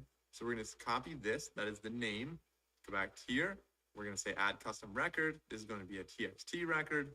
We're going to paste that name. And then we're going to go back and copy the value. So copy the value, click on Shopify again, and paste that in TXT record. We're going to confirm. And now let's add a third TXT record down here. We can scroll down for DMARC. We'll copy the name, go back to Shopify and paste that name. I'm going to have to blur a lot of this out, by the way. And then we're going to go to value, copy that value, and we're going to paste the value here. Now we're going to confirm that. And now all 3 have been added. We can go and verify the record. Sometimes it takes up to 24 hours. So don't be alarmed if it doesn't happen right away. I'm going to go back to, I'm just going to go and verify records. They're not there at the moment. It might take a couple minutes. So now that one's now added. This one will be here in a couple minutes. Just got to keep refreshing and verifying records. And then, like I said, it could take up to 24 hours. Usually it's much, much faster than that. Usually only a couple minutes. All right, so unfortunately for me, it's going to take more than a couple minutes for that to happen. So regardless, it's going to walk you through 2 more steps after this. They're really not especially difficult. And that's just kind of needed on the back end to be able to send using your domain. So the email is obviously not fraud. They don't want people to just set up this and like email on your behalf. You kind of have to verify that it is your domain. And so that's why they're going about doing this. So I'm going to go back to Santral Shop. I'm going to go back to Shopify rather for my shop. And I want to talk about what is on the left side, kind of a rundown on some of the more advanced tools. Now that we have our store more or less set up and kind of running on its own, we will want to know about customers for one. So when people are ordering, if they ever contact you, because you are going to be customer support, at least. While you were watching videos on YouTube today, very beginning, until you automate that and find somebody else to do that for you, you want to know about the customer. So if you click on customer, you can see who is subscribed. You can learn more about them. Of course, how many orders they had, how much they spent. If somebody's a top spender, you could reach out to them personally. maybe you could give them like a free little thing or something like that. It's kind of nice to have that information set up here within customers. Then if we click on content, we've got our meta objects right here. That's going to be things like size guides, things like cart upsells, different things like that kind of are a little more three-dimensional, a little more dynamic on your website. I am not going to be setting that up at the moment. I don't think it's entirely necessary, but it is something that if you have the time, I would definitely recommend experimenting with that. Going down to finances, you can see how things are performing, the sales, the profit, the margins, and it breaks down a lot more as you start to earn more. They show you more information, like up here, for example, as well as payouts, credit, bill pay, and stuff like that. And then is a totally separate tab from analytics. Analytics is much more based on how your website performs. So how many sessions there are, which is how many people visit your website, that is, how long they spend on your website, what their conversion rate is. So do people end up getting stuck by adding to the cart? Do they end up clicking twice and then they don't purchase? Like, you want to know where you can be more efficient, and this is going to be your lens into a more efficient website. So identifying like where people are coming from, what kind of device they're using for one right here, which, as I said, desktop, as expected, is a really massive minority. Most people are viewing this on mobile, but things like that, you really want to make sure that you're understanding exactly how your website's being used, who's using it, and what's working and what's not working, so you can optimize in the future. Going down to marketing, this is a massive category. So we kind of set up a little bit with Omnisend, and we'll get back to Omnisend in just a second, but within here, within marketing, of course, campaigns is one. We don't really need this because we do have Omnisend. And automations, this is also something that we will be setting up through Omnisend. So abandoned cart recovery, that's an automation that will go back to Omnisend. We're going to set that up in a second, but you can see some information about it within the marketing insights here. So reach, sessions, orders, and sales, of course, kind of a little bit redundant, but it's kind of just reorganized within this tab right here. We talked about discounts already. We talked about our sales channels. But if we go down to apps, let's go to all recommended apps. I've only mentioned a couple in this video so far: Facebook, TikTok, Omnisend, and Gelato. But of course, within here, you can really browse quite a few other apps. If we click on the Shopify App Store on the bottom, and one of the reasons, like I said earlier on, that we like to use Shopify so much is that there are just so many integrations out there. If you want to sell on Pinterest and have it very natively embedded within there, there's an app you can add to Shopify for Pinterest. Scrolling down, you'll see there are quite a few others that are like new and trending, so I recommend checking these out. This could be workflow automation with Zapier. That could maybe say like, hey, anytime this happens, anytime there's an order, I want this little sequence of events to happen. And it could be anything. Like somebody could place an order and like a little light bulb could flash in your office. Like it really is, Zapier is pretty impressive on how really intense it can be. Like you can set up some massive automations. Honestly, I could have an entire video just about Zapier. You could really nerd out about that one for a while. Pretty cool how that stuff works. Going down, Google and YouTube. Obviously, if you want to run Google ads or anything with YouTube, setting up that sales channel and Google Shop is going to be really powerful. So at the very least, I'm going to add this now. I don't think, like, this video is already getting long, so I'm not going to go through the setup on Google and YouTube right here on setting that up, but more or less what you would end up doing once you install this app, they do give you kind of a checklist. So we connect the Google account. You can either make a new Google account, which I highly recommend doing, for one, because you want to make sure that the Google account associated with your domain is not taken by somebody else. You don't want other people to spoof you and end up emailing people on like what seems like it is you and scamming them, because people don't always realize it's not you, and ultimately they can be mad. So I usually do that. Like if I'm going to make this business, I might claim santrellmerchshop@gmail.com, even though that's not the main email I plan on using for customer service and stuff like that. I would claim it, and maybe that's the one that you would connect to this, for example. Let's click on the little pin so we have that available there as well. Let's go back to Omnisend now. Let's see if this was set up. If I verify the records, hopefully it's working. Okay, it's still going to take more time. Like I said, it could take up to 24 hours. So I'm going to close out of this. We'll come back to that a little bit later. It's still going to be there, and it's going to be working in the background to do that. But let's go back to our automations, or our dashboard rather. I'm just overwhelmed. Financially, I am not in a good place. How can I even think about starting a business when I have all these bills? Totally get And I want to set up an abandoned cart recovery, like I said. So right here, we can launch that workflow. And we could say abandoned cart recovery. Hey, if somebody puts it in their cart and end up not purchasing it, maybe we want a really strong incentive. We can make it 15%. So we'll continue setup. And we could say, no, let's only do this by email. We don't need to text them as well. So we're going to start this workflow. And this one should be really similar to what we saw with the welcome email. So we could say, show my workflows, abandoned cart recovery, as we have right here. It's sent 1 hour after the customer starts their checkout if they don't actually purchase, if it's an abandoned cart. So if we click on that, you can see the workflow right here. So the trigger is going to be essentially they're placing an order, but they don't actually do that. You can see that the items in your cart are selling fast. That's going to be the email that we send them. And you can customize this if you wanted to. So edit content, for example, this is what it looks like. Shows a bunch of products down here. We could say complete order. Honestly, like OmniSend does a lot right. I'm not going to customize that. I think that looks just fine. We could also send a test email to see how it works. I'm going to test it out on my own more organically just to see if it identifies everything properly and actually emails me within, I believe, a couple hours. So wait another 11 hours and then send another email and it says your cart misses you, and then wait 12 more hours and do 1/3 attempt where we are giving them a 15% discount. So if you think that is too many emails, you could delete some of them. You could move the sale up a little earlier. You can rearrange this however you want. But more or less, this is what OmniSend has kind of developed for us that we didn't even have to do anything extra for. And so I trust this. I would really just run with it as it is without having to add anything else on the bottom. So I'm going to close out of that. And this, I mean, like I said, we just clicked a couple buttons. We chose the percentage and we chose like if we're using SMS or just email, and it set up the entire thing for us, which is really quite impressive. Now, there is a limit on how many emails we can send with OmniSend using the free version. So right now we have 499 emails left, and we only have $1 of SMS credit. So if you view the plus plans, just click on view plus plans, you'll see that you can pay monthly or pay yearly. It's $11 a month.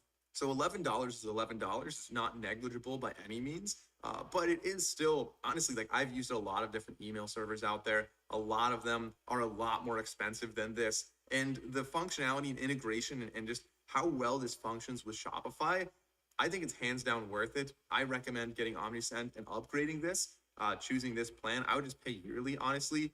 You're saving money, $11 a month, and that'll give you a lot of great things like abandoned cart recovery, which could be substantially cheaper than, like, if you look at how much your cost per customer is, abandoned cart recovery is going to be way less than advertising to new potential customers. So for me, I think this is one of the best secrets you could have in your arsenal, one of the best ways to market to people. So one last app that I want to recommend is going to help you rank on Google using what's called search engine optimization. So you want to make sure that even though like we're going to be doing a lot of social advertising here, both organic and inorganic, but of course, ranking on Google is something that you always want to do eventually anyway. So you might as well start as early as possible trying to rank on Google. So we're going to click on apps, and I recommend searching for SEO. There are a lot of good SEO apps out there. Yoast is one that a lot of people tend to use when they're working with WordPress. I haven't personally used it with Shopify just yet, but I do know that Tiny SEO is incredibly popular. I mean, the reviews reflect it right there with 1,800 reviews, averaging 5 stars. So this is probably the easiest one to go with.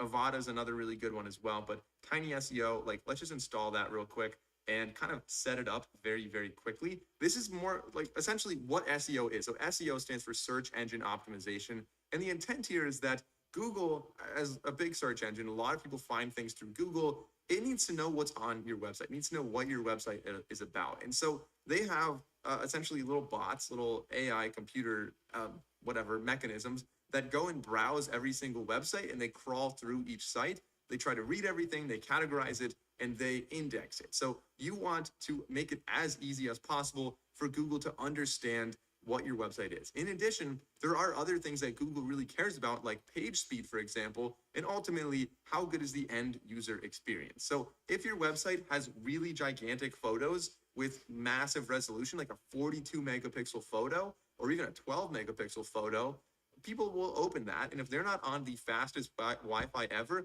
it's going to take a long time for your page to load. Now, Google knows that's not a good experience. People don't like to wait around for their website to load. So they kind of dock you on that. They say that's not good. When we first arrived at St. Jude, it was just Claire and I. She was still. Take a couple points off, you're going to rank a little bit lower. So things like that, the keywords you use, the load speed, stuff like that is going to help you rank higher on Google. And so right here, like converting PNGs to JPEGs, that's making your images smaller. We can say, sure, convert. We can optimize the alt text on here. So it could be like product name, stuff like that. Sure, that looks good to me. File name is going to be good. And we can resize the oversized images to Shopify's recommendation or the recommendation from Tiny IMG. That's going to be a little bit smaller, or we can just go in the middle. I'm going to go in the middle for this one. And we've got a couple different tiers if you want to use Tiny SEO. Again, really powerful tool, might be worth doing, especially if you plan on ranking on Google and getting some more free traffic through search, which is a really massive traffic source depending on what it is that you're selling.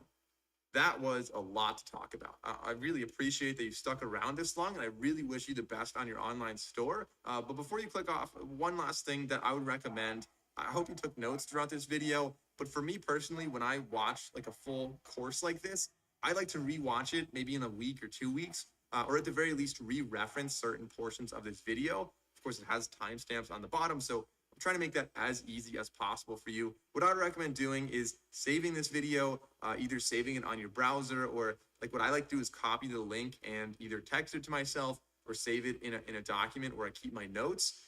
And so that kind of just helps me to just access the information in the future. So when you're building your website, if you think, all right, like I'm running ads, but I don't remember that one thing you were talking about with TikTok ads, you can come back to this video and you can watch it there. But that is, in essence, the summary of how to get started with print on demand. I hope you found this video very helpful and very informative. I wish you the best of luck, and please leave a comment below with what your store actually... All right, that's pretty good, huh? We learned a lot. Okay, so there you have one way that you can actually get started. The entire video was over 2.5 hours, meaning that we can do the entire setup in 2.5 hours, probably faster than that. So take massive action. All right, let's see which other video we're going to review.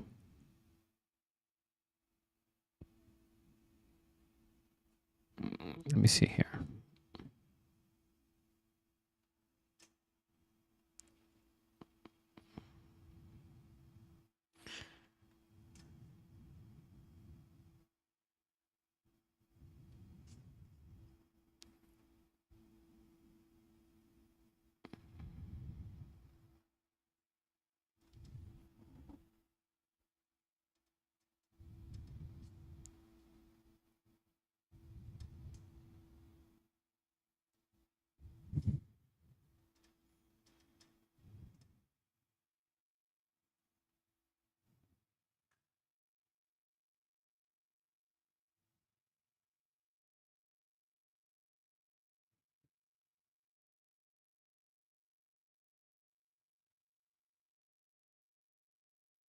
Let's watch this one. Ready to launch your business? Get started with the commerce platform made for entrepreneurs. Shopify. In the past several years, I've been able to grow my income from zero to over $89,650 a month from understanding these 10 passive income strategies that I'm going to reveal to you here. These days, we have the full playbook from people like myself who have done it, and even more, we have all these different powerful AI tools that can help you achieve results at even double or triple the rate that it took me to build on what I reap from today. Now, before I share with you my 10 most important passive income streams that you can start building today, I need to reveal the truth about what passive income really is, because it turns out this term is actually one of the biggest lies that keeps the rich richer and the poor even more poorer. So here's my biggest lesson that I've learned from having even $500,000 months to receiving over 100 different forms of passive income. Now look, what I have to say goes against what most people want to hear, and that is it takes time to build any stream of income up. I just need to be brutally honest. It took me over 5 years, and this, I believe, is even on the quicker side to build my different streams of passive income as someone who grew up in a family that had next to nothing. I didn't go to school for business. I never really did well in school either, and I definitely never got an allowance from my mom or dad. Knowing that, if I was able to transform my life where we're now earning tremendous amounts of money every single month, I'm confident that this is something that you can do too. So let's talk about passive income strategy number one, and that is affiliate marketing. So affiliate marketing is one of the businesses that literally anyone can get started with today. This is what I'd also consider to be an evergreen business model, meaning that it will exist for a long period of time. You can also have flexibility where you can be a one-person business or scale your company to have hundreds of employees if you want it. I've also made several in-depth guides on how to start affiliate marketing, and some of those videos were well over half an hour long, and we had a lot to cover. Now, those videos did pretty well. A lot of you guys loved them, but let me just give you the essential key points in this section here. So first of all, what is affiliate marketing? Well, it's really simple. So if you ever enjoyed a product and you told someone to get it and you gave them a code to get that product and you earned a commission, that's affiliate marketing. So something I do every single week is I host Bible study night with me and my boys. And recently I went ahead and picked up a cold plunge. Literally just a few days ago, I convinced some of the guys in my group to go ahead and try out the cold plunge. Now, a few of them did it, they loved it, and they were asking me how much it was and how they could get it. Now, the company that I bought it from has a referral program that allows me to earn 5% commission if I refer someone else to sign up. And whoever uses my link also gets a discount rather than them paying the full price. Now, 5% commission might not sound a lot, but with these cold plunges where it ranges anywhere from $3,000 to even $7,000, that can really start to add up. So say one of my boys decided to go ahead and buy the product using my link and I earn that commission. That right there, in essence, is the most basic form of affiliate marketing. Now let's take it a step further out. Imagine this on an even larger scale where I decide to write a blog or I do a cold plunge experiment and I post it on TikTok or YouTube and I document the improvements of how this has positively benefited my life, and other people want to sign up for it too. When people all around the world are watching the video, maybe 1% of them decide to buy, but I get, say, 1,000 views. So 100 people using my link, boom. That right there is a cash generating affiliate marketing business that could eventually become passive income, where if the content you make continues to get views over time. Now, what I just mentioned is one of several different affiliate marketing strategies, but it's also my favorite because it's free and there's absolutely no risk in getting started, and it's also perfect for beginners. It's very rare too that you come across a business model that has little to no risk, but in exchange for little to no risk is the fact that you do need to put in your time. Now, the other method in affiliate marketing that can scale to even multiple 7 figures the first year that you get started with is called paid affiliate marketing. So let's use the cold plunge as an example. Say at this point, I've tried nearly about everything. I posted it on TikTok, Instagram, and nothing is clicking, and I just cannot get organic hits. Well, your next bet would then be to start running ads. Now, you can run ads pretty much from anywhere, but the most popular ones are going to be Google ads, Facebook ads, TikTok ads, even Twitter ads. If you want to go even outside the main four, you have Pinterest ads, Etsy ads. Nowadays, even as an example with TikTok, they have such good dialed in trafficking where you can just set it to automatic campaign optimization and it'll go ahead and find the people that could resonate best with what your conversion goal is. So just think of everything as a large funnel. At the top, you're going to have cold traffic. These are people who are not interested at all. They don't care about their health, and they surely do not like cold water. Underneath. So, Mrs. Ramos, what does your son do? He says he sells clouds. He works in a cloud company and sells clouds to other companies. Underneath the layer of that, you have your warm traffic. This is where people might have heard about the benefits of cold plunges. They might have watched a few Andrew Huberman podcasts here and there, and they're semi-interested, but they are not ready to take that leap of faith yet. After that, you have your hot traffic. These are people who have watched the Huberman podcast. They have researched everything they can. They've watched every YouTube video out there. Sounds a little bit like me before I bought it, and they're ready to purchase. That right there is hot traffic. These are people who have an urgency to buy, and they just have not done so already. The beauty about paid ads is that if you get good at this, you can ignore the cold traffic, the warm traffic, and specifically target the hot traffic, which is the most likely to go on your blog, watch your experiment video, and then click on your affiliate link to convert. There is the downside though, and that is running ads is not cheap. You can easily put yourself into debt. And if you're a beginner just getting into business, it's not something I would recommend that you go all out for. So here's what I'll say. If you don't know how to read analytical dashboards, you don't know what CPC or ROAS is, do not just jump headfirst into ads. Although going the organic route will definitely take time, I believe you can still reduce the risk, but still be able to see potential where along the way, when you want to scale, that's when you introduce the paid ads. Now, either way, the great thing about affiliate marketing is that you can start today. And if you want an advantage to succeed, I believe your edge will come from building a personal brand or to become a modern day content creator. This is because with AI getting more and more rampant and different blogs just crowding the space, at the end of the day, nothing will replace an authentic human connection. Personally, for me, I'd rather buy a cold plunge, not from like a robotic, faceless YouTube channel, but if it's a guy who is literally going to the ice bath, he's trying different experiments, and he's like, yo, if you want to check out the link, check it out there. It's that human connection that I believe AI will never be able to replicate. Now, with that said, being a content creator is still huge, and that leads us into passive income strategy number 2, building that personal brand. Now, let me tell you, I never grew up thinking I would ever become a YouTuber. I always told myself I'm not smart enough, I'm not good looking enough, and nobody would even be interested in what I had to say. The very first time I uploaded a video on this channel, it was just to document my journey as a young entrepreneur who knew nothing about this world and just trying to figure things out. It was after uploading a few videos where I started getting just a few views here and there and a few comments. And I realized, oh wow, people from all over the world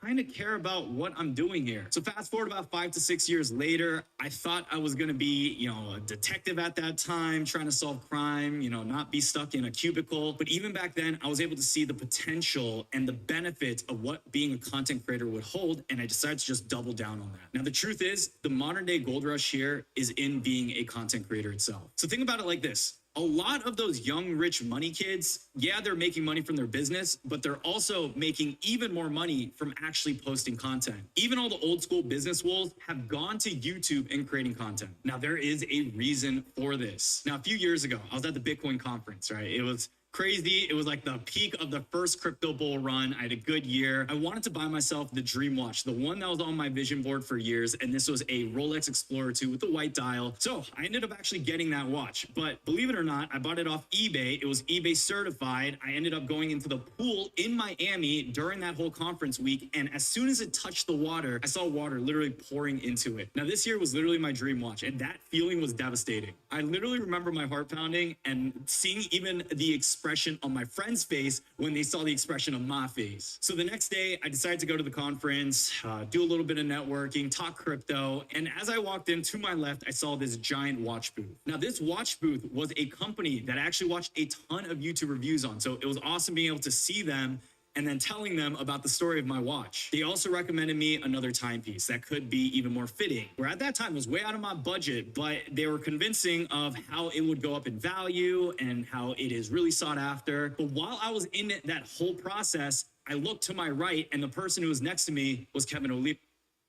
You kind of have to be nuts not to jump into real estate, but it's not what you think. I look at other people trying to get into real estate, wholesaling, fixing and flipping, going out and cold calling, knocking doors, doing all these things, but they're crazy. The reality is the easiest way to get started in real estate is actually with the Gator method. The Gator method is a way that I can get inserted into somebody else's deal. They find the deal, they find the buyer, but I get inserted and I help that transaction get done. I think you're nuts if you don't try the Gator method, but here's what's cool. You can make big chunks of money, all the way from $3,000 to, we've got a student that just made like $100,000.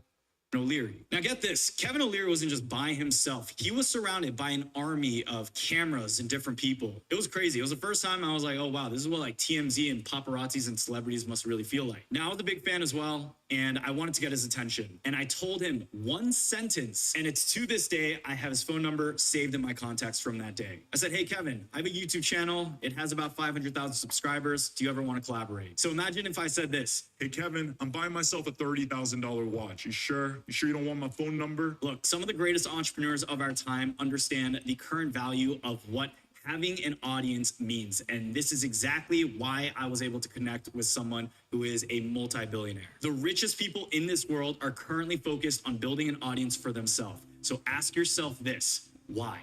So if you are interested in becoming a content creator, it is now easier than it has ever been before. With the use of ChatGPT, AI tools, you can get additional help scripting. You can also use different tools to help you video editing. And it is now easier more than ever to hire overseas to help you with thumbnails, video editing, managing sponsorships, or just any of the admin tasks that a lot of content creators deal with today. I'd even go as far as to say it's going to cost you more money by not deciding to build and invest in your own brand. So start today, and it can be as simple as making some shorts on TikTok or Instagram. If you were to ask me, my personal favorite though, it's clearly YouTube. Obviously no personal bias here. There's also a reason though why every single TikToker who has gained millions of followers all make it a goal to migrate over to YouTube. And that's because YouTube is still king if you want to make true passive income that allows you to scale. Even further, as an example, in December, I posted just 2 videos here on this channel, but our AdSense equated to be at over $50,000. Even a few weeks ago, we had 2 videos that completely flopped. They were like under 10,000 views, but those videos have still been bringing in even more income than the ones that could do over 100,000 or 200,000 views. Now, my strategy is a bit different, okay? It's not something a lot of content creators will talk about, and I don't ever just post random videos praying that one goes viral. I think that right there is the losing game, and instead, I've learned of a meticulous formula that I've learned to perfect in the last few years that less than 0.01% of other content creators do on YouTube, but it's how I'm able to get tiny amounts of views on some videos, but still earn more than a Mr. Beast video with millions of views ever could. Now, one way I do this is by maximizing even RPMs. So this is the amount that you can get paid per 1,000 views on the content that you get made. Now, most other channels are going to be getting RPMs of $2, $5, at most like 10 to 15 bucks, but I've been able to maximize my RPMs in getting $50, $100, or even $200 per 1,000 views. So if you want to learn more about this whole strategy, now I made a whole hour-long video going over that exact sequence. So if you guys want to go ahead and learn more, definitely watch this video till the end. I'll have a pop-up as a suggested video after the end of this, so there's nothing you need to do, but just finish this video till the end, and you'll be able to watch that next. So passive income number 3, courses.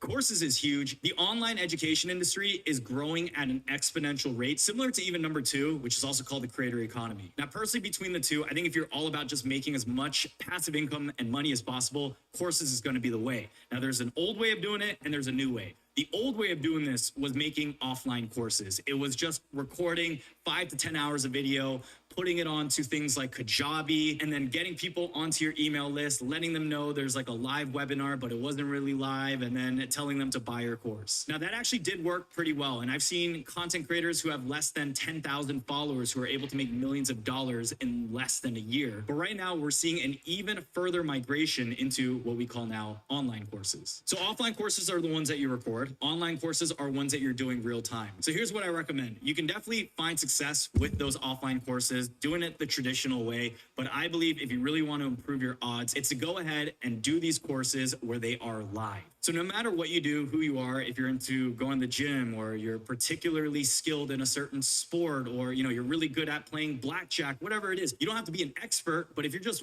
a few steps ahead of a beginner, you have something special that you can provide someone value to. So what you can do is $100 per seat into getting people on a Zoom call that they're watching you teach live in. Now, I know this isn't really the most passive sort of income, but hear me out. If you do this once, you have it recorded, and you find a way to automate the entire funnel, you can go ahead and then move away from doing those live calls and find yourself making money over time. Now, we're just getting into courses this year. I put in 6 months with my team in putting that whole thing together. Even to this day, we're still getting sales here and there, so it just shows how passive it is once you put in all the upfront work. But if you're looking to make true generational wealth that you can scale to another degree, which I'm talking 7 to 8 figures, you want to consider that new meta of online courses that I just mentioned. 4th passive income strategy here, and this is membership groups. This is something that we've done for many, many years now. And I'd like to even go ahead to say we're one of the few content creators that first broke into the space in getting membership groups out. The beauty about membership groups is that this is a continuity plan, meaning that you get monthly reoccurring revenue. So if someone signs up and you're able to provide outsized value and they stick around and they do not churn out, meaning they don't just unsubscribe and leave your group, you can continue to stack and pile up that passive income. Now, we first did this on Patreon many years ago. The best single day that we had was $70,000 in a launch that we had for everyone joining. The best month that we had was just shy of $200,000 in monthly reoccurring revenue. And there is just so much potential. Now, granted, there is a lot of work, and that's one of the reasons why we went up and then we experienced it down, and now we're going back up. But regardless, you can start a monthly membership group today pretty easily. If you have a niche that you're passionate about, you just want to build a community, or people are looking up to you as a content creator and they want even further access,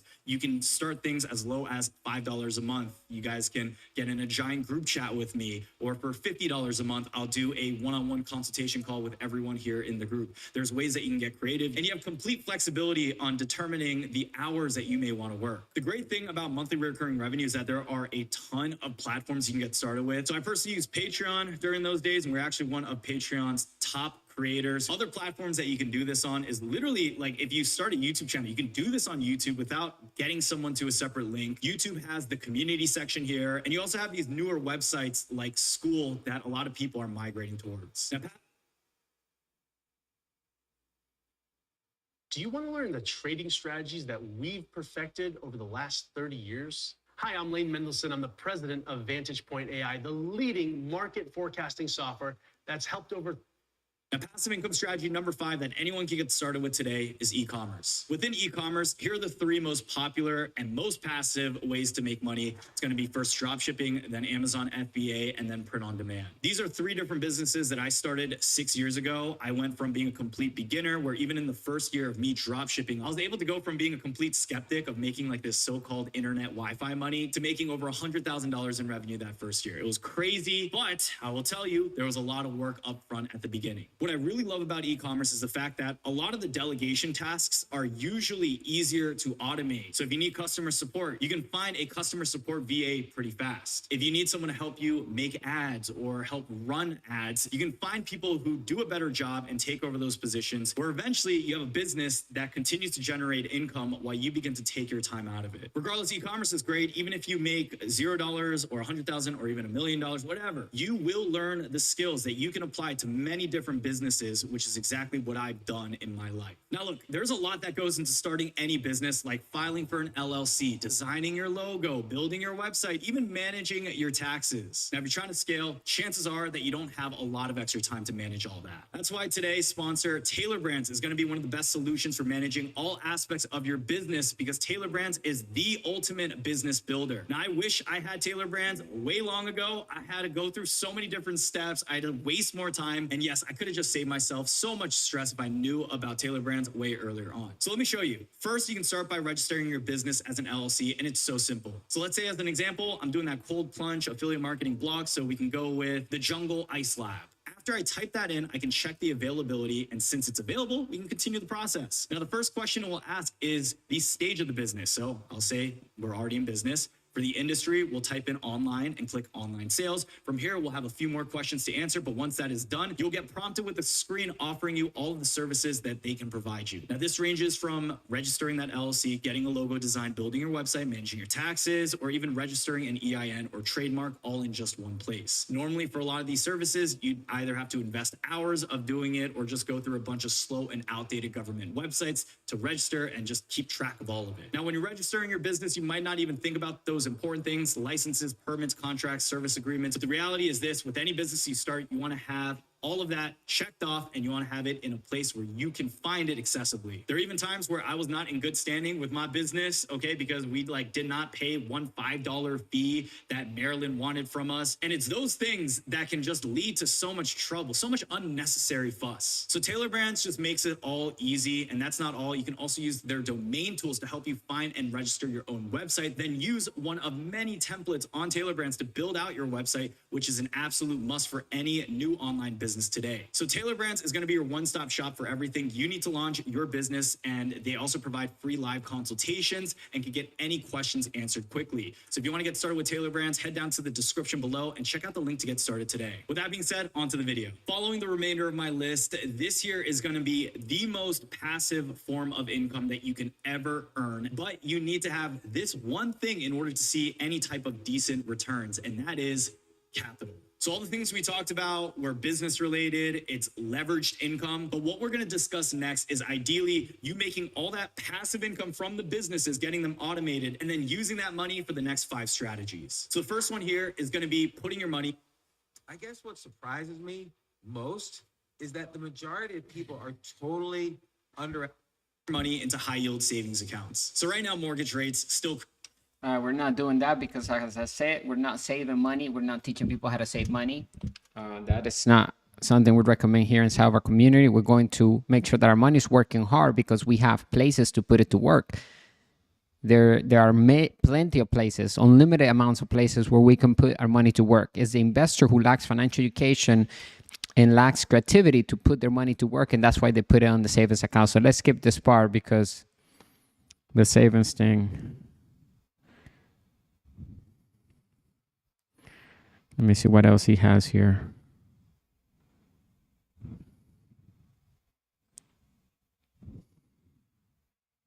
Savers are losers and good debtors are winners. SBA loan. Okay, well, let's see about this. Something that I did in the past few years. I invested into a restaurant. I became a part owner. And even from that investment, I've been able to generate income every single quarter. I get a check from doing no work at all. Now, if you have made a lot of money, you can also buy out businesses all outright. And if you don't have enough money to buy out a business, you can pull out something called SBA loans, where they can help you finance. And if you're able to have a good business plan and justify the money that they may loan to you, you pay a little bit of interest, but then you can get a cash generating business in that degree too. Look, a lot of this stuff is not rocket science. It's just that people don't know about it and people don't realize how easy it really is. Now, in the last 3 years, I've angel invested over 6 figures. It's been across about 20 different companies. Some of them are blowing up. I literally see them in some of the grocery stores. Now, keep in mind, a few years ago, I was like 23, 24. I did not think I would ever be angel investing. Okay. I thought that was like, if you're super old, super successful, that's for you there. But in today's modern day, there are so many companies and websites that have democratized this for every person to do it. There are little requirements here and there that you must meet, but generally you'd be surprised that most people are able to have access to these different types of passive income streams as well. So for number 10, the best passive income stream here is going to be all about real estate. Look, I get it. Real estate can be expensive. It can be hard to find, but the people that I know who have made multi-millions of dollars and they seem to just be cruising and they have the most ultimate form of passive income is the ones that have gotten into real estate at a certain point. The reason for this is you have Airbnb, you have long-term rentals, you have house hacking. You can also get a property, renovate it, and flip it and make money. It is one of my goals to get into real estate even further. There was a time in my life where I was also going to buy out a whole shopping center here in Rockville alongside some other investors that went on auction because the owner could not pay their bills on it. It went to the court. We were going to get it at a huge discount and I was going to get a check every single month for about 25 years. Now that right there is pretty passive. Yes, you got to front the money. Yeah, it might be 5 to 10 years before you actually get net positive, but this is one of those passive income streams that I would definitely not neglect. So ladies and gents, that right there is going to be my 10 passive income streams. And look, I'll be honest, I've made a lot more than $80,000 per month. I think it's actually been a few years since that was the lowest amount that we've made, but I also didn't want this video to come out as like a whole flex because obviously right now, you know, I got payroll, I'm building a team, so there's a lot of different nuances too.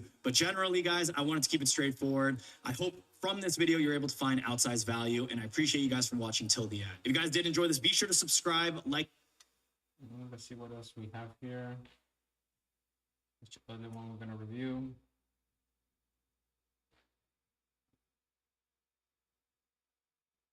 Let's see this. Okay, so there is an underrated AI side hustle where people are earning $1,579 per day by posting videos that they generate with Canva. And I am shocked that more people aren't doing it because, as I'll show you, people are earning thousands of dollars in their first week of starting it. So here's what they're doing. First, they come to Canva and pick a pre-made trivia video template. Then they come to ChatGPT and get it to generate a trivia quiz for them. And then they post their trivia quiz videos to TikTok. And they earn thousands of dollars a week in ads and from affiliate commissions. And these commissions can be earned in most countries around the world. And honestly, I would not have believed this if I had not seen it with my own eyes. So if you're interested in seeing if this is something that you'd like to try, I'm going to break it down step by step. And we'll start off with step 1, earning money fast from TikTok ads. So to show you how to do this, we'll start off by taking a look at this trivia quiz account, Trivia Time HQ. This was the first account that I accidentally stumbled on. And here is an example of the type of video that they post. It is a trivia quiz video that is played on top of B-roll footage. I've muted this video, but if you were to actually listen to it, you'd hear that they're just using a very basic AI-generated voiceover to read the questions, which don't worry, I'll show you how to get. And well, here's the thing, right? When I first found this, I got curious. Their videos get tens of thousands to hundreds of thousands to millions of views. So I thought, how old is this account? So I scrolled all the way to the bottom of your videos to find their oldest upload. And to my surprise, it didn't take long because it turns out that this account is only 4 months old. Yep, when I got to the end and opened up their very first video, I saw that they posted it just 4 months ago. And this video got 89,000 views. But what is even crazier was that when I opened up the second video that they had ever posted, I discovered that they had also posted it on that same day. And this video got over 3 million views. And this is when I realized that I had accidentally stumbled on a very powerful opportunity. Because you think about it, to be able to create a new TikTok account and get 3 million views on your second video must mean that there is a huge demand for these videos. So I went back and looked at the other videos they uploaded in their first week of launching and added up the views. And it was shocking. They got over 22 million views in their first 7 days. And here's the thing, right? The amount of money that you can earn from 22 million views on TikTok is a lot. And it's because of TikTok's new advertising monetization platform called the TikTok Beta. This is the new ad program and it's paying out huge ad rates for videos 1 minute or longer. On average, they're paying out around 50 cents to $1 for each 1,000 views that you get. This new ad program has significantly increased the amount of money that people are now earning from TikTok.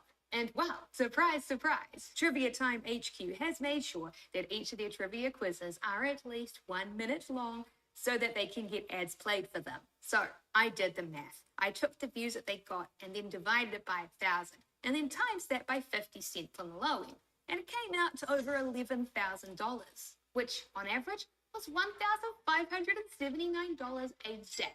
And yes, before somebody goes into the comments and points it out, it is true.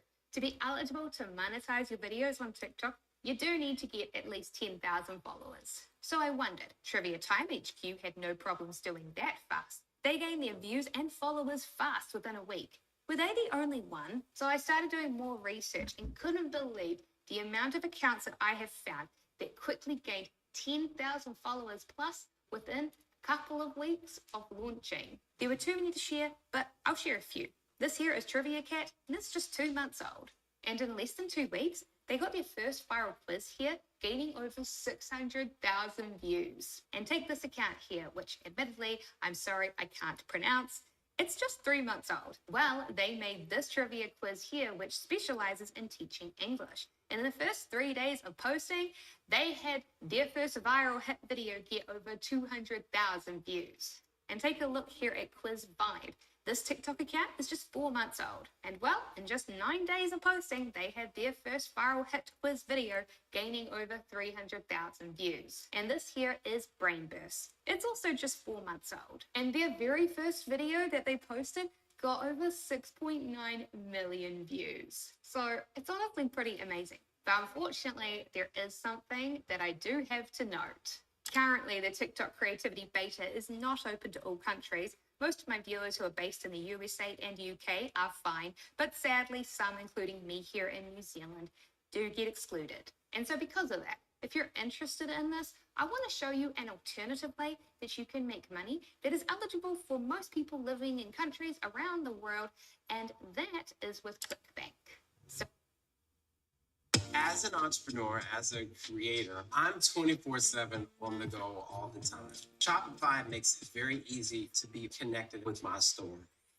My name is Chef Jamoke Jackson, aka Mr. Foodtastic. It's literally took me a day to get up and running. I can take a picture, write a description, upload it, and I can have our new product in the store in under 5 minutes. Start your online store today, powered by Shopify.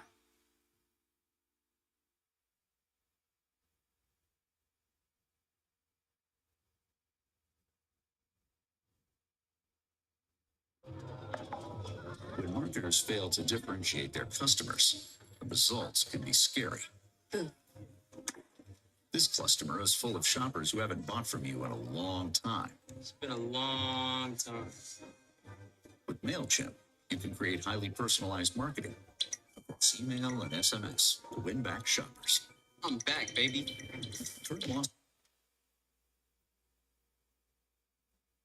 So then, let's now take a look at step 2, how to earn money from affiliate commissions. So if you don't know what affiliate marketing is, I will very quickly explain it. You see, I have this video here on TikTok. It teaches how to create stickers using Canva. Well, Canva has an affiliate program, which is otherwise known as a referral program. When you join it, you get a referral URL like mine here. This is also called an affiliate link. When somebody clicks on this and then signs up for Canva, I get a commission. So inside of my TikTok profile, I have a link which takes you to a Linktree page, which contains, of course, a button that takes you to my Canva affiliate link. It is a simple yet effective strategy that I use. My affiliate programs I promote combined bring in well over $100,000 a year in commissions. Now, obviously, I choose to use tutorial videos to bring in my niche traffic, but quiz videos are another very effective way that you can do that too. Case in point, take a look at this trivia quiz TikTok account, Real Conversation Series. This account is just 2 months old, and so it's really new, and they make quiz videos aimed at a very specific niche viewer, people that are learning how to speak English. And as you can see, their videos are super basic videos. And, well, like me, they also have a URL in their TikTok bio, which when you click takes you to a link tree with referral links and affiliate links to English learning courses and ebooks. And here's the thing, right? The reason why I love this form of monetization on TikTok so much is because, as I said, it's available for most countries around the world. Because you can find products to promote with high-paying affiliate commissions through this website here, ClickBank. Registration is really quick and it's available in almost all countries. The only country that I know is excluded is Nigeria. When you register, you'll get access to their affiliate marketplace of high commission affiliate offers. And they have thousands of different products in a huge range of different niches. Take the language learning niche as an example. One of their high-paying affiliate programs in this niche is Rocket Languages, an online language learning course that, yes, teaches English. Well, they have their referral affiliate links inside of ClickBank, and on average, affiliates are earning over $103 each time they successfully refer a new customer to Rocket Languages. So finding high-paying affiliate products within ClickBank to then promote to your TikTok viewers is another very effective strategy for making money with quiz videos. And if you are lucky enough to be eligible for TikTok ads, then there is also nothing stopping you from combining both of these methods to earn money from doing both. So then, let's now move on to step 3, generating trivia quizzes for free with ChatGPT. If you do have the paid version of ChatGPT, you can use it as well, but honestly, the free version works great for this. So all you've got to do to get started is to come and ask it to create however many quiz questions that you want and pick a topic like, say, geography that you want it to generate them for.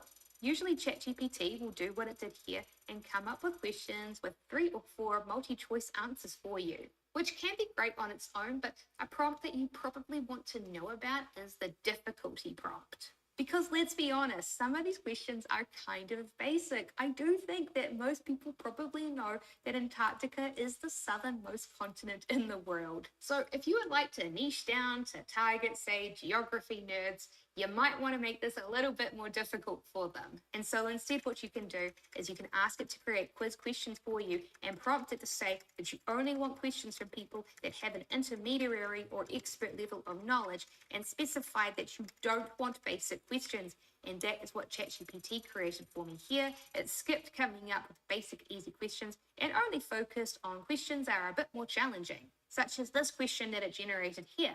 What is the capital city of Australia? Now, in my personal experience, people that don't live in Australasia or are not geography nerds often get this question wrong. Usually, most people answer that the capital is Sydney. I know that I first of all just assumed that it would be Sydney, when in reality, the answer is actually Canberra. And another prompt that's very helpful to know is the style prompt. You can ask ChatGPT to generate different styles of quizzes for you, such as this style of quiz, the fill in the blank style. This video fill in the blank quiz here, for example, has had nearly 200,000 views. So instead, I came and asked ChatGPT this time to create 10 quiz questions and clarified that I wanted it to be in the fill in the blank style and specified what niche topic it would be on. And that is exactly what ChatGPT created for me. Once it had finished generating my questions, I then asked it to create multi-choice answers for each of those trivia questions, with one answer being the correct answer, of course. And that is exactly what it did. It gave me 3 multi-choice answers for each of those questions. And again, this was just using the free version of ChatGPT. All right, so go on ahead, you've created your quiz questions. Let's turn them into a video. which means that it's time for us to move on to step 4, create trivia quiz videos with Canva. So let's be honest, if you are a long-time subscriber of this channel, you will know I am obsessed with Canva.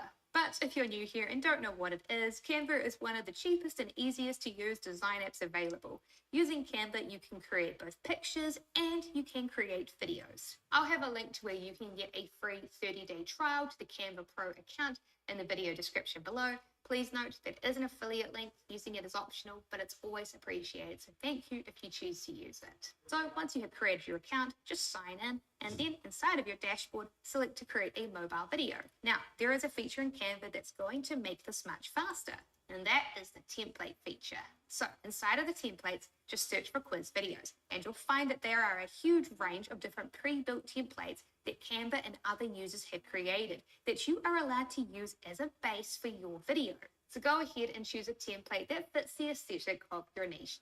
But the truth is we're gonna go ahead and customize this a lot, so it probably doesn't really matter whichever one that you pick. So I went ahead and just chose this template, and I clicked to apply it to both pages. Each section of the quiz gets split into 2 video pages. One page is the question screen, and then the other video page is the answer screen. So to start, I came and modified the title of my question. I changed it to instead say geography quiz. You can change it to whatever title that you like.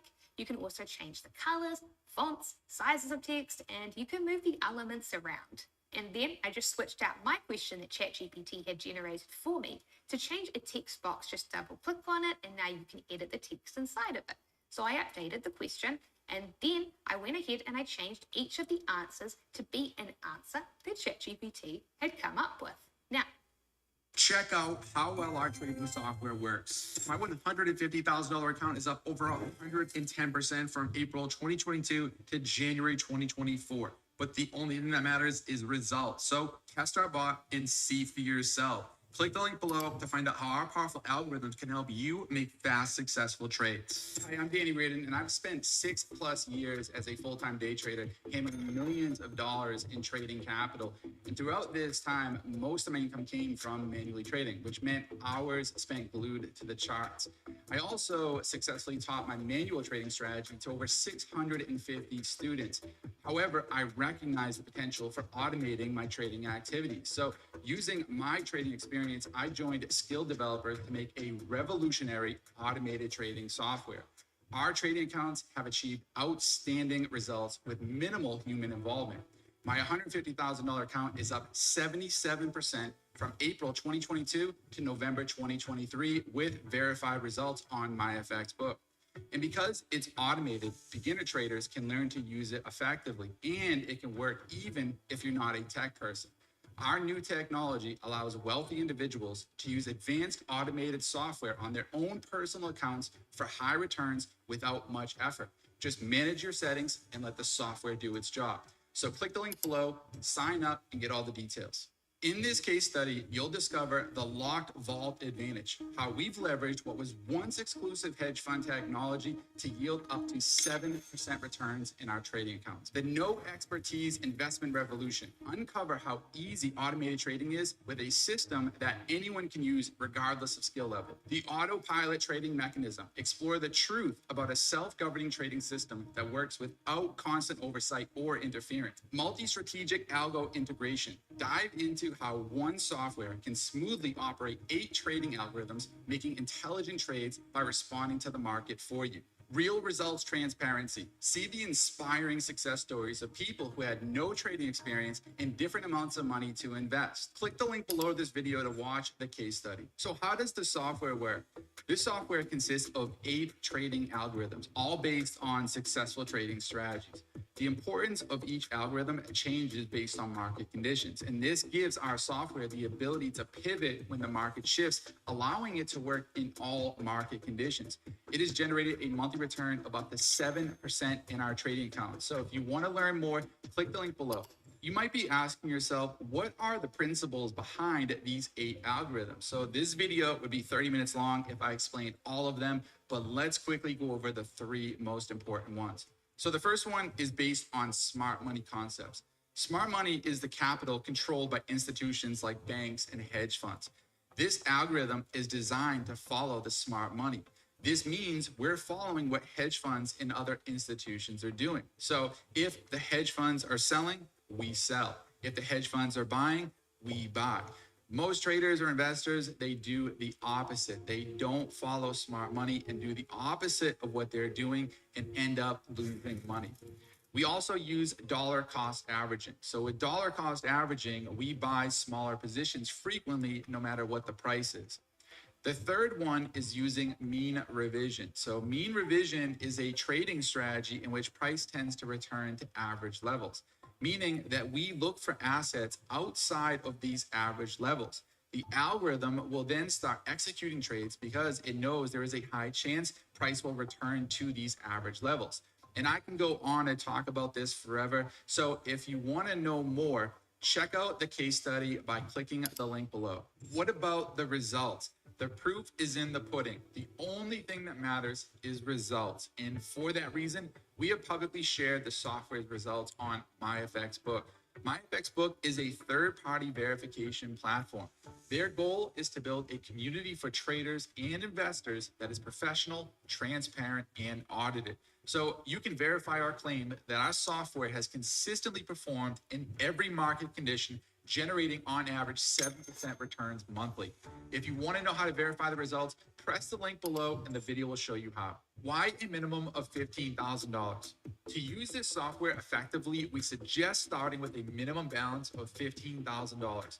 However, the initial amount is up to you. We will never tell you how much to invest. When you use our software, it runs 8 different trading strategies on one account. Each strategy involves executing multiple trades on multiple assets. So at any given time, there could be up to 80 micro trades running at the same time. Now, the total amount of money you need for all of these trades is called margin. So if you start without enough capital, it might not be enough to cover all these trades, preventing the software from running effectively and profitably. So to make sure you have enough cushion or margin for all of the trades the software executes and to handle any potential fluctuations in the market, we recommend starting with at least $15,000 in your trading account. So if you have at least $15,000 or more and would like more info, click the link below. Not convinced yet? Explore our software with the assurance of our 30-day, no questions asked, money-back guarantee. Your satisfaction is our top priority. So whether it's a mere 28 minutes or up to 28 days after you've started, we're committed to making it right. So if you decide our software doesn't meet your expectations within 30 days, you can request a full refund. Plus, you can keep any profits earned in your account during those 30 days. I'm not asking you to decide yes or no today. I'm asking you to make a fully informed decision. The only way to make a fully informed decision is on the inside, not the outside. If it's not for you, no hard feelings. Press the link below this video, fill out your details, and get started today.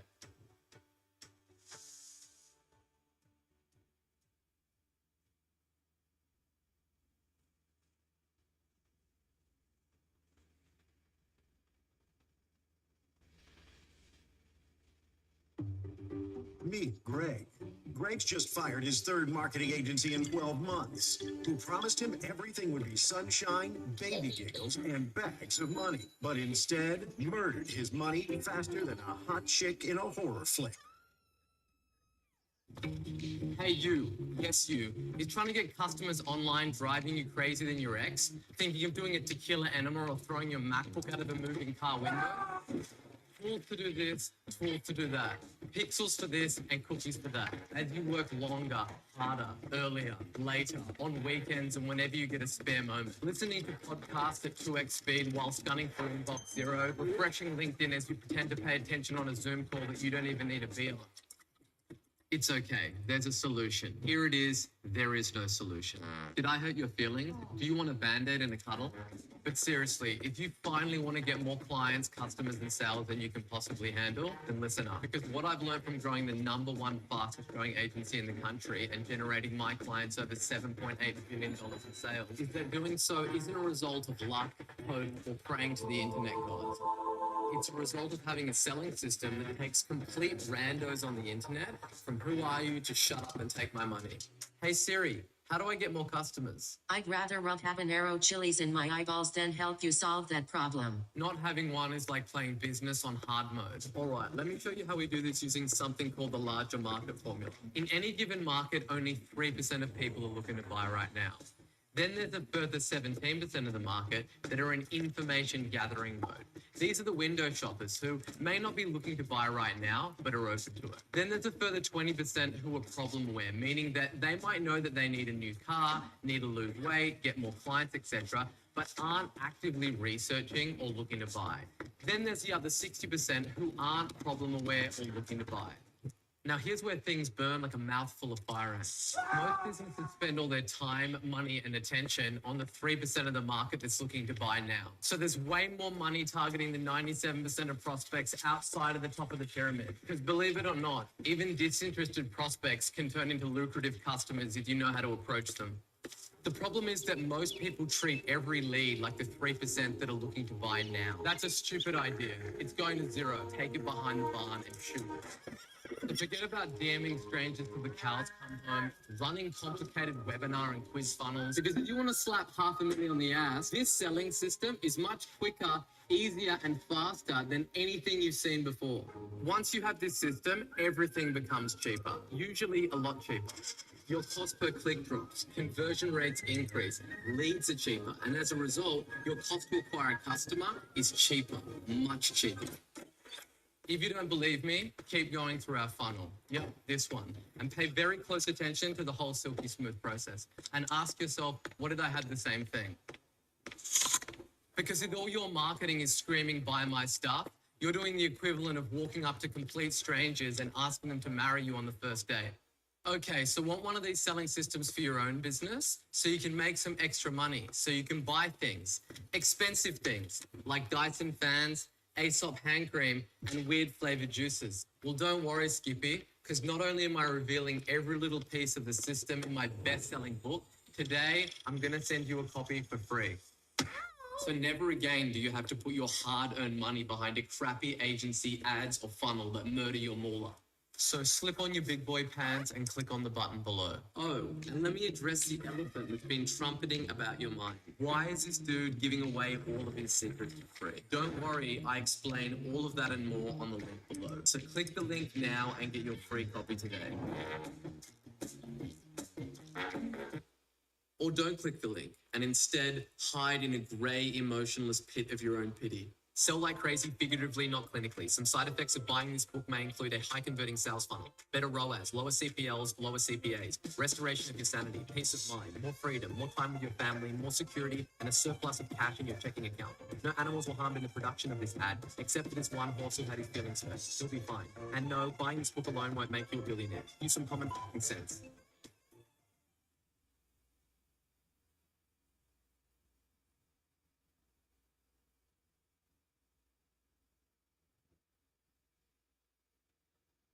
Now, one of the reasons why I'm personally obsessed with Canva is because of the fact that it has millions of visual elements such as photos or graphics installed in its library. So we're going to use these to customize our background. So to do that, first just click on the background picture and then click the delete button. Then come and click on elements and type in what you want your background to be. And then you can just select photos and choose a photo that you like. Then on your canvas, drag and drop it at the corners and make sure that it fills the entire screen. Then, with your photo selected, click the position button and then click on layers and drag your photo to be all the way down the layers to the very bottom so that it is behind all of your other visual elements. And now you have your photo as the background. So now we just need to go and apply these customizations to our answer page as well. So start off by dragging your cursor on the title text and elements, grouping them all together, and then select to copy these elements. Then click on the second page on your timeline and then delete each of the title elements on it. Next, come and paste the title elements that you copied before, and they should be copied in the exact same place. You'll then need to click the animate button and select to clear the animations. And then go ahead and change the question to be your question. And then next, what you want to do is you want to switch around the answers so that the correct answer is in the spot that matches the first video page that you made before. So For me, I placed the correct answer in the B option, and so that is where I shifted it to, and I also updated the text on each of the answers to match the same text as the previous video page as well. And of course, we need to change the background to match as well. So come back to the first page and select the background and click to copy it. Then come back to the second page and then paste in the picture, and then click position, then come to layers and place your image behind the text and quiz elements like you did before. And now they match. And check out how cool it looks. Our video starts off by having our question pop up on screen along with the answers, and then after 5 seconds, the correct answer is then shown to the viewer animated. Now we just need to come in and add in our AI voiceover, and as a special treat, I'm going to show you how to get the exact same AI voiceover that all of the other viral TikTok accounts are using. So just come and click on apps and then type in AI voiceover. Then click on the app titled voiceover. It is made by Autopilot, and then select to open the app. And then just type in the quiz question into the script. And this is important, make sure that Adam Deep Male is selected from the speakers. Now, you don't have to select Adam, obviously, and you might not choose to, especially if your quiz is aimed directly at women. But if you want to use the exact same voice that most of these quiz videos are using, this is literally it. Then you just select the style. The one that the most viral TikTok accounts are using is the conversational style, and then just click audio, and once generated, it will appear on your video timeline, and you can drag and drop it to wherever in the video you want it to be. And something that's very important to note is that when you first install it, you get 400 free characters of video script to use in your videos. But after that, you will need to pay for more characters of script to keep using the voice. For $10, you currently get 1,500 characters for each $1, so in total, you get 15,000 characters. Each video on average usually uses about 500 characters of script, and so for $10, you'll get about 30 videos, which is pretty good. But of course, if you don't want to spend $10 on this, then another option to consider is creating an AI voiceover in an external app like McMonster. They let you generate free voice clips that are 300 characters or less, which is perfect for quiz videos. You can then just upload these separately into Canva. It's up to you. Something else that you might be interested in, though, is adding in sound effects such as a bell ding when the answer is shown on screen. So to do that, just come to the audio app inside of Canva and type in the sound effect that you want. You can listen to it to see if you like it. If you do, click on it and drag it to the part of the video that you want it to play in. And then you just go ahead and copy and paste this process for each of the different questions in your quiz. And to do that, just click to duplicate a question video page and then move and drag it and drop it to be the last page on the timeline. And then come in and customize it by adding in your new question and adding in the answers to that question and adding in a new photo for the background. And then come and duplicate the answers video page from before and move it to be the latest page in the timeline. And then come in and customize that page as well. Add in the same photo that you used to match the question page that you just made, and come and update the questions and answers to match too. And add in your different voiceover and sound effects. And then just do this for each of your questions. And then once you've added them all in, you'll have a fully completed video trivia quiz, which you can now upload to TikTok to start getting views and traffic. Nice. And turning it into a video that you can upload is super easy. Just come and click share and then select download, and then with the MP4 option selected as your file type, click download again. And now, once it's finished, you can upload it. So, if you'd like to learn even more ways to earn money with Canva, be sure to watch my next video here on screen. I'll see you in the next video. So, Mrs. Ramos, what does your son do? He says he sells clouds. Have you ever seen these clouds? No, he says they're invisible. Parents don't get B2B marketing. LinkedIn does. LinkedIn is the place to be, to be. All right, let's see what else. Hey, welcome to the channel.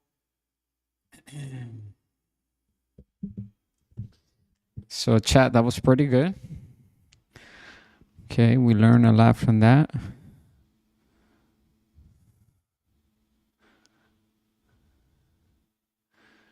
In the past several years. Yeah. So with Canva, let me see what else we have here.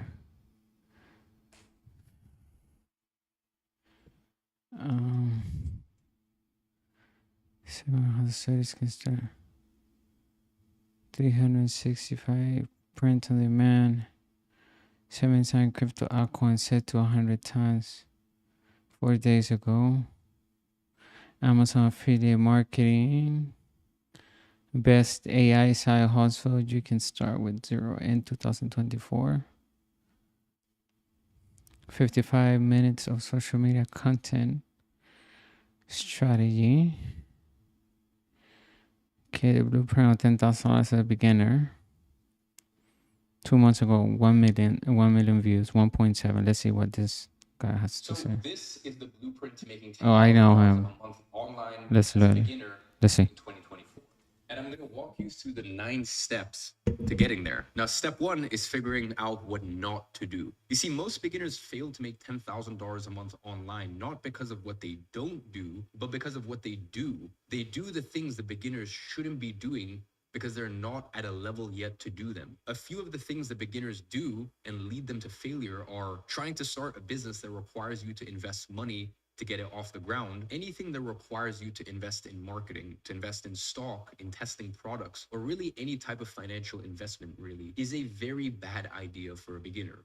Why? Because you're most likely going to burn through all of the money you have trying to figure out how to get your ads to run profitably, or you're going to end up being stuck with a lot of stock for a product that doesn't sell. Or you might spend months trying to find a product that sells until you run out of money and you basically haven't found that anything works. So you burn through all of your life savings and now you don't have anything left. Or even worse, you might find a product that works and it starts selling well the first month. So you increase the volume, you get even more sales, and then your payment processor decides to put a hold on your funds for 180 days to investigate that you're not doing anything fraudulent. And now you have a really big problem because you need to fulfill dozens of orders, which might cost you dozens of thousands of dollars, and you don't have access to your own money that your customers have paid you, meaning you're going to have to pay for the cost to fulfill those orders out of your own pocket until your payment processor decides to give you access back to your own funds, which can take 6 months, 8 months, oftentimes even an entire year. And that's how you get into debt, which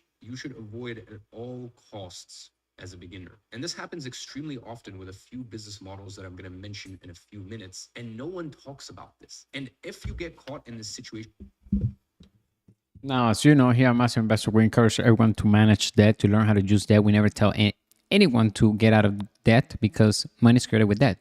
So if you have bad debt, meaning that you have purchase liabilities or acquire liabilities with that money, with that debt, and you're paying the interest and so forth, then if you have any debt left that you can use, whether it's a credit card loan, utilize that to invest into an asset that will create passive income that will pay for that debt and the interest, and also leave you with positive cash flow that you can use to either acquire another asset or pay some of the bad debt that you have. Okay, and then we just duplicate that. But yeah, every time somebody says savings, we stay away from that because savers are losers, good debtors are winners, right?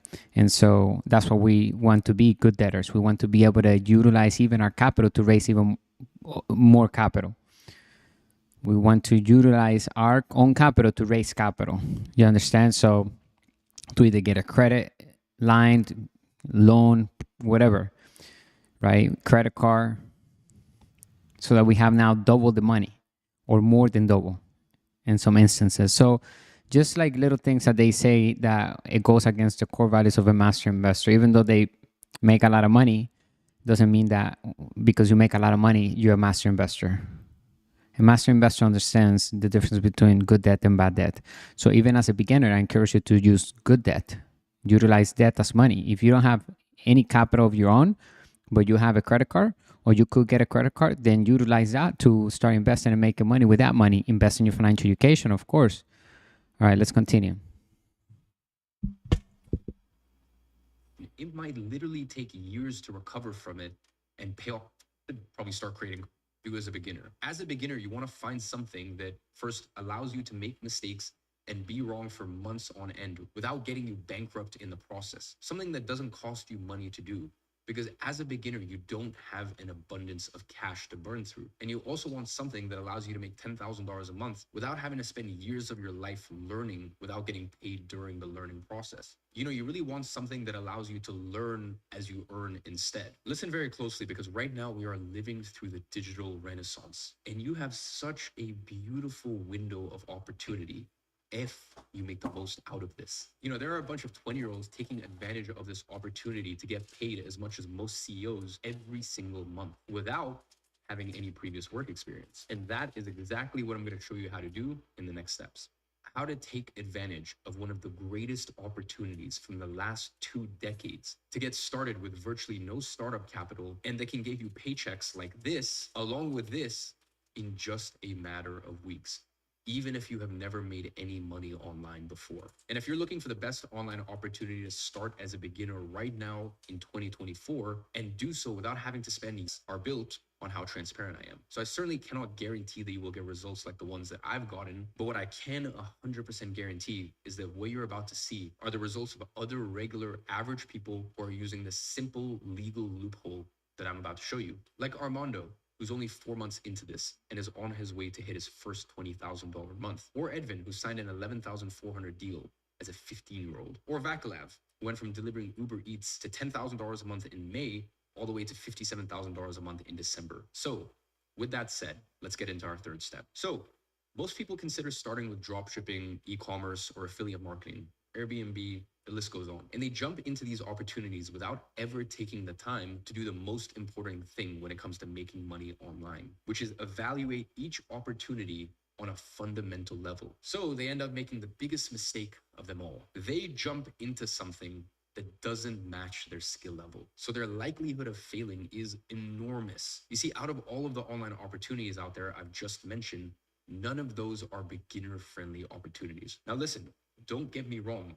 They work, and you could actually make tons of money with each of them. However, some opportunities that will allow you to make millions a month will be extremely hard to succeed with as a beginner. Now, at the same time, there are a few opportunities out there that allow you to make up to 7 figures while being realistically attainable for beginners. And picking the wrong opportunity is like trying to play a new video game in the hardest difficulty instead of working your way up. And that's when people end up spending tons of their time spinning their wheels. And the result, them getting frustrated and all of the money that they invested into making that opportunity work. So what we want to do is evaluate which opportunity is going to give you the best odds of success as a beginner with the smallest amount of risk. It's all about finding those asymmetric returns. So that's why you got to evaluate each opportunity to see how beginner friendly it is before risking your money and time on any of them. Now, I actually published a video doing exactly that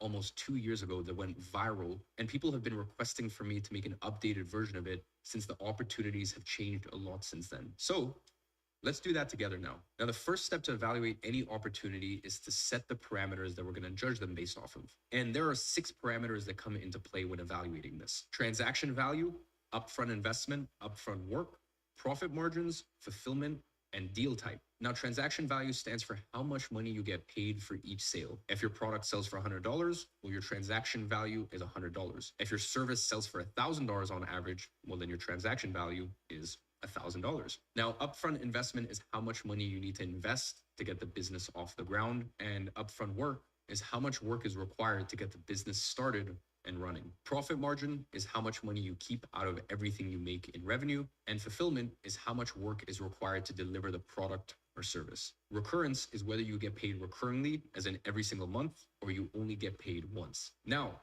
let's use these parameters to judge the most talked about opportunities online. Now, you might be wondering, why does Eman have the authority to speak on each of these opportunities? And I'll tell you why. I've been making money online since 2014. And when I started my first proper online business, I was 16 years old. I was living with my single mom. She was working minimum wage for NHS, which is the free healthcare service in the UK, as a receptionist. My father was an alcoholic, abusive.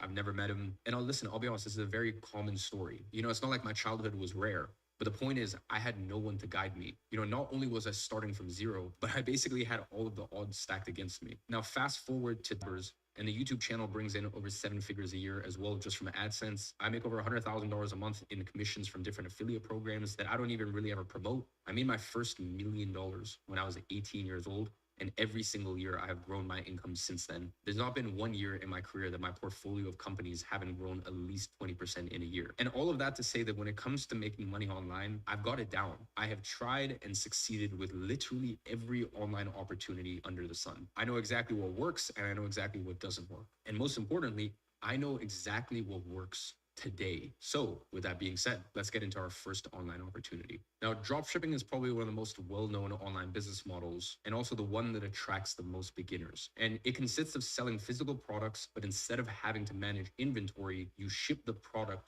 directly from your supplier, which is usually in China, directly to the final customer. Now, dropshipping is an interesting one because it does have a lot of positive sides. Since you ship the product directly from the supplier, the fulfillment of the sale is basically hands-off. So it's pretty much automated, which is great. And you also don't need to pay anything out of pocket since you only pay for the cost of goods once your customer has already paid you. The profit margins can be quite high as well since you're shipping the product from China. So usually the cost is just a fraction of what you sell it for. It's also very scalable, so you can make a lot of money with it. Now, here's what most people don't think about when starting a dropshipping store. When it comes to the transaction value for products that you dropship, usually they range from $20 to $300. So that means in order to make $10,000 a month online with it, you would have to sell it anywhere from 33 to 500 units, which requires a lot of marketing skill to accomplish, most likely way beyond your skill level when you're first starting out. And it's on the upfront work and investment that most people really get caught off guard. You see, just because you don't pay money out of pocket for cost of goods, it doesn't mean that you don't have any upfront investment. In fact, you do. And it can be quite a lot. For what, you might ask? The products don't sell themselves. It requires marketing to sell them. A lot of marketing. And the cost of marketing is what makes dropshipping stores a no-go for beginners. You see, usually anywhere from 40 to 90% of the price of sale of your product was invested into marketing in the first place. So you never even see this money. And this is for the successful products, by the way. I've worked with a lot of dropshipping stores in my agency, and on average, you usually have to test 10 to 15 products that fail in order to find one that succeeds. Meaning, you're gonna have to burn through a lot of money before ever finding a profitable product that you can scale. So I would say a realistic figure for the investment required to go through all of this testing is $5,000 to $10,000. Now, when it comes to recurrence, dropshipping is a one-off sale. Meaning, if you do sell $10,000 worth of products in a month, the next month, you got to start from scratch because none of those sales are recurring. Now, this is an online opportunity that's actually very good if you're experienced as well as have money to burn through. And that's why personally for me, it's not a beginner-friendly online opportunity. Next, let's talk about affiliate marketing because it's become extremely popular over the last year and a half. Now, affiliate marketing is basically when you sell other people's products and get a commission from them. I mean, just think about all of the TikToks and shorts you see on YouTube that promote a product in the description and pinned comment. The thing they're selling usually has a unitary gain between $20 and $50 on average. Once again, that means that to make $10,000 a month with it, you would have to sell anywhere from 200 to 500 units, which is an even harder job than the dropshipping example. Now, when it comes to fulfillment, this is the big perk of affiliate marketing, in my opinion, because once the sale is done, you don't have to do anything else. The owner of the product takes care of all of the fulfillment. Another perk is that you don't really need to have any upfront investment to get started. Now, the big problem that most people don't see when getting into affiliate marketing is the upfront work that is required. The amount of work you gotta put in editing and publishing content day in and day out is insane. Listen, in order to sell 500 units a month, you literally need thousands and thousands of views on your content every single day, which takes a lot of volume of content to get. To give you practical numbers, listen, you're literally gonna have to publish thousands of shorts, reels, TikToks every single month. And trust me, I know this because I had an entire team of 20 people full-time that worked for me with a manager and a department lead that all they do is create content for my personal brand to keep awareness high. And I can tell you it takes so much time and one person can't do enough of it. And finally, the deal type is usually one-off, meaning you get paid once for the sale and that's it. So it's the same situation where if you do make $10,000 in 1 month, the next month, you're back to zero. And doing $10,000 worth of sales consistently month after month is an extremely difficult task. And the truth is, It hardly ever happens. And the big problem with this is that you have to do all of the manual work. So at the end of the day, you're still trading time for money, which means you'll always have to work more in order to make more, because the moment you stop working is the moment you stop making money. The bottom line is you want to find an online opportunity that allows you to get paid without you needing to trade your time for money. Now, another opportunity that I've been seeing a lot lately online is Airbnb arbitrage. It basically consists of renting a property with a landlord and then listing it on Airbnb. Then, with the money you make from hosting people from Airbnb, you can pay for the price of rent and make profit on top. Now, the transactional value really depends on location and the size of the property that you're renting. It could be anywhere from $100 to upwards of $2,000. Now,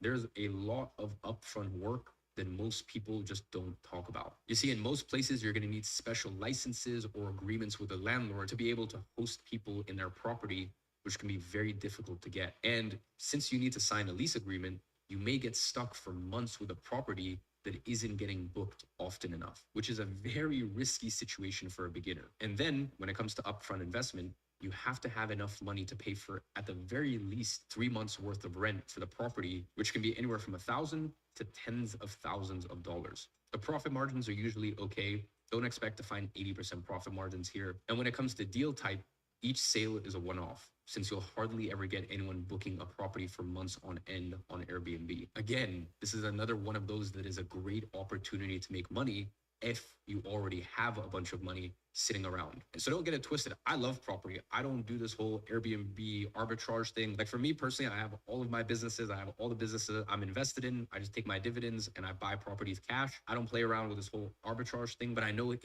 can work, but just not as a beginner. As a beginner, it's too risky. If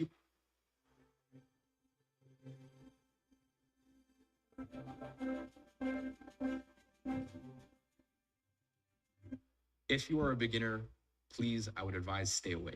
Now, the next online opportunity is info products.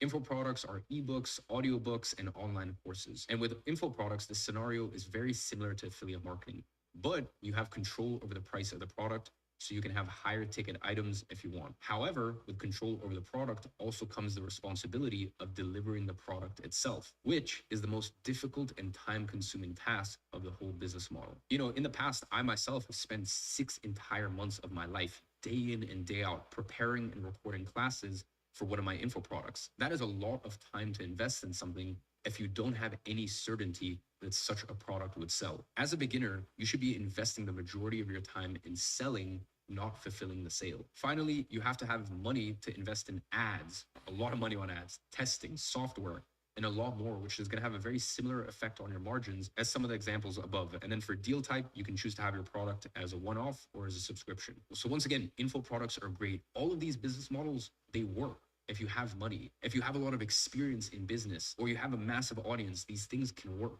But if you're a beginner and you want the fastest path to making $10,000 a month in 2024, do not pick those business models. Now, do you see why it's so hard to succeed as a beginner if you don't pick the right opportunity? It is literally the difference between success and failure. So after going through all of them, the question becomes, what would be the ideal beginner-friendly opportunity then? Does it even exist? Well, let's take a look again at our table and together draw the ideal scenario. When it comes to transaction value, ideally it should require just a few sales to get you to $10,000 a month so that it becomes a realistic and achievable goal. This means that it needs to be something that sells for at least $1,500. Now, when it comes to upfront investment, ideally it should be as close as possible to $0 because as a beginner, you want to risk as little cash as possible to get started. And then for upfront work, we want something that ideally requires as little upfront work as possible to start making money. For profit margins, we want something with very little cost. So that way you keep pretty much everything that you make.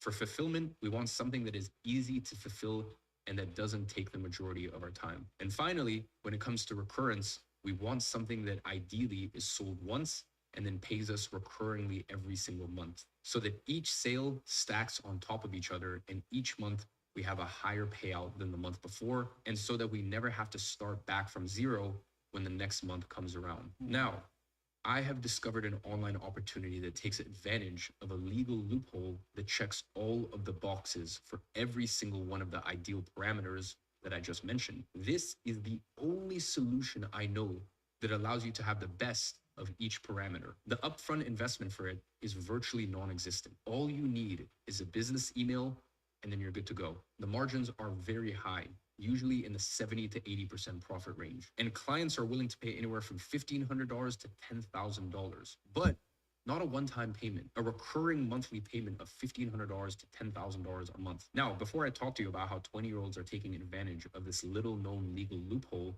to get paid $10,000 a month online with no previous experience and while having all the service fulfillment taken care of for them, I want you to think about the biggest economy shift humanity has experienced in the last 200 years. Now, what happened between 2020 to 2022 really accelerated the digitalization process of businesses by 10 to 20 years. You know, even when I started my first online business not that long ago, there was no TikTok.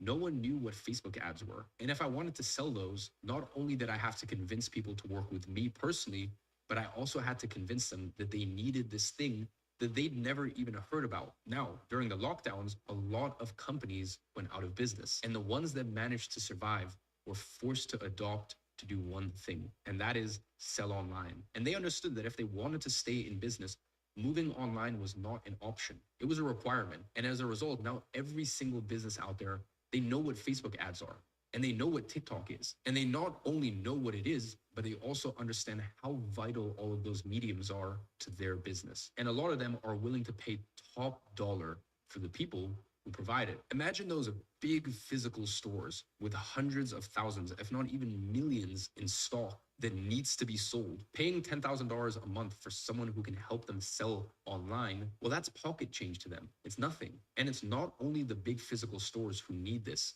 Literally every business out there that doesn't sell online yet knows that they need to move online urgently. Otherwise, they know that they're going to be out of business in the next 24 to 36 months. Now, Sufyan is living proof of that. He managed to sign a local business from his hometown in Germany for a one-time 15,000 euro fee, as well as 2,500 euros a month retainer in just 1 month of using this business model. And the best part is, the demand for such services is way, way higher than the number of people who can deliver them. Meaning there is a gigantic gap in the market, and the people who take advantage of this opportunity are inevitably going to do well. So the business model is something I've called drop servicing. This is the exact online opportunity Ernest used to make in 1 day what used to take him an entire year to make as a waiter. He made 9,248 pounds in a day. Michael also used this business model to make 6 figures in 5 months, drop servicing work for local businesses after spending 6 entire years failing at other online ventures such as affiliate marketing, Shopify, eBay, and more. Now, I'll explain in detail what drop servicing is in just a minute, but just know that this might be one of the best opportunities of the decade right in front of your eyes. Now, let's take a step back here. You're probably asking yourself, okay, but I don't know how to help these businesses sell online. And that leads us directly to this little known legal loophole that I mentioned. Who do you think gets paid the most in the football industry, or soccer for Americans? Now, most people would say Messi or Ronaldo or Neymar. Little do they know that none of those answers are right. You see, behind every single successful player, there's someone who gets paid more than them. Who? It's their agent. Now, you probably don't even know who the agent is behind Messi or Ronaldo or Neymar. And to be honest, I don't know either. And that's the crazy thing about it. These agents get to make so much money because they get paid a small percentage of everything that their player makes. Now, the thing is, they don't only manage one player. Most of the big agents manage 5, 10, 20 players. And because they have so many players under their wing, they end up getting paid more than all of them without having to be the one that actually does the work. And the thing you need to understand is this: they don't know how to play football. They didn't need to spend decades of their life perfecting their technique to become a top 1% athlete. All they do is find people that have this skill, and then they connect these people with teams that want to sign them. And they get paid a hefty fee to do so. And this doesn't only happen in football, by the way. It happens everywhere. Listen, the most wealthy individuals in most industries are the ones who connect the party that has the problem to the party that has the solution. I mean, just look at music. Take Justin Bieber, for example. He's one of the most well-known celebrities in the world today, and his net worth is around $300 million. His agent, Scooter Braun, who's also the agent for Kanye West, Ariana Grande, Demi Lovato, and others, his net worth, over $1 billion. And that is exactly what you do with drop servicing. You connect businesses that have a problem with the people who have the solution. And you get paid 4 and 5 figure commissions to do so. It's really simple. The individuals who are succeeding in the new economy are not the ones that own the final solution, but rather the ones that connect the end consumer to the final product and set their own prices for doing so. Listen, the same is happening with businesses. Uber doesn't own any cars. All they do is connect drivers to people who need a way of transport. And by the way, their drivers are not employees. Legally, they're just contractors. So they don't even need to worry about the headache of like employment contracts and, having full-time employees and pensions and all this stuff. And let's look at Airbnb. They don't own any houses or apartments. Alibaba doesn't have any stock. Even TikTok, one of the biggest content production apps, doesn't produce any content. Content creators do that for them. All of these businesses are simply arbitraging supply and demand. They find customers with a problem and connect them to a solution.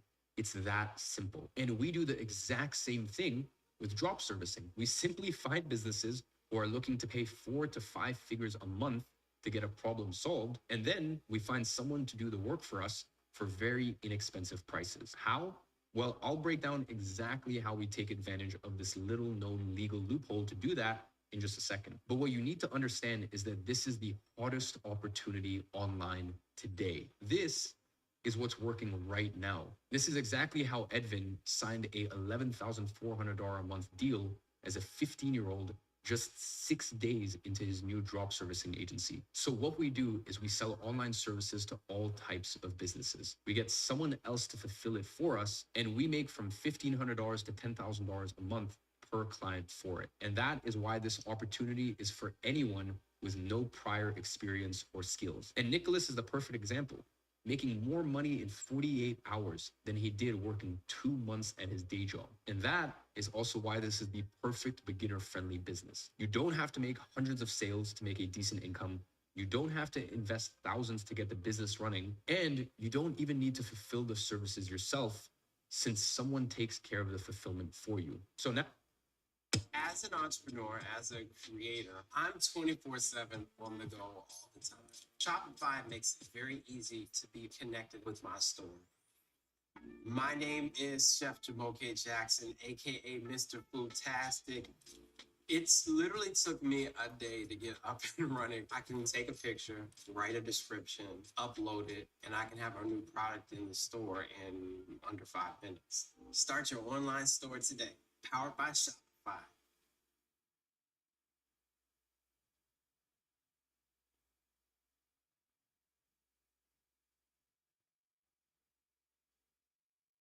I want to show you a side hustle gold mine. No, it's not what you think. And I'm not on Upwork looking for a job. I'm here because I want to prove a point to you. Look, right here, I search for businesses looking for.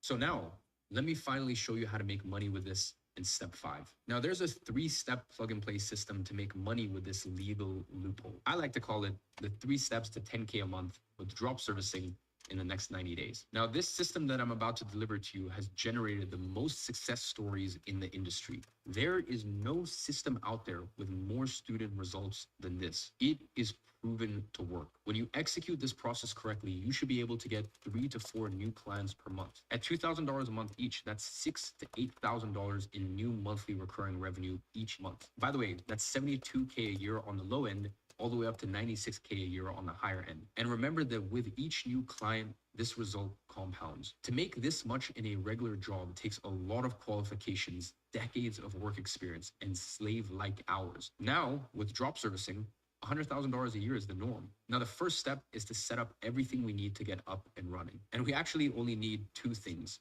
a niche and a service. Now, this step is super important because when you get this right, you'll get clients 10 times as easy. The first thing you need to pay attention to when picking a niche is pricing. Ask yourself, is your potential client making at least $10,000 a month? The reason that this is so important is if you try to work in a niche where businesses on average make less than $10,000 a month, realistically, they won't be able to pay for your fee. For example, small restaurants, personal trainers, clothing stores, these are all bad niches to work with because they don't make much money. So the math never really works in their favor. As a rule of thumb, I recommend you stay away from any niche that has low ticket prices. That is anything below $100. In fact, when first starting out, I recommend you go for niches with products or services that sell for at least $1,000. Here's why. It is way easier to get 5 sales of a $5,000 product or service than 500 sales of a $50 product. way easier. And there are tens and hundreds of thousands of businesses that charge these prices for their services. They are not hard to find by any means. I mean, just think. Lawyers, pool installation companies, pest control, home renovation, custom furniture, enterprise software companies. These businesses sell $1,000, $5,000, $10,000 packages every single day.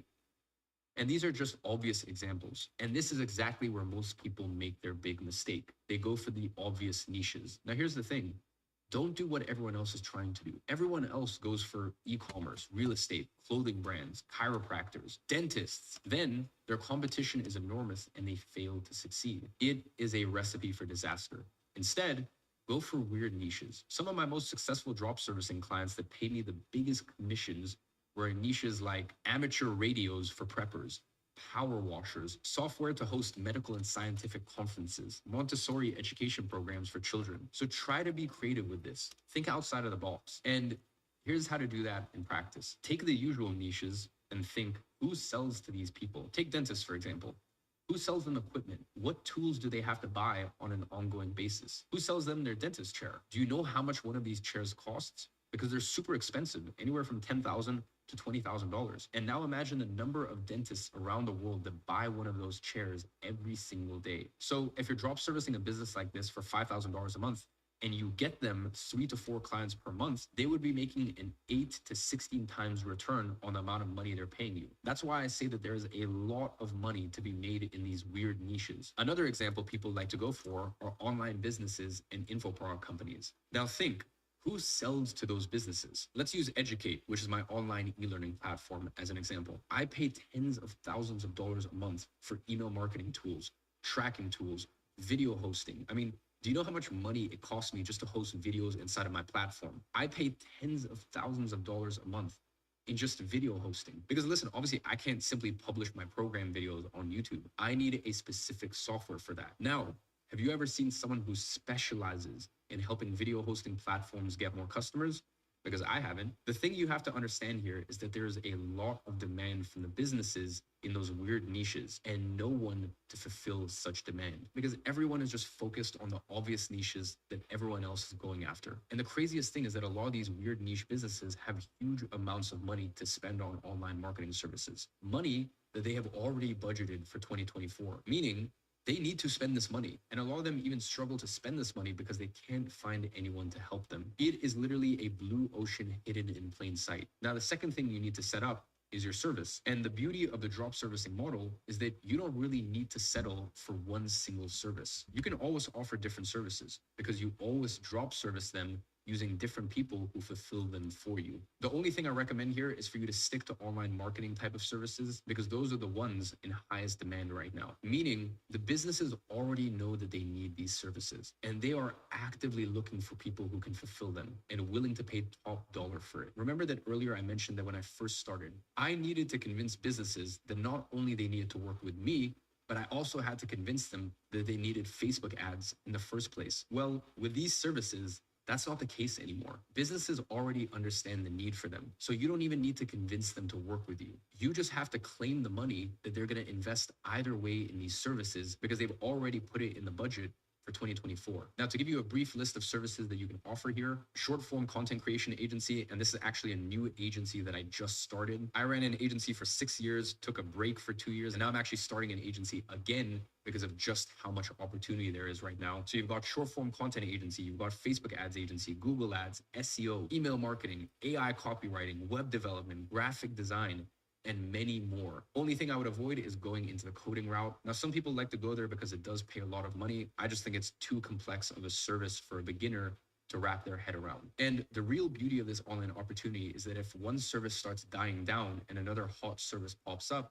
well, then you can just pivot and start drop servicing that new hot service. So you can always surf the wave of whatever is paying the most currently. And with a niche and a service set up, we're now ready to start getting paid with this. And this is where we're going to cover step 2 of our 3 steps to making 10K a month with drop servicing in the next 90 days system. Here, you're finally going to start reaching out to potential clients and presenting them with what you have to offer. And this is where 80% of your time should be spent when drop servicing. This is the key to everything you want in life. Now, I want to make sure that you assign the majority of your time to doing this task. Now, there's people in my program who have 2 hours a day, and there's people who have 8 hours a day to get started with drop servicing. Whatever the number of hours that you have, use them wisely here. Now, with that being said, there are a few main ways to do outreach. There's cold calling, cold email, video audits, LinkedIn outreach, Instagram outreach, and those are just 5 out of dozens of tactics you can use to set up meetings with potential clients. The key here is to pick one that best suits your personality. And you can see this is how I got all of my initial clients, through sending video audits. After sending around 2,000 video audits, I've perfected a formula that I'm going to give you step by step in just a second. And this is actually a plug and play directly from my paid program, Agency Navigator. It's called the Targeted Loom Plug and Play. Now, Loom is a program that lets you record your screen and webcam easily and is the best to use for video audits. This plug and play is a step-by-step breakdown of exactly what to say when sending a video audit to a prospect. That's the exact strategy that Jordan used to quit his 9-to-5 job and sign 8 e-commerce clients to his agency, getting him to $20,000 a month in under 6 months, working less than 8 hours a day. And I even added 3 live examples of me sending audits to various niches using this framework. And I'm gonna give you the link to the same plug and play after you watch this video. It'll make your life 100 times easier, trust me. Now, once you start sending Loom audits, business owners will start responding positively to your outreach. Then what you should do is jump on a call with them, present them your offer, and close them on the spot. The key here is not to be afraid of charging what you're worth. Listen, forget what it costs you to fulfill the services or the time it takes you. Focus on what it is worth to your prospect to have their problem solved. Remember that most small to medium-sized businesses have monthly expenses of $20,000 all the way up to $100,000. Listen, the local gym that you go to already spends $30,000 a month on rent, employees, insurance. An extra $2,000 a month for you to run their Facebook ads doesn't exactly scare them. Business owners want to spend money on marketing because they see it as an investment that they know will bring in returns. So when you choose your niche and your service correctly, you should be able to Right, as an investment and it's deductible through business expenses, so we can minimize taxes. charge them anywhere from $1,500 all the way to $10,000 a month. Just like Jeff, who signed a realtor for $25K from cold calling and another $25K from a Loom that he sent on LinkedIn. Now, let me finally show you how to get these services delivered for you using step 3 in our 3 steps to $10,000 a month with drop servicing in the next 90 days system. So let me explain to you in detail how this little known legal loophole that's called drop servicing works in practice. You see, drop servicing uses the same principles behind drop shipping. The concept is very simple. Let's take a phone case as an example. If you were to buy a phone case in a mall in the US, it will cost you, let's say, $20 or $30 as an example. Then if you take that exact same phone case in China, it costs $2 to $3, literally 10 times less. And by the way, it is literally the same phone case, made in the same factory. So what most people figured out is that they could sell this phone case online for the same $20 to $30, but instead of buying it from a supplier in the US, they can simply import it from China. Now, the genius part about this is that they only buy the case from China once a customer buys the case from them online. And then they send it directly from the supplier in China to the address of the buyer, meaning they never have to hold any stock, which is very risky and costly. And they only need to pay for the cost of the phone case after they have already gotten paid by their customer, meaning you will never have to pay anything out of pocket because you only pay for the cost of goods after you already got paid by your customer. But as we discussed earlier, the drop shipping model has a few fundamental problems that make it a bad online opportunity for beginners. You're selling items for $20, $30, $50, and in order to make $10,000 a month with it, you need to sell hundreds and hundreds of units, which is extremely hard to do as a beginner and requires a lot of marketing budget. Most of the time in the excess of tens of thousands of dollars, which you probably don't have. Now, here's the genius twist with drop servicing. Just like with drop shipping, there's a phone case that in one part of the world, people are paying $30 for, while there's people paying $3 for the exact same case somewhere else. And the same thing happens with services. There's companies out there that are paying $1,000, $2,000, $5,000, $10,000 a month for one specific service. And there's people out there providing these same services for $200 a month, $300 a month, $500 a month. So all you need to do is connect these companies with the people who provide the services that they need. And as the middleman, you pocket all the difference. It's very simple. You find companies that pay upfront to have a service delivered. And once they pay you, you can connect them to a service provider would only be paid after the work has been done. This way, you never have to risk any capital because you never have to pay anything out of pocket. Now, you might ask, why would these people only charge $200 or $300 or $500 for those services? Well, it's for the exact same reason they only charge $3 for a phone case in China. Different countries have different labor costs, and you can take advantage of that yourself. And that is what drop servicing is. And it's exactly what the most successful companies of the new economy do. Think about it. Whenever a new driver registers to Uber, Uber as a company doesn't have any added risk because this new driver literally doesn't cost them any money, all while adding potential new revenue to them. It's only after the driver generates such revenue that Uber pays them their fee. It's free cash flow for their company. And we're doing the same thing here. You get paid by clients at the beginning of the month and you pay your contractor at the end of the month after they deliver the services. This way, you will never run into cash flow issues and you will never have to pay anything out of pocket. And the craziest part in all of this is that it's actually cheaper to hire an experienced contractor who speaks impeccable English from countries like South Africa, Peru, Colombia, Brazil, Pakistan, Indonesia, Philippines, and a bunch of other places than it is to hire someone who just graduated with a shitty marketing degree in the US and has literally zero experience. I mean, just to give you some perspective, the CMO at my agency that I ran for over 6 years was from Colombia and worked with me for over 3 years. Today, Luis, who's the CMO at my education company, Educate, he's from Brazil and has been working with me for over 4 years at this point. And he started off as an intern for my agency. And I've drop serviced with multiple contractors from South Africa to Serbia to Morocco to Brazil to Spain and many other countries. Listen, you can come up with different deals, but the way that our students usually structure their deals with their contractors is they pay them anywhere from $250 to $1,000 per month per client that they drop service. Then they charge these same clients anywhere from $1,500 all the way to $10,000 a month. Just like James, who signed his first client at 1,780 euros a month. Now, when I first started working together with my first contractor, he was charging me $600 per month per client. And I was actually selling those services for $3,500, $5,000, even up to $10,000 a month. And you can work this out depending on your retainers and the amount of work that each client requires. I personally suggest never go below 60% margins to maintain your operation as profitable as possible. And the best part is you're making a real difference in the life of these contractors, because if they were to work doing the same job in their own countries, they would work way more and make 5 to 10 times less when they get paid in their local currency. Now, of course, I'm always transparent with contractors regarding how much I was charging clients, and I personally suggest you do the same so there's no animosity. And the best part is I've crafted the perfect system to find these contractors to drop service the work for us. More on that in just a minute. Now, you might ask yourself, if the client is paying you $3,000, $5,000, $10,000 a month for a service, and you're drop servicing the delivery for $200, $300, $500 a month, why wouldn't the client go straight to the contractor? Well, it's the exact same situation as to why when your phone breaks, you take it to a store to fix it. Obviously, the store has a guy who fixes it who only gets paid a fraction of the total price that you paid for the service. But you don't go straight to the guy, you go straight to the store. Why? Because 1, you don't know where to find the guy, and 2, most of the times, you don't even know that the guy exists. It's the same here with drop servicing. Most of the time, the client doesn't even know where these contractors exist. They just know that you can fix their problems, and that's all they care about. If it's you doing the work or someone else, the client couldn't care less, just as long as you package it up under your experience. Because that's how business works. You pay to get a problem fixed. The way you fix it, that's up to you.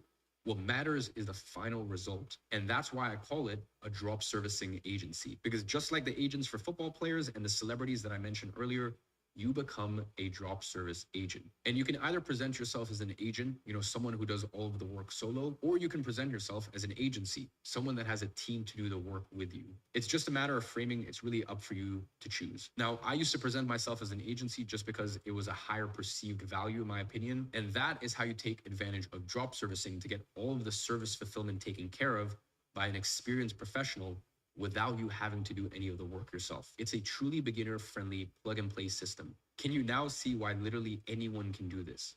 And I mean anyone. Even guys like Benay, who's from Nepal and is already signing clients for his agency in his first few weeks with this business model. Listen, how awesome is it that this little-known online opportunity is allowing people to make 5 figures a month from the comfort of their own home? Even in small countries like Nepal, it's just nuts. Now, I know that all of this sounds super exciting, but a word of warning. If you try to do this alone, you're probably going to spend a few months initially figuring out how to make this work. Now, that could happen because you picked the wrong niche or service, you don't know what to look for in a contractor to drop service to work for you, or you might make a few specific mistakes in your outreach efforts that could get your response rate close to zero. Because the reality is there's unprecedented demand for online marketing services in this new economy, and there's simply not enough people to fulfill such demand. So if you ever wanted to be early for something big, this is it. And now is the time to take advantage of this new booming online economy by using the most beginner-friendly system that there is, drop servicing. And that takes us directly to the 6th step of our blueprint, the map. Now, whenever you go somewhere that you haven't been before, you take a map with you, because back in the day, you used to use a physical map. Now we just take the map on our phones. But it is extremely important that you do have a map, because that is what's going to show you the way. Otherwise, what's going to happen if you don't have a map? You're going to get lost. And maybe you still find the way by trying to follow some confusing signs and asking for directions to a bunch of random people along the way, but you're going to struggle, that's for sure. And you might not even get there. So that's why it's just so much easier to carry a map with you. Whenever you want to go from point A to point B, whether that's in transportation or in business, you want to have a map to show you the way. That is the most guaranteed way to get to your desired final destination. So the question becomes, what is the map that can show you how you can get results like these using drop servicing? Like the dozens of people that I've showed you here in this video. Well, they all got their map from the same place, from Agency Navigator. That is the program that gives you the map to go from $0 to $10,000 a month with your drop servicing agency in record time. Every single success story you've seen through this video has gone through this program, where we take complete beginners with no previous experience in marketing or business, and we help you create your own drop servicing agency from scratch, find contractors to deliver the services for you, and show you our plug and play processes to get clients on demand who pay you $1,500 to $10,000 a month. Because when you do it with help from experts who have walked the path that you want to walk, it not only goes a lot faster,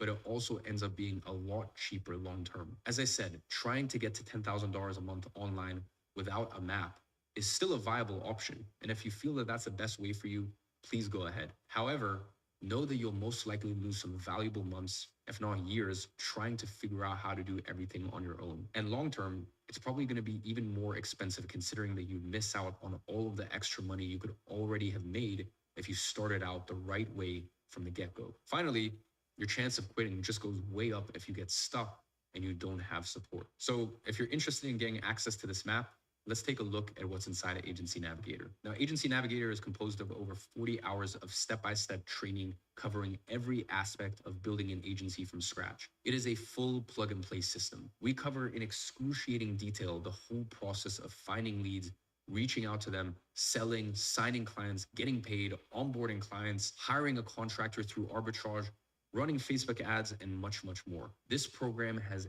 everything covered for you. Now, the program is broken down into 3 cycles, the exact same ones that you've seen here today: the setup, the outreach, and the drop service. Now, the first cycle is the setup, and it's broken down into 3 phases. The first one is fundamentals, and here you basically learn how to set everything up. That is, how to choose a service to offer, how to choose a niche. Again, what I showed you here was a 10-minute summary of a phase that has over 3 hours. Now, the second phase is mindset.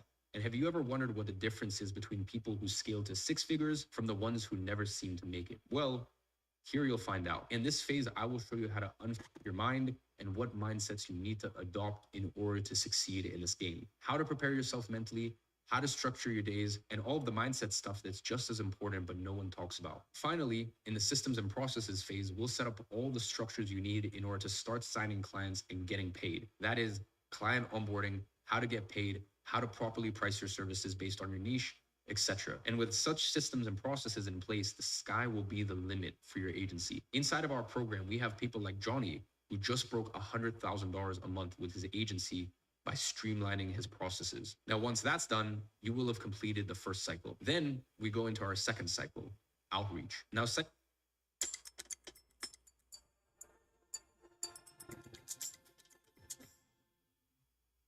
cycle 2 is broken down into 2 phases. Phase 4, which is finding leads and setting meetings. And after going through this phase, you will have no trouble setting meetings with potential clients. We cover the best strategies for cold email, cold calling, Instagram outreach, LinkedIn, and Upwork, showing you what's actually working right now. Now, phase 5 is sales. And this is simply the most important factor for running any business.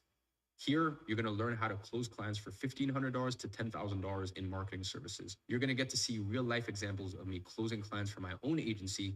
Plus, you'll get access to the exact same sales scripts which I use, which have generated me millions of dollars in agency sales. And with such training come results like Ricardo's, went from $10,000 a month to $14,000 a week in closes, and even stopped counting after he surpassed $40,000 for the month. Then finally, we move to our third and last cycle, drop service. Here's where you're going to learn how to take advantage of the legal loophole of drop servicing in order to get all of the services delivered for you by someone else at zero risk without ever having to pay anything out of pocket. And we also have an entire phase on service delivery in case you want to use Agency Navigator to train someone to deliver the services for you. Now, this phase was created by my own performance marketing team to take anyone from scratch to grandmaster at delivering marketing services for clients. This includes Facebook ads, funnels, copywriting, ad creatives, tracking, lead gen, e-commerce, local business, and much more. If you follow the steps in this phase, you're going to soon be like Jamila, who's getting new closes for her agency passively while out having drinks with friends. Now, for this program to be a real plug-and-play system, we needed to go the extra mile. And that's why we've decided to provide you with ready-to-use templates for the most important and daunting tasks of setting up your agency. This includes over 25 plus professionally designed website templates for your agency, template contracts and agreements that you can use with clients, my ultimate sales script that I have refined for years and is responsible for generating millions of dollars in revenue for my agency, high-performance ad examples from over 15 different niches to model for your clients, a client onboarding template. This is a plug-and-play system that you send to newly signed clients so that you can provide them the best experience and get all the information and access that you need to start working with them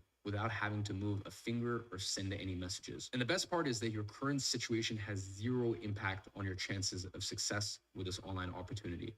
The majority of people who join Agency Navigator start from step zero. And we even get people like Elazar, who went from not being able to afford rent and getting evicted from his apartment in Portland to building a $20,000 a month results-driven agency and having his own studio in a beautiful city in a matter of 1 year's time, all at the age of 19. And if you're wondering what's the actual potential of income, if you do extremely well with this business model, we'll take a look at what our longtime student Bobby just posted a few days ago inside of our community. He's closing the year at $2 million in sales for his agency. Now, Bobby's been a student for a few years now, and this is obviously not your typical result, but it really goes to show you that the potential with a drop servicing agency is virtually uncapped. This is the map to make $10,000 a month with drop servicing. Now, there's still a few steps you need to take after getting the map. You see, there's a few elements that people overlook which are extremely important to getting to $10,000 a month online. And this is one of them. Research after research shows that the main driver for positive student results in any program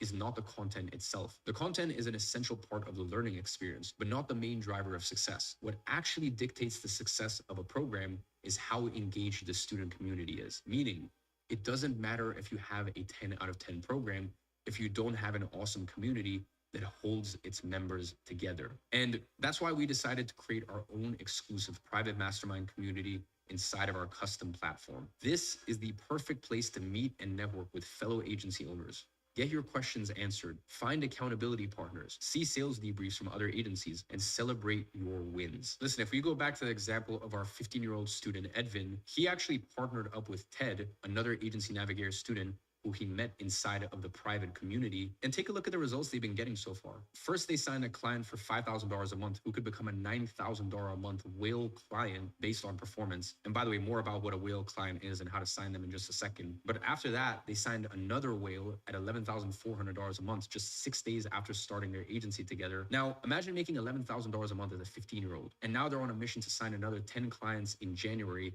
and work their way up to $50,000 a month in February. That is the power of having access to the right map and to the right community of people who can help you succeed. Now, going back to the whale client that they mentioned, that is actually a reference to the client tier system that we have inside of Agency Navigator. The first tier is a fish. That's a client who pays anywhere from $1,000 to $3,000 per month. You get a couple of these clients and you're already making a full-time income.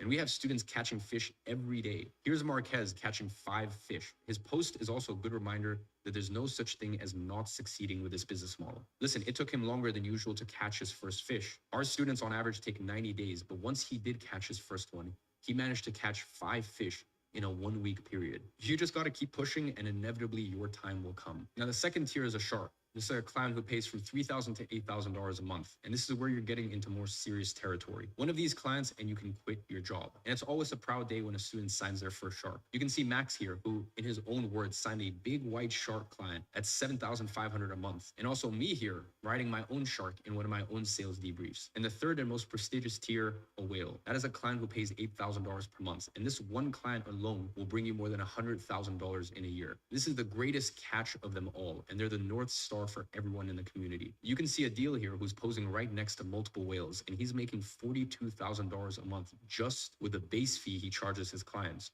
That is not including the performance fee, which is a common practice between our students as well. And his next aim is to reach 100K a month. And you can also see Max once again, who just a few short days after signing his second shark client, tweaked his offer and managed to sign a whale client for $15,000 a month. As you can see, this is not just a one-hit wonder. And that's why I always say, when it rains, it pours. Now, you know what's the main reason people fail with online education programs? The reason is that they go through it and inevitably end up having a lot of questions along the way, but they have no expert advice to answer those questions.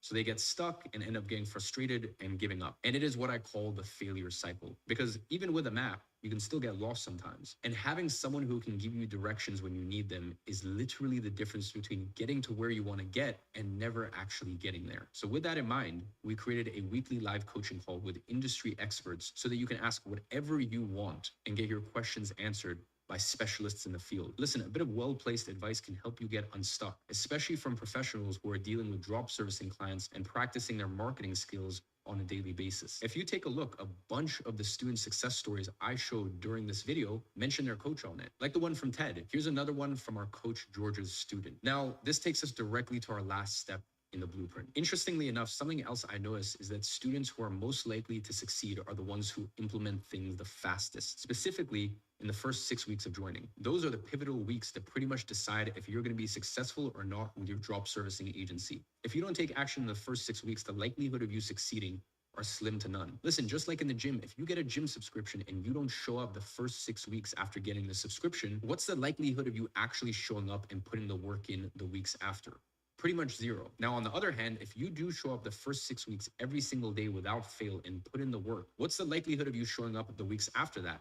Pretty much 100%. After all, you've already built the habit of showing up and you're most likely already starting to see your first initial results. With your drop servicing agency, it's the same. If you show up every single day and do the work for the first 6 weeks, you would have already walked half the way to success. And that's why in the past, I ran an event called Agency Navigator Fast Track, which consists of 6 weeks of workshops and action-oriented coaching calls that get you to do all the work that needs to be done in the first 6 weeks. This way, by the end of it, you have your drop servicing agency up and running and ready to start paying you anywhere from $2,000 to $10,000 a month. Listen, the last time I ran this program, we got the best student results Agency Navigator has ever seen. And a lot of the students signed their first client within those first 6 weeks, meaning they already made the return on their investment on the program, and now they had a client paying them recurringly every single month. So here's what I've decided to do. As a gift for watching this video thus far, when you join Agency Navigator today, you're going to be attributed a one-on-one coach. That is a personal success coach just for you, who's going to run you through the 6-week Agency Navigator Fast Track. This way, they'll ensure that you're off to the best start possible, fast-tracking your way to the $10,000 a month online mark. So let's review everything you need to get to $10,000 a month online. First, you need to know what not to do. Second, you need to figure out what to do. Third, you have to evaluate the opportunities. Fourth, you got to pick the ideal beginner-friendly opportunity to increase your likelihood of success. Fifth, you need a proven system to implement. Sixth, you need a map to guide your way to your desired destination. Seventh, you need a community. Eighth, you need a coach to get you unstuck when needed. And ninth, you need to take action in the first 6 weeks. So far, I've shown you what not to do, what to do. We've evaluated the opportunities. We've picked the ideal beginner-friendly opportunity, and I've given you the proven system. So right now, the only things that you are missing is the map, the community, the coaching, and the 6-week fast track. And that's exactly what you're going to get inside of Agency Navigator. When you join Agency Navigator today, you're going to get full access to the Agency Navigator program, which is your map to go from $0 to $10,000 a month with drop servicing. And with it, you get all of the website templates, the funnels, the ads, the template contracts, the agreements, the battle-tested sales scripts, and more. You get access to the exclusive private mastermind community. You also get access to 15 weekly live coaching calls with industry experts, as well as the 6-week fast track with your one-on-one coach. Now, here's the thing. I've been teaching people how to make $10,000 a month online for quite a while now. And I've noticed that most people fail in one of these two steps: outreach or sales. That is, either the message that they send to reach out to potential clients is not good enough to get responses, or they struggle signing the client once they get on a call with them. So I thought, how can I help students fix these problems? Well, inside of Educate, we actually have a few other programs other than Agency Navigator, and most of them are reported by the C-level executives that work alongside me in the company. Two specifically: Paul Daly, who's our sales manager, and Luis Berger, our CMO. And inside of Educate, Paul has a program called Six Figure Sales Rep that teaches the exact same selling system we use for my internal team inside of Educate, as well as all of my portfolio companies. And Luis has a program called Pen to Profit, which teaches you how to write words that make people take action, using the exact same copywriting structures Luis used in some of the biggest campaigns in the internet. So here's the deal. Agency Navigator usually sells for $1,500. And this is not one of those fake internet marketing inflated prices. You can check the sales page for it. We've had thousands of students joining at this price point. Now, Pen to Profit and Six Figure Sales Rep also sell for $1,500 each. So what I'm gonna give you today is this.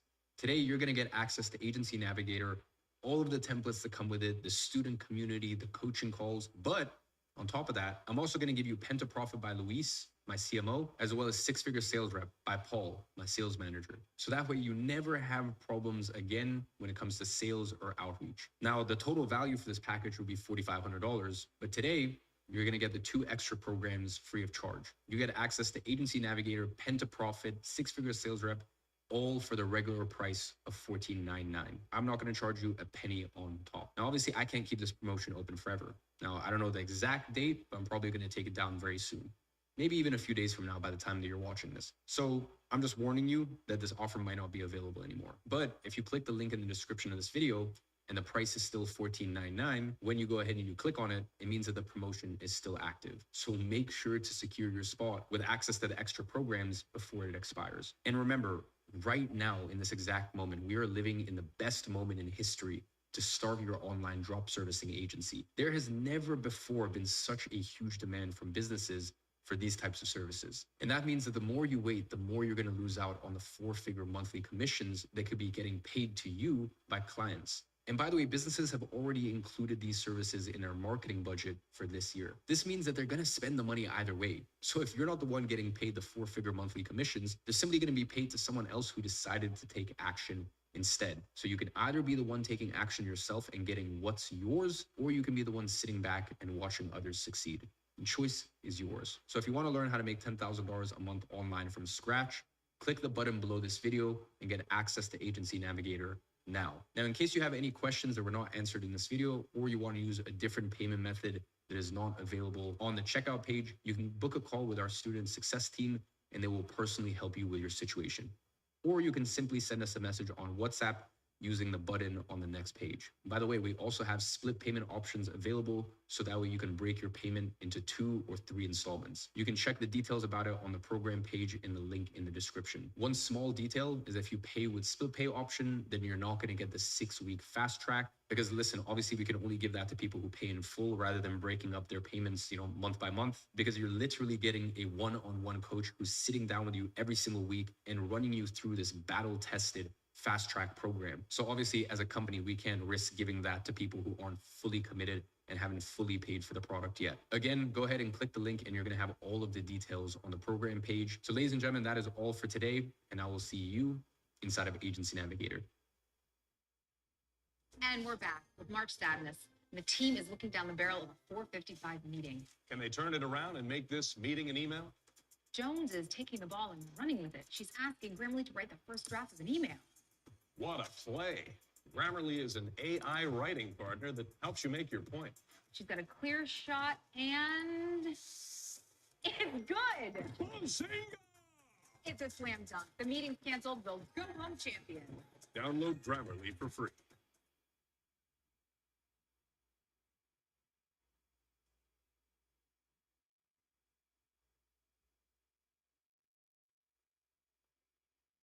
Welcome to the Huberman Lab podcast, where we discuss science and science-based tools for everyday life. I'm Andrew Huberman, and I'm a professor of neurobiology and ophthalmology at Stanford School of Medicine. My guest today is Robert Greene. Robert Greene is an author who has written more than 5 best-selling books, including The 48 Laws of Power, The Laws of Human Nature, and Mastery. He did his bachelor's training at the University of California, Berkeley, and the University of Wisconsin at Madison. Robert Greene's books are both unique and important for several reasons, not the least of which is that they explore the interaction between the psychology of self, self-exploration, and the psychology of human interaction, all rooted in history and modern culture, and at the same time in a way that pertains to everybody. I first learned about Robert's work from reading the book Mastery, which to my mind is a brilliant exploration and a practical tool for how to think about and pursue one's purpose. Whenever I'm asked for book suggestions, I always include Mastery in my top 3 recommendations.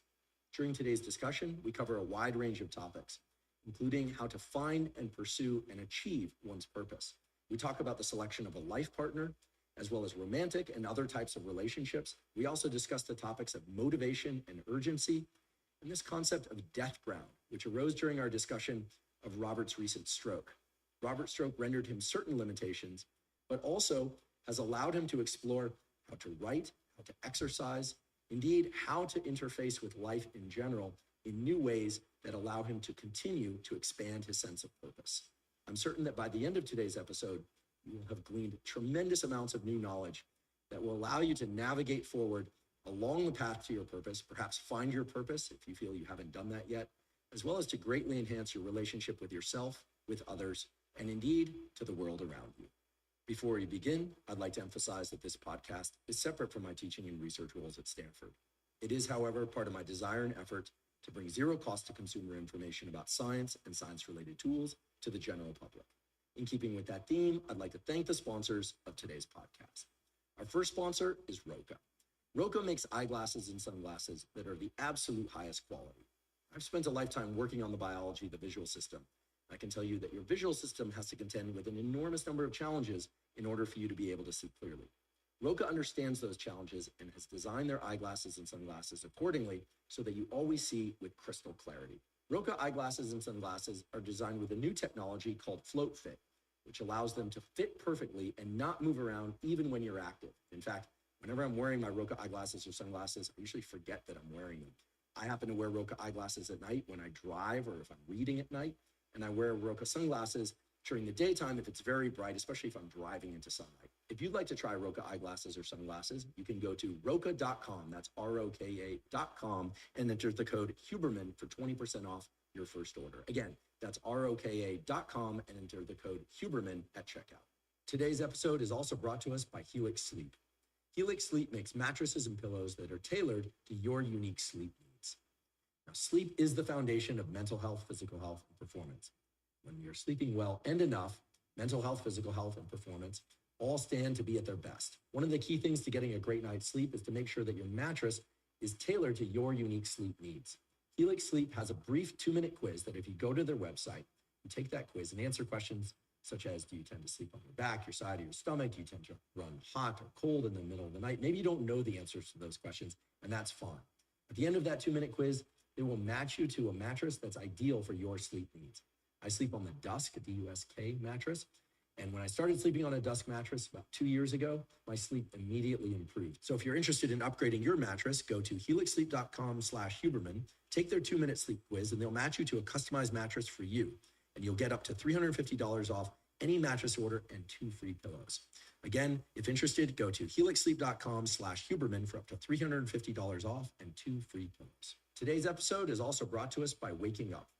Waking Up is a meditation app that includes hundreds of meditation programs, mindfulness trainings, yoga nidra sessions, and NSDR, non-sleep deep rest protocols. I started using the Waking Up app a few years ago because even though I've been doing regular meditation since my teens, and I started doing yoga nidra about a decade ago, my dad mentioned to me that he had found an app, turned out to be the Waking Up app, which could teach you meditations of different durations and that had a lot of different types of meditations to place the brain and body into different states, and that he liked it very much. So I gave the Waking Up app a try, and I too found it to be extremely useful because sometimes I only have a few minutes to meditate, other times I have longer to meditate. And indeed, I love the fact that I can explore different types of meditation to bring about different levels of understanding about consciousness, but also to place my brain and body into lots of different kinds of states depending on which meditation I do. I also love that the Waking Up app has lots of different types of yoga nidra sessions. Those of you who don't know, yoga nidra is a process of lying very still but keeping an active mind. It's very different than most meditations.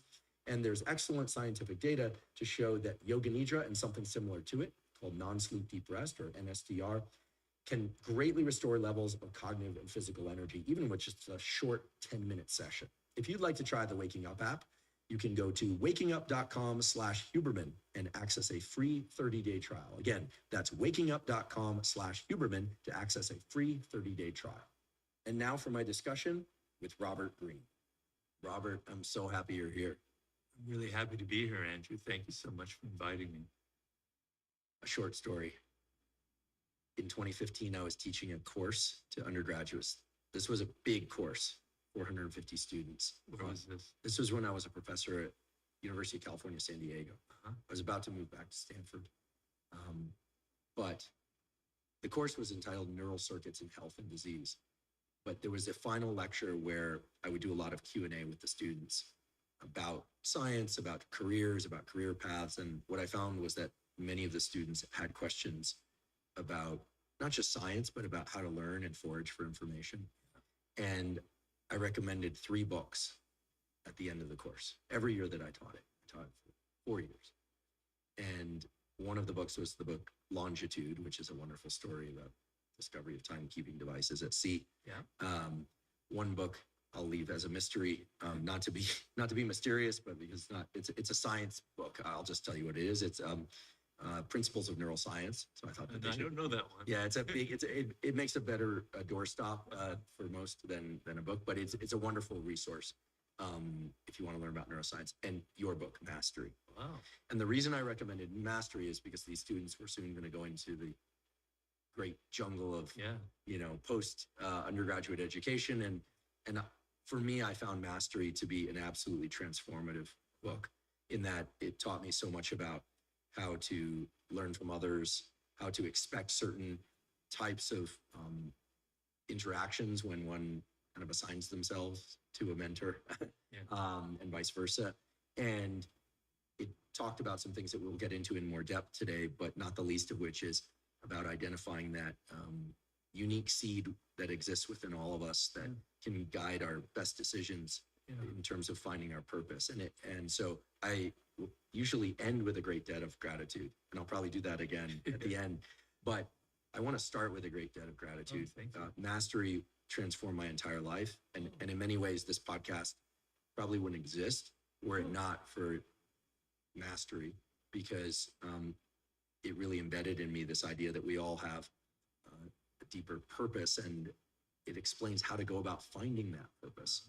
So I tell you that, and I also will use that as a segue for asking you now, since I'm sure people's ears are pricked up to this, how do you find your purpose?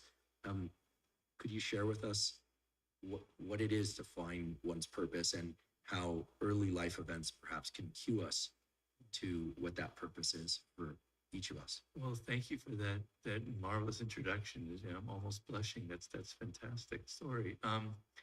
Well, being a human being is not easy as opposed to an animal, because we're born and nobody gives us like a direction. Our parents might be a little bit, our college, teachers, etc., mentors, but generally we're on our own.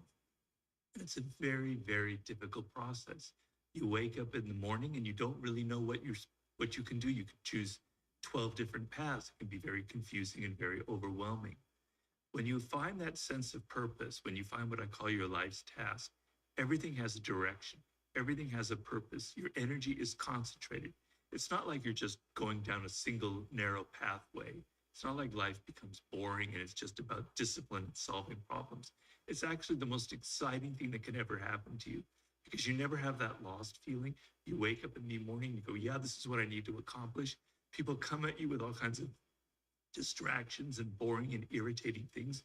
You're able to cut it out. It's just the most marvelous piece of internal radar that you can have. So I genuinely wish that everybody can find that kind of internal radar. And so it's not easy, and I understand that. There's no like instant formula, because we're all about instant formulas. It's difficult, and I want you to know that. So it's not like Robert can give me the answer in 3 minutes. No, I can't. But there's a process involved. It's not, a mystery. You can follow a very singular process. And the idea is, you're talking about childhood. The way I like to frame it is, when you were born, you are a phenomenon. You are unique. Your DNA has never occurred in the history of the universe, going back billions of years. It will never occur in the future.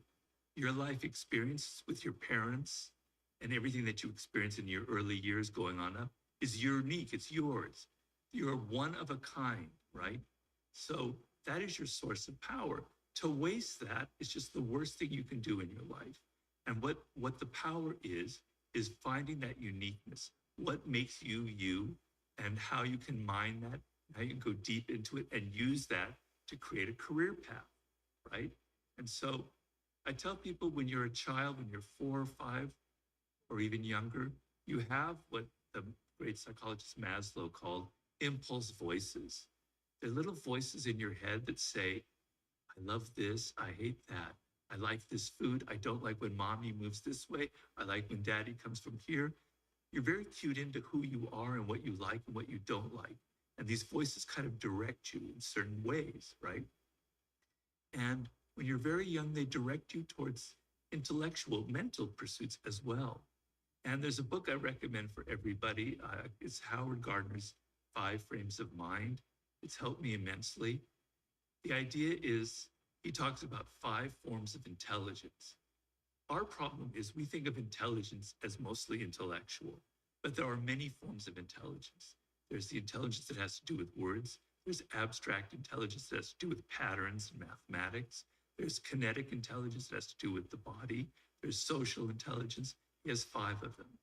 And the idea is, your brain naturally veers towards one of them. It can veer towards 2 of them, that happens, but generally one of them kind of dominates, right? And it's like a grain in your brain that's going in a certain direction. You want to go with that grain, and because that's where your power will lie. So when you're young, if you go back and think about when you were 4 or 5, you can maybe get a picture of some kind of direction or voice inside of you that was impelling you towards this. I know for me, it was words. I can remember when I was 6 years old, I was just obsessed with words, just the letters in words, almost like in this almost slightly schizophrenic way. I would spell words backwards. I would take them apart. I would do anagrams. I love palindromes, right? So I had a thing about words and language. It's very primal. Some people, Albert Einstein, when he was 4 years old, his father gave him a birthday gift of a compass. And he was just mesmerized by this compass. The idea that there are invisible forces out there in the cosmos moving this needle. And he's obsessed with the idea of invisible forces. Steve Jobs, when he was like 7 or 8 or maybe younger, in Burlingame, California, his father, they passed by a store with technological devices in the window.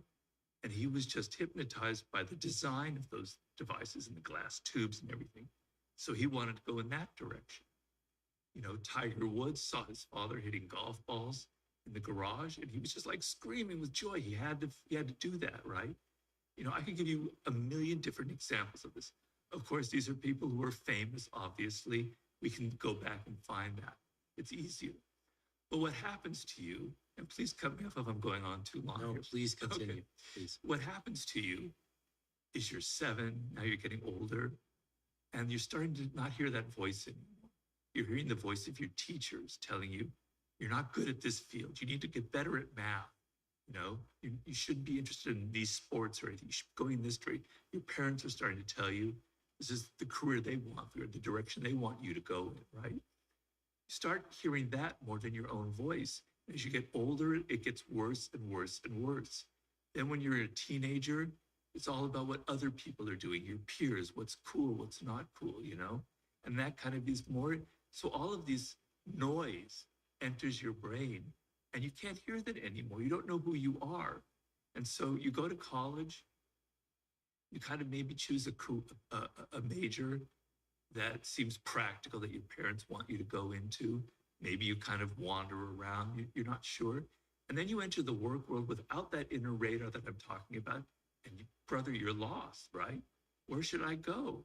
Well, I need to make money, right?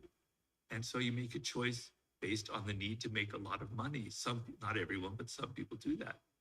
And I understand that need. We all need to make a living, but that could set you off on a very bad path because you're not connected emotionally. The thing is, when you figure out that primal inclination, that grain that's inside of you, then you have the energy to be disciplined, to go through boring tasks, to learn. You learn at a faster rate because you're emotionally engaged. When you're emotionally engaged in a subject, the brain learns twice, 3 times, 4 times as fast as when you're not. I always give the example. In college, I studied foreign languages, which was kind of a passion of mine. For 3 or 4 years, I studied French. And then I went to Paris and I couldn't speak a word. It was useless because it didn't teach me anything practical, right? I was totally confused. And then, but I was in Paris and I loved it and I wanted to live there, right? And I had a girlfriend and I needed to speak French to her. And I can tell you in 1 month, I learned more than those 4 years of university because I wanted to, because I was engaged. My emotions were there. It was like I had to survive to learn French. Whereas, so most of us, we don't have a need really to learn this subject. We're paying half attention. But when you find that thing that really connects to you, you're paying deep attention, your emotions are engaged, you're learning at a much faster rate, okay?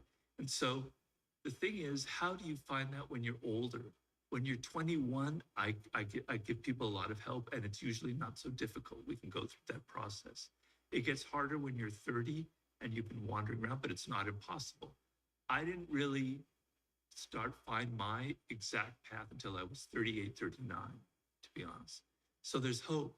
When you get 40 and you get 50, it gets more and more difficult, right? And it's very sad if you wasted that seed of uniqueness that I'm talking about. And I tell people there are ways of going back. We go through a process like archaeology. We have to dig and dig and dig and find those bones from your childhood that indicated what you were meant to do.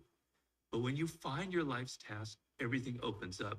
It doesn't mean you figured out, okay, I've got to aim for this particular job when I'm 28. That's not how it works. It gives you a sense of direction. You can try different things. You can experiment. You can have fun when you're in your 20s. You're going to learn skills. But it gives you an overall framework instead of, all of this confusion, this chaos, social media, the internet. I could go here, here, here. You're lost at sea. It gives you a very important sense of direction, a compass. Everyone wonders if earning a degree will really make a difference. It will at WGU. In fact, in a 2022 Harris poll, 99% of employers said WGU grads meet or exceed expectations. Employers respect WGU degrees. Learn more at wgu.edu. As you described this, I have this image of, you mentioned animals that presumably don't have a lot of flexibility in terms of the niches they can exist in. But the way I imagine this process is that as a human, we're plopped into an environment, and here I'm using an analogy where we don't really know if we are an aquatic animal, a terrestrial animal, or an avian, right? Or an amphibian. Or an amphibian, for that matter. And to make the wrong choice, right? To be an amphibian who's trying to fly, although I'm sure they're out there in the animal kingdom, it's not just a waste of time, it's probably deadly. Yeah.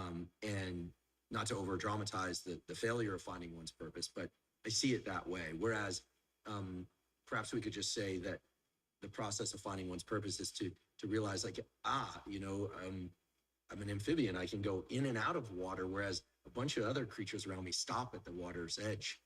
Right. And this is really cool.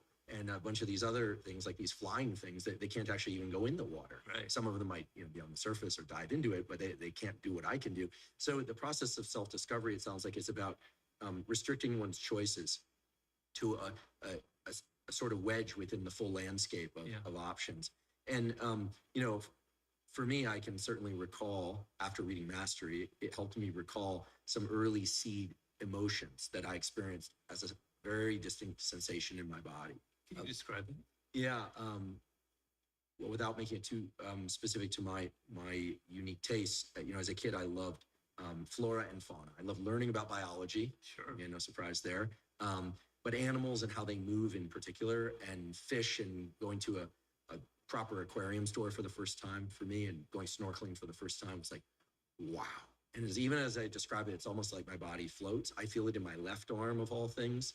And it feels like there's something to do about it. It's not just that I'm in observation of things that delight me. Right. It's like there's an activation state created within me. Like, I got to do something with this. And typically it's tell everybody about it until they won't listen anymore. But oftentimes it's to also draw those things, to think about them, and I just delight in them. It's a constant source of delight. And so seeds such as those, and there are a few other things in that landscape of flora and fauna, and learning about animals and biology, including the human animal, and then organizing information feels so satisfying to me. It's like a drug that, and so it just feels like this, eternal spring of life, right? And so for me, that's what it was.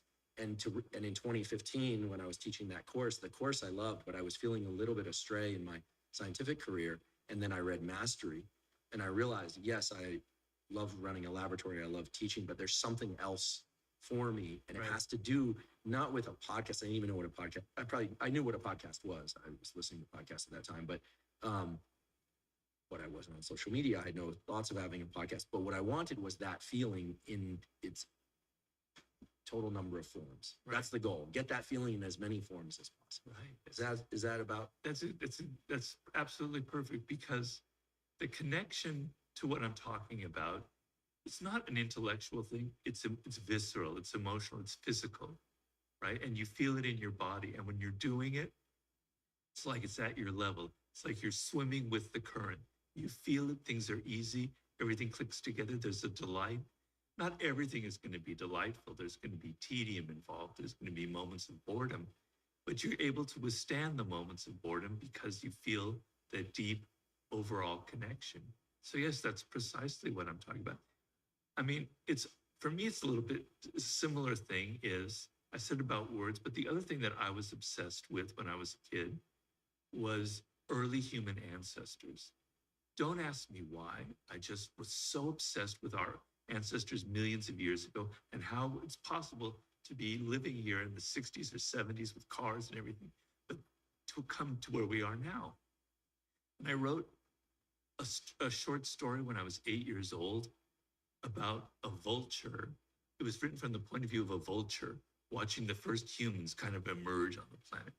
I'm sure it was absolutely awful, dreadful. But the weird thing is, I'm writing a new book, and all I'm doing in that book is going into early humans. And I feel like a kid again. I'm so excited. I'm so happy. So I can very much relate to your story. You mentioned these 5 different forms of intelligence, or frames of mind, as you refer to them. And I'm certainly aware that I lean towards a more intellectual interest, although, as you pointed out, the excitement, the delight is visceral. Yeah. And the actions are actions. They're of the body, ultimately. Right. One has to draw, speak, write books, etc., to transmute that excitement into something real. For people that are not as intellectually tuned, but maybe are kinesthetically tuned, for instance, I can only wonder what that's like. Not completely uncoordinated, but I don't think I have a kinesthetic attunement or frame of mind. But I've, for instance, had a podcast listener mention that they think in feels, that they literally experience thought as sort of a patchwork of bodily sensations. Right. And that thought for them is not of the stuff from the neck up, but only from the neck down, which to me was really intriguing. And so I only raise this because there have to be as you point out, there's an infinite number of different sort of orientations based on our unique DNA and experience. But what do you think explains why these particular seeds, or as you point out, like the direction that the grain runs in the brain? I mean, it's partially going to be nature. It's going to be DNA.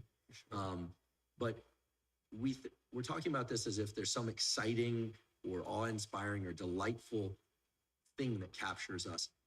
Can it be the other way too? Can it be, one has a bad experience as a child in an intellectual environment and then decides, I'm going in things of the body feel good. Things of the mind, of intellect feels bad. And does it matter whether or not we are drawn to our purpose by recognizing what we love or what we hate, or are both useful? Oh, they're both very, very useful. Um, you know, a lot of intelligence is nonverbal. We think in terms of images. We're very much infected by the emotions of other people. So I know, for instance, my mother is very, very interested in history. She's obsessed with history. And I probably absorbed her interest in history. I don't think there's a gene for that interest, you know? So you're going to absorb things from your parents as well. So it's not all just genetic. But yeah, what you hate will have a big thing. But the problem with doing that is, if you go into a direction and you're in elementary school, et cetera, and they force you to learn math and you hate it, what it tends to do is it turns you off from learning in general. Think, I don't want to be disciplined. I don't want to go through anything because it's painful. It doesn't lead anywhere. It's not me. It's frustration. It turns you off from learning in general. So it's really, really important for a child to have the love experience as early as possible, so that they can know what they hate and why they hate it, right? And then they can rebel and they can go into that field, as opposed to, I hate learning, I hate discipline, I hate studying, I hate trying things over and over again. If you're kinesthetically oriented, and you know, a part of me, I understand that because I love sports, is you have to practice. It's going to take a lot of, you're not going to instantly be good at something, right? And that's going to require a love of it, right? But if your math experience, because I hate learning shit, it's going to transfer to sports. You're going to hate discipline in general. So it's very important for parents to let that child have at least glimmers of that love moment. I know for me, when I finished college and I entered the work world, I had to get a job. I worked in journalism. I hated it. I hated working for other people. I hated office politics. I hated all the egos. I hated the smarminess. I hated the lack of quality. It was all just about, you know, making money and getting things out there. And then I worked in Hollywood. I hated Hollywood. I hated working in Hollywood. That formed me very much, made me go in the direction that I went in, but only from the basis of I knew that I wanted to be a writer. So, you know, that's very important, that it's not just hate. It can form you, but there also has to be that positive, deep emotional love of something that also is grounded in you in some way. What you just said really highlights the fact that energy and motivation can come from either pressure, you know, desire for something or desire to get away from something. Right. And earlier when you were talking about how we are so much more engaged and driven towards things that stir us emotionally, and actually we know, based on the neuroscience, as you know too, I'm sure, that only by the release of certain neurochemicals in the brain and body would our brain have any reason to change, right? If you don't feel agitation and you can do everything that you're trying to do, of course your brain wouldn't change. Like, why would it, right? That agitation is a signature of the neurochemicals that are saying, hey, something's different now. Right. You might need to do something different, including rewire yourself, right? And that can come from positive or negative experiences. Of course. Now, I'm obsessed with this idea of energy. I mean, we all want to have more energy and focus. And normally we hear about the concept of energy in the context of caloric energy, like what should we eat and when and how much, and we need to get sleep. But what you're really referring to is neural energy, like the engagement of ourselves that's, you know, sitting there ready to be engaged, but it requires the right experiential macronutrients, right? The experiential micronutrients, as opposed to, of course, we need good nutrition, but that's not sufficient. It's necessary, but not sufficient. So would you say that when we are, let's say, since a good number of our listeners are in adulthood, you know, from our 20s on, that the things that excite us as adults, that really generate some feeling of readiness or grab our attention, are still informative toward guiding our decisions about best life and life purpose?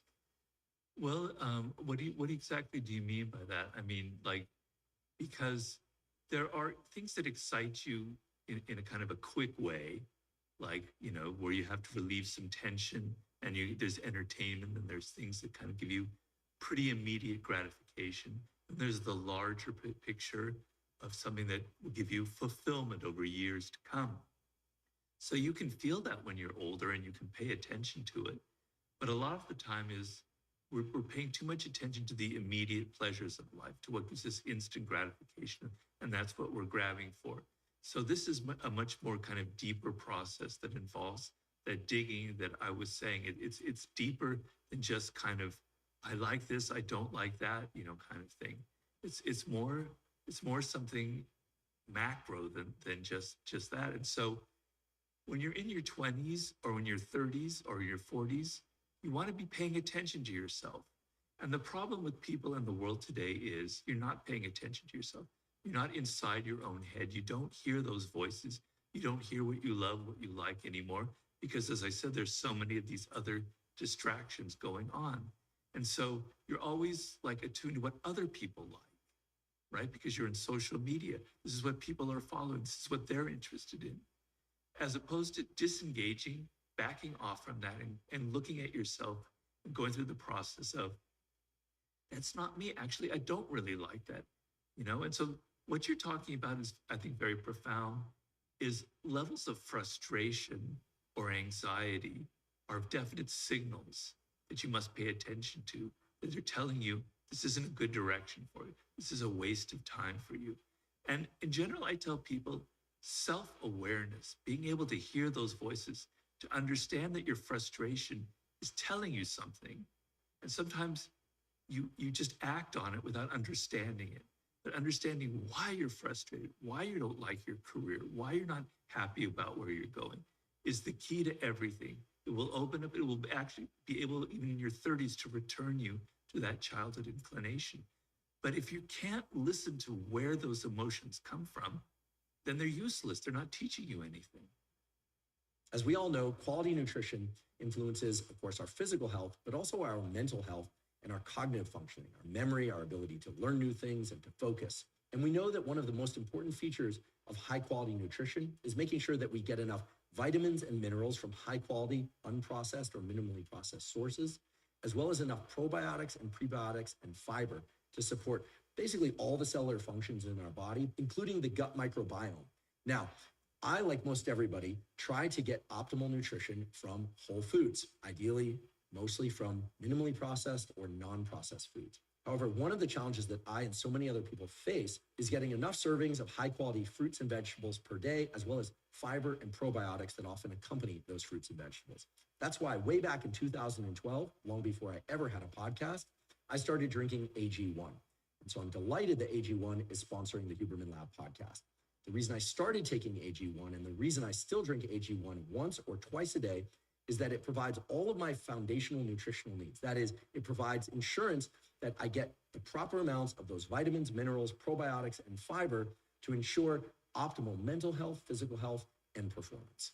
If you'd like to try AG1, you can go to drinkag1.com/Huberman to claim a special offer.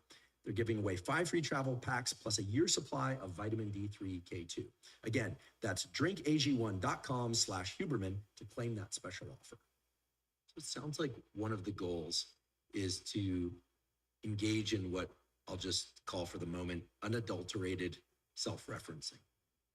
Unadulterated in the all senses of the word, because as a child, as you point out, at stages of life that are before puberty, they're literally pre-sexual, which I think is important, right? Because puberty, to me, as a neurobiologist who started off as a developmental neurobiologist, I can tell you that puberty is the most profound transformation that the brain undergoes in the entire lifespan. There's just absolutely no question about it. Everything is different after puberty because of all of the new relational dynamics that become apparent and our potential involvement in them. Yeah. It's not talked about enough how dramatically puberty changes the brain. Sure. I mean, we are different people before and after puberty. Hormones are suddenly raging. The hormones are there, and it's not just changes in how we view the world, but changes in how the world views us. Yeah. And not just through the lens of sexuality, but also expectation of what we are capable of, what we are responsible for or not responsible for, our learning capacity. I mean, puberty is like this, it's also the most rapid stage of aging in our entire lifespan. Wow. Those kids that go home for summer and then come back, like shaving, you know. I was sort of I wasn't a late bloomer, but I had a long protracted puberty. But I remember those kids. I'm sure we all remember those kids. Everything changes, and so I think prior to puberty, these seeds, as you've described them, of delight or of resistance to things, I think they are unadulterated. They're not contaminated by the voices and expectations of others. And so I can see the challenge of reaching back to those as an adult. I wonder if this relates to something that I've heard you talk about before, although perhaps not as much as some of the other topics you've discussed publicly, which is the real versus the false sublime. Could you perhaps just define for us what sublime really is, what a sublime experience is, and the distinction between real and false sublime experiences? Because I feel like this relates to finding that seed, right? It's about finding authentic seeds within us, as opposed to when emotions can be distracting and misleading. Wow. I never made that connection. It's the book that I'm writing right now. So thank you for that. I have to think about that. I'm writing a book on the sublime. And I have several ways of kind of illustrating. I generally like to use a metaphor. And the metaphor is that being a human being, being a social human being living in a particular culture, means that you live inside of a circle. And that circle of that time are the conventions of thinking, of ideas that are acceptable, of behavior that is acceptable. This is where you can go mentally, where you can go physically, all the codes and conventions. So that circle for ancient Egypt and for 21st century America, they're obviously very different, but it's the same circle. It's the same limiting factor. You're not supposed to go outside of it. These are thoughts, experiences, behavior you're not supposed to do. The sublime is what lies just outside that circle. The word sublime comes from on the threshold of. It's like, here's a door, and the sublime is literally at the threshold of the door. You're looking out into something else, right? And the quintessential sublime experience is a near-death experience. You're standing on the doorway, the threshold of death itself, right? And so in my book, I'm illustrating the different kinds of sublime experiences that you can have in relation to the cosmos, in the relation to thinking about being alive. Just being alive is the strangest sensation you could possibly have. I know that very personally after my stroke.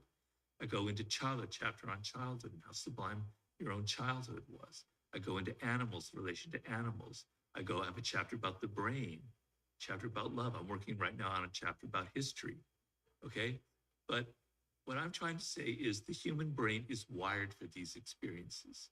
It's wired for transcendental experiences that take us out of the narrow little realm that we live in. Because we're aware of our death as the only animal truly conscious of its own mortality, and it frightens the hell out of us.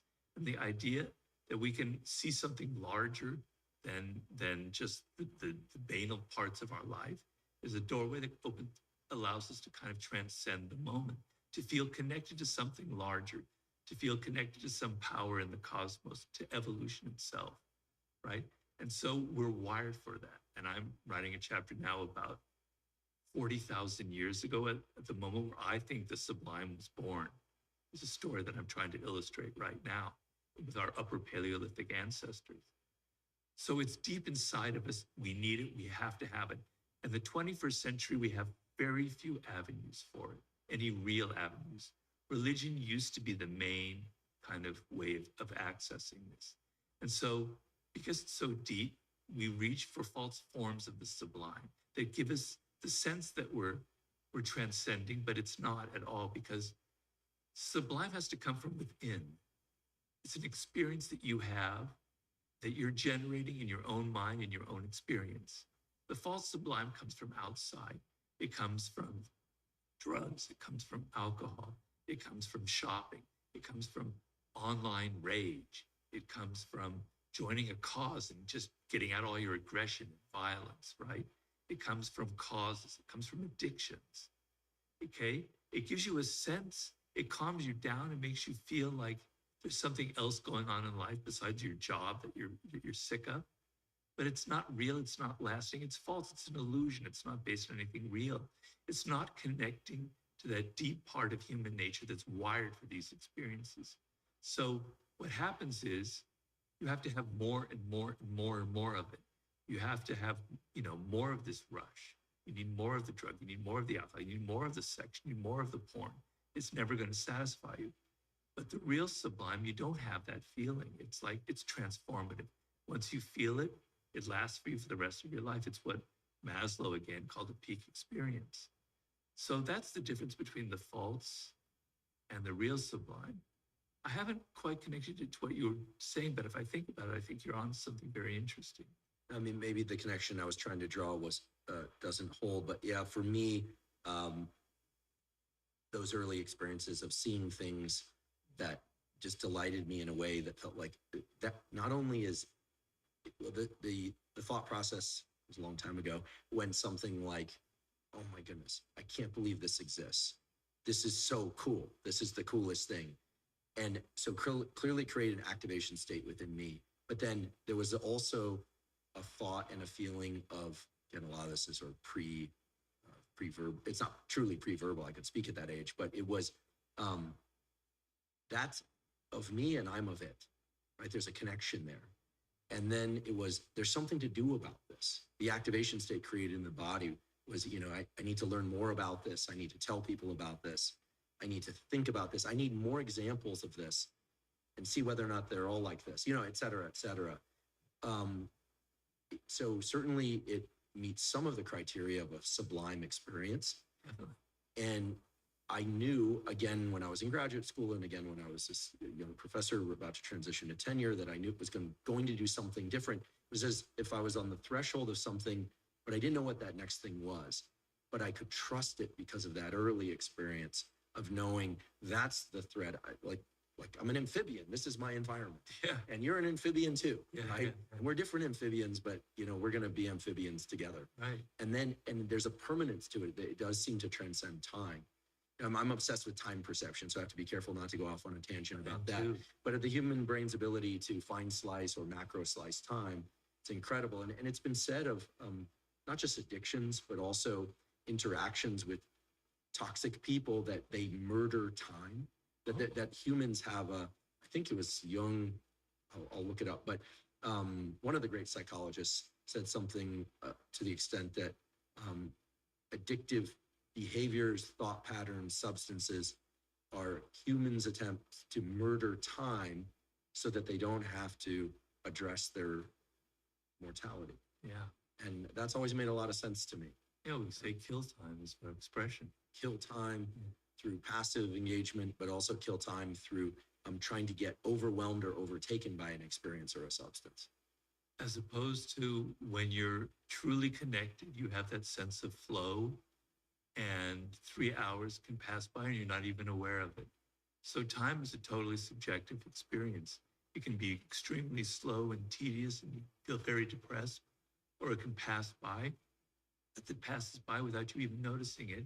And it's a wondrous experience, When I'm deep in my writing, I'm not aware of the time passing. I'm so involved, I'm so immersed. It's a deeply, deeply pleasurable experience of time. It is sublime. And yeah, so I agree with you. I think your distinction is very interesting. I'm eagerly awaiting your next book, but we won't rush you. Well, I'm so immersed in it that I could talk for hours, because I also have a chapter in there about what I call the daemon, which is like that voice inside of you that speaks to you. And I'm writing a whole chapter about how sublime that is when you connect to that voice. So you are spot on. There is something very much connected to mastery in this book, but it's the next chapter that I'm writing. Can't wait. I can't wait. I'd like. If you try vaping to quit smoking, you might feel like progress. But with 3 times more nicotine than a pack of cigarettes, vapes increase cravings, trapping you in an endless craving loop. Nicorette reduces cravings until they're gone for good. I'd like to shift slightly to a topic that you've written extensively about, which is power. And not just power, but also seduction, which you've written extensively about. And of course, you've written about finding one's purpose. So tell me if the framework that I've just given myself liberty to create is an accurate one. And if it's not, I'm hoping that it's not in perhaps some interesting ways. So to me, you talk about, and we will talk about power as a resource. It's something that it's there as a resource. It could be used or not used. And I think of seduction as one form of exchange between individuals. So there's a verb associated with seduction. Power, I'm thinking of more as a noun in this context. You're the word guy. And then, purpose is really about finding like what end or ends one is going to devote power, seduction, and the other forces that allow human beings to interact with each other in the world. But power as a resource that can be expressed in different ways and accessed in different ways. Maybe we could just explore that a little bit, because, when we hear the word power, I think a lot of people can brace themselves. Like, here we go. Someone's going to try and have power over me. This is about manipulation, and so on and so forth. But I learned pretty early on that every career endeavor, there are power dynamics. There's mentor-mentee. There are teachers and their students, and both have power. In romantic relationship, there's a power exchange. There are yeses and there are nos. There are maybes. There are covert and overt contracts. Yeah. I'll do this because I want to. Right. You'll do this because you want to. Great. Sounds great. Overt contract. There are also covert contracts. Well, I don't feel safe doing that. So what I'll do is I'll take something from the interaction that you're not aware of, so that I can sort of ease my sense of danger and give myself the illusion of feeling safe, and all sorts of kind of complicated human dynamics that have to do with us having this forebrain thing that can do all of that gymnastics. So maybe we could start very simply by just saying, how would you define power in terms of its functional definition, like in interpersonal relations? And then why do you think power is so essential to all relationships? That's really what I'd like to get to. Why is it so essential? Why couldn't it be something else? Well, the way I define power is I try and take it away from that kind of negative context that most people have and that you brought up. And I bring it to something very primitive and very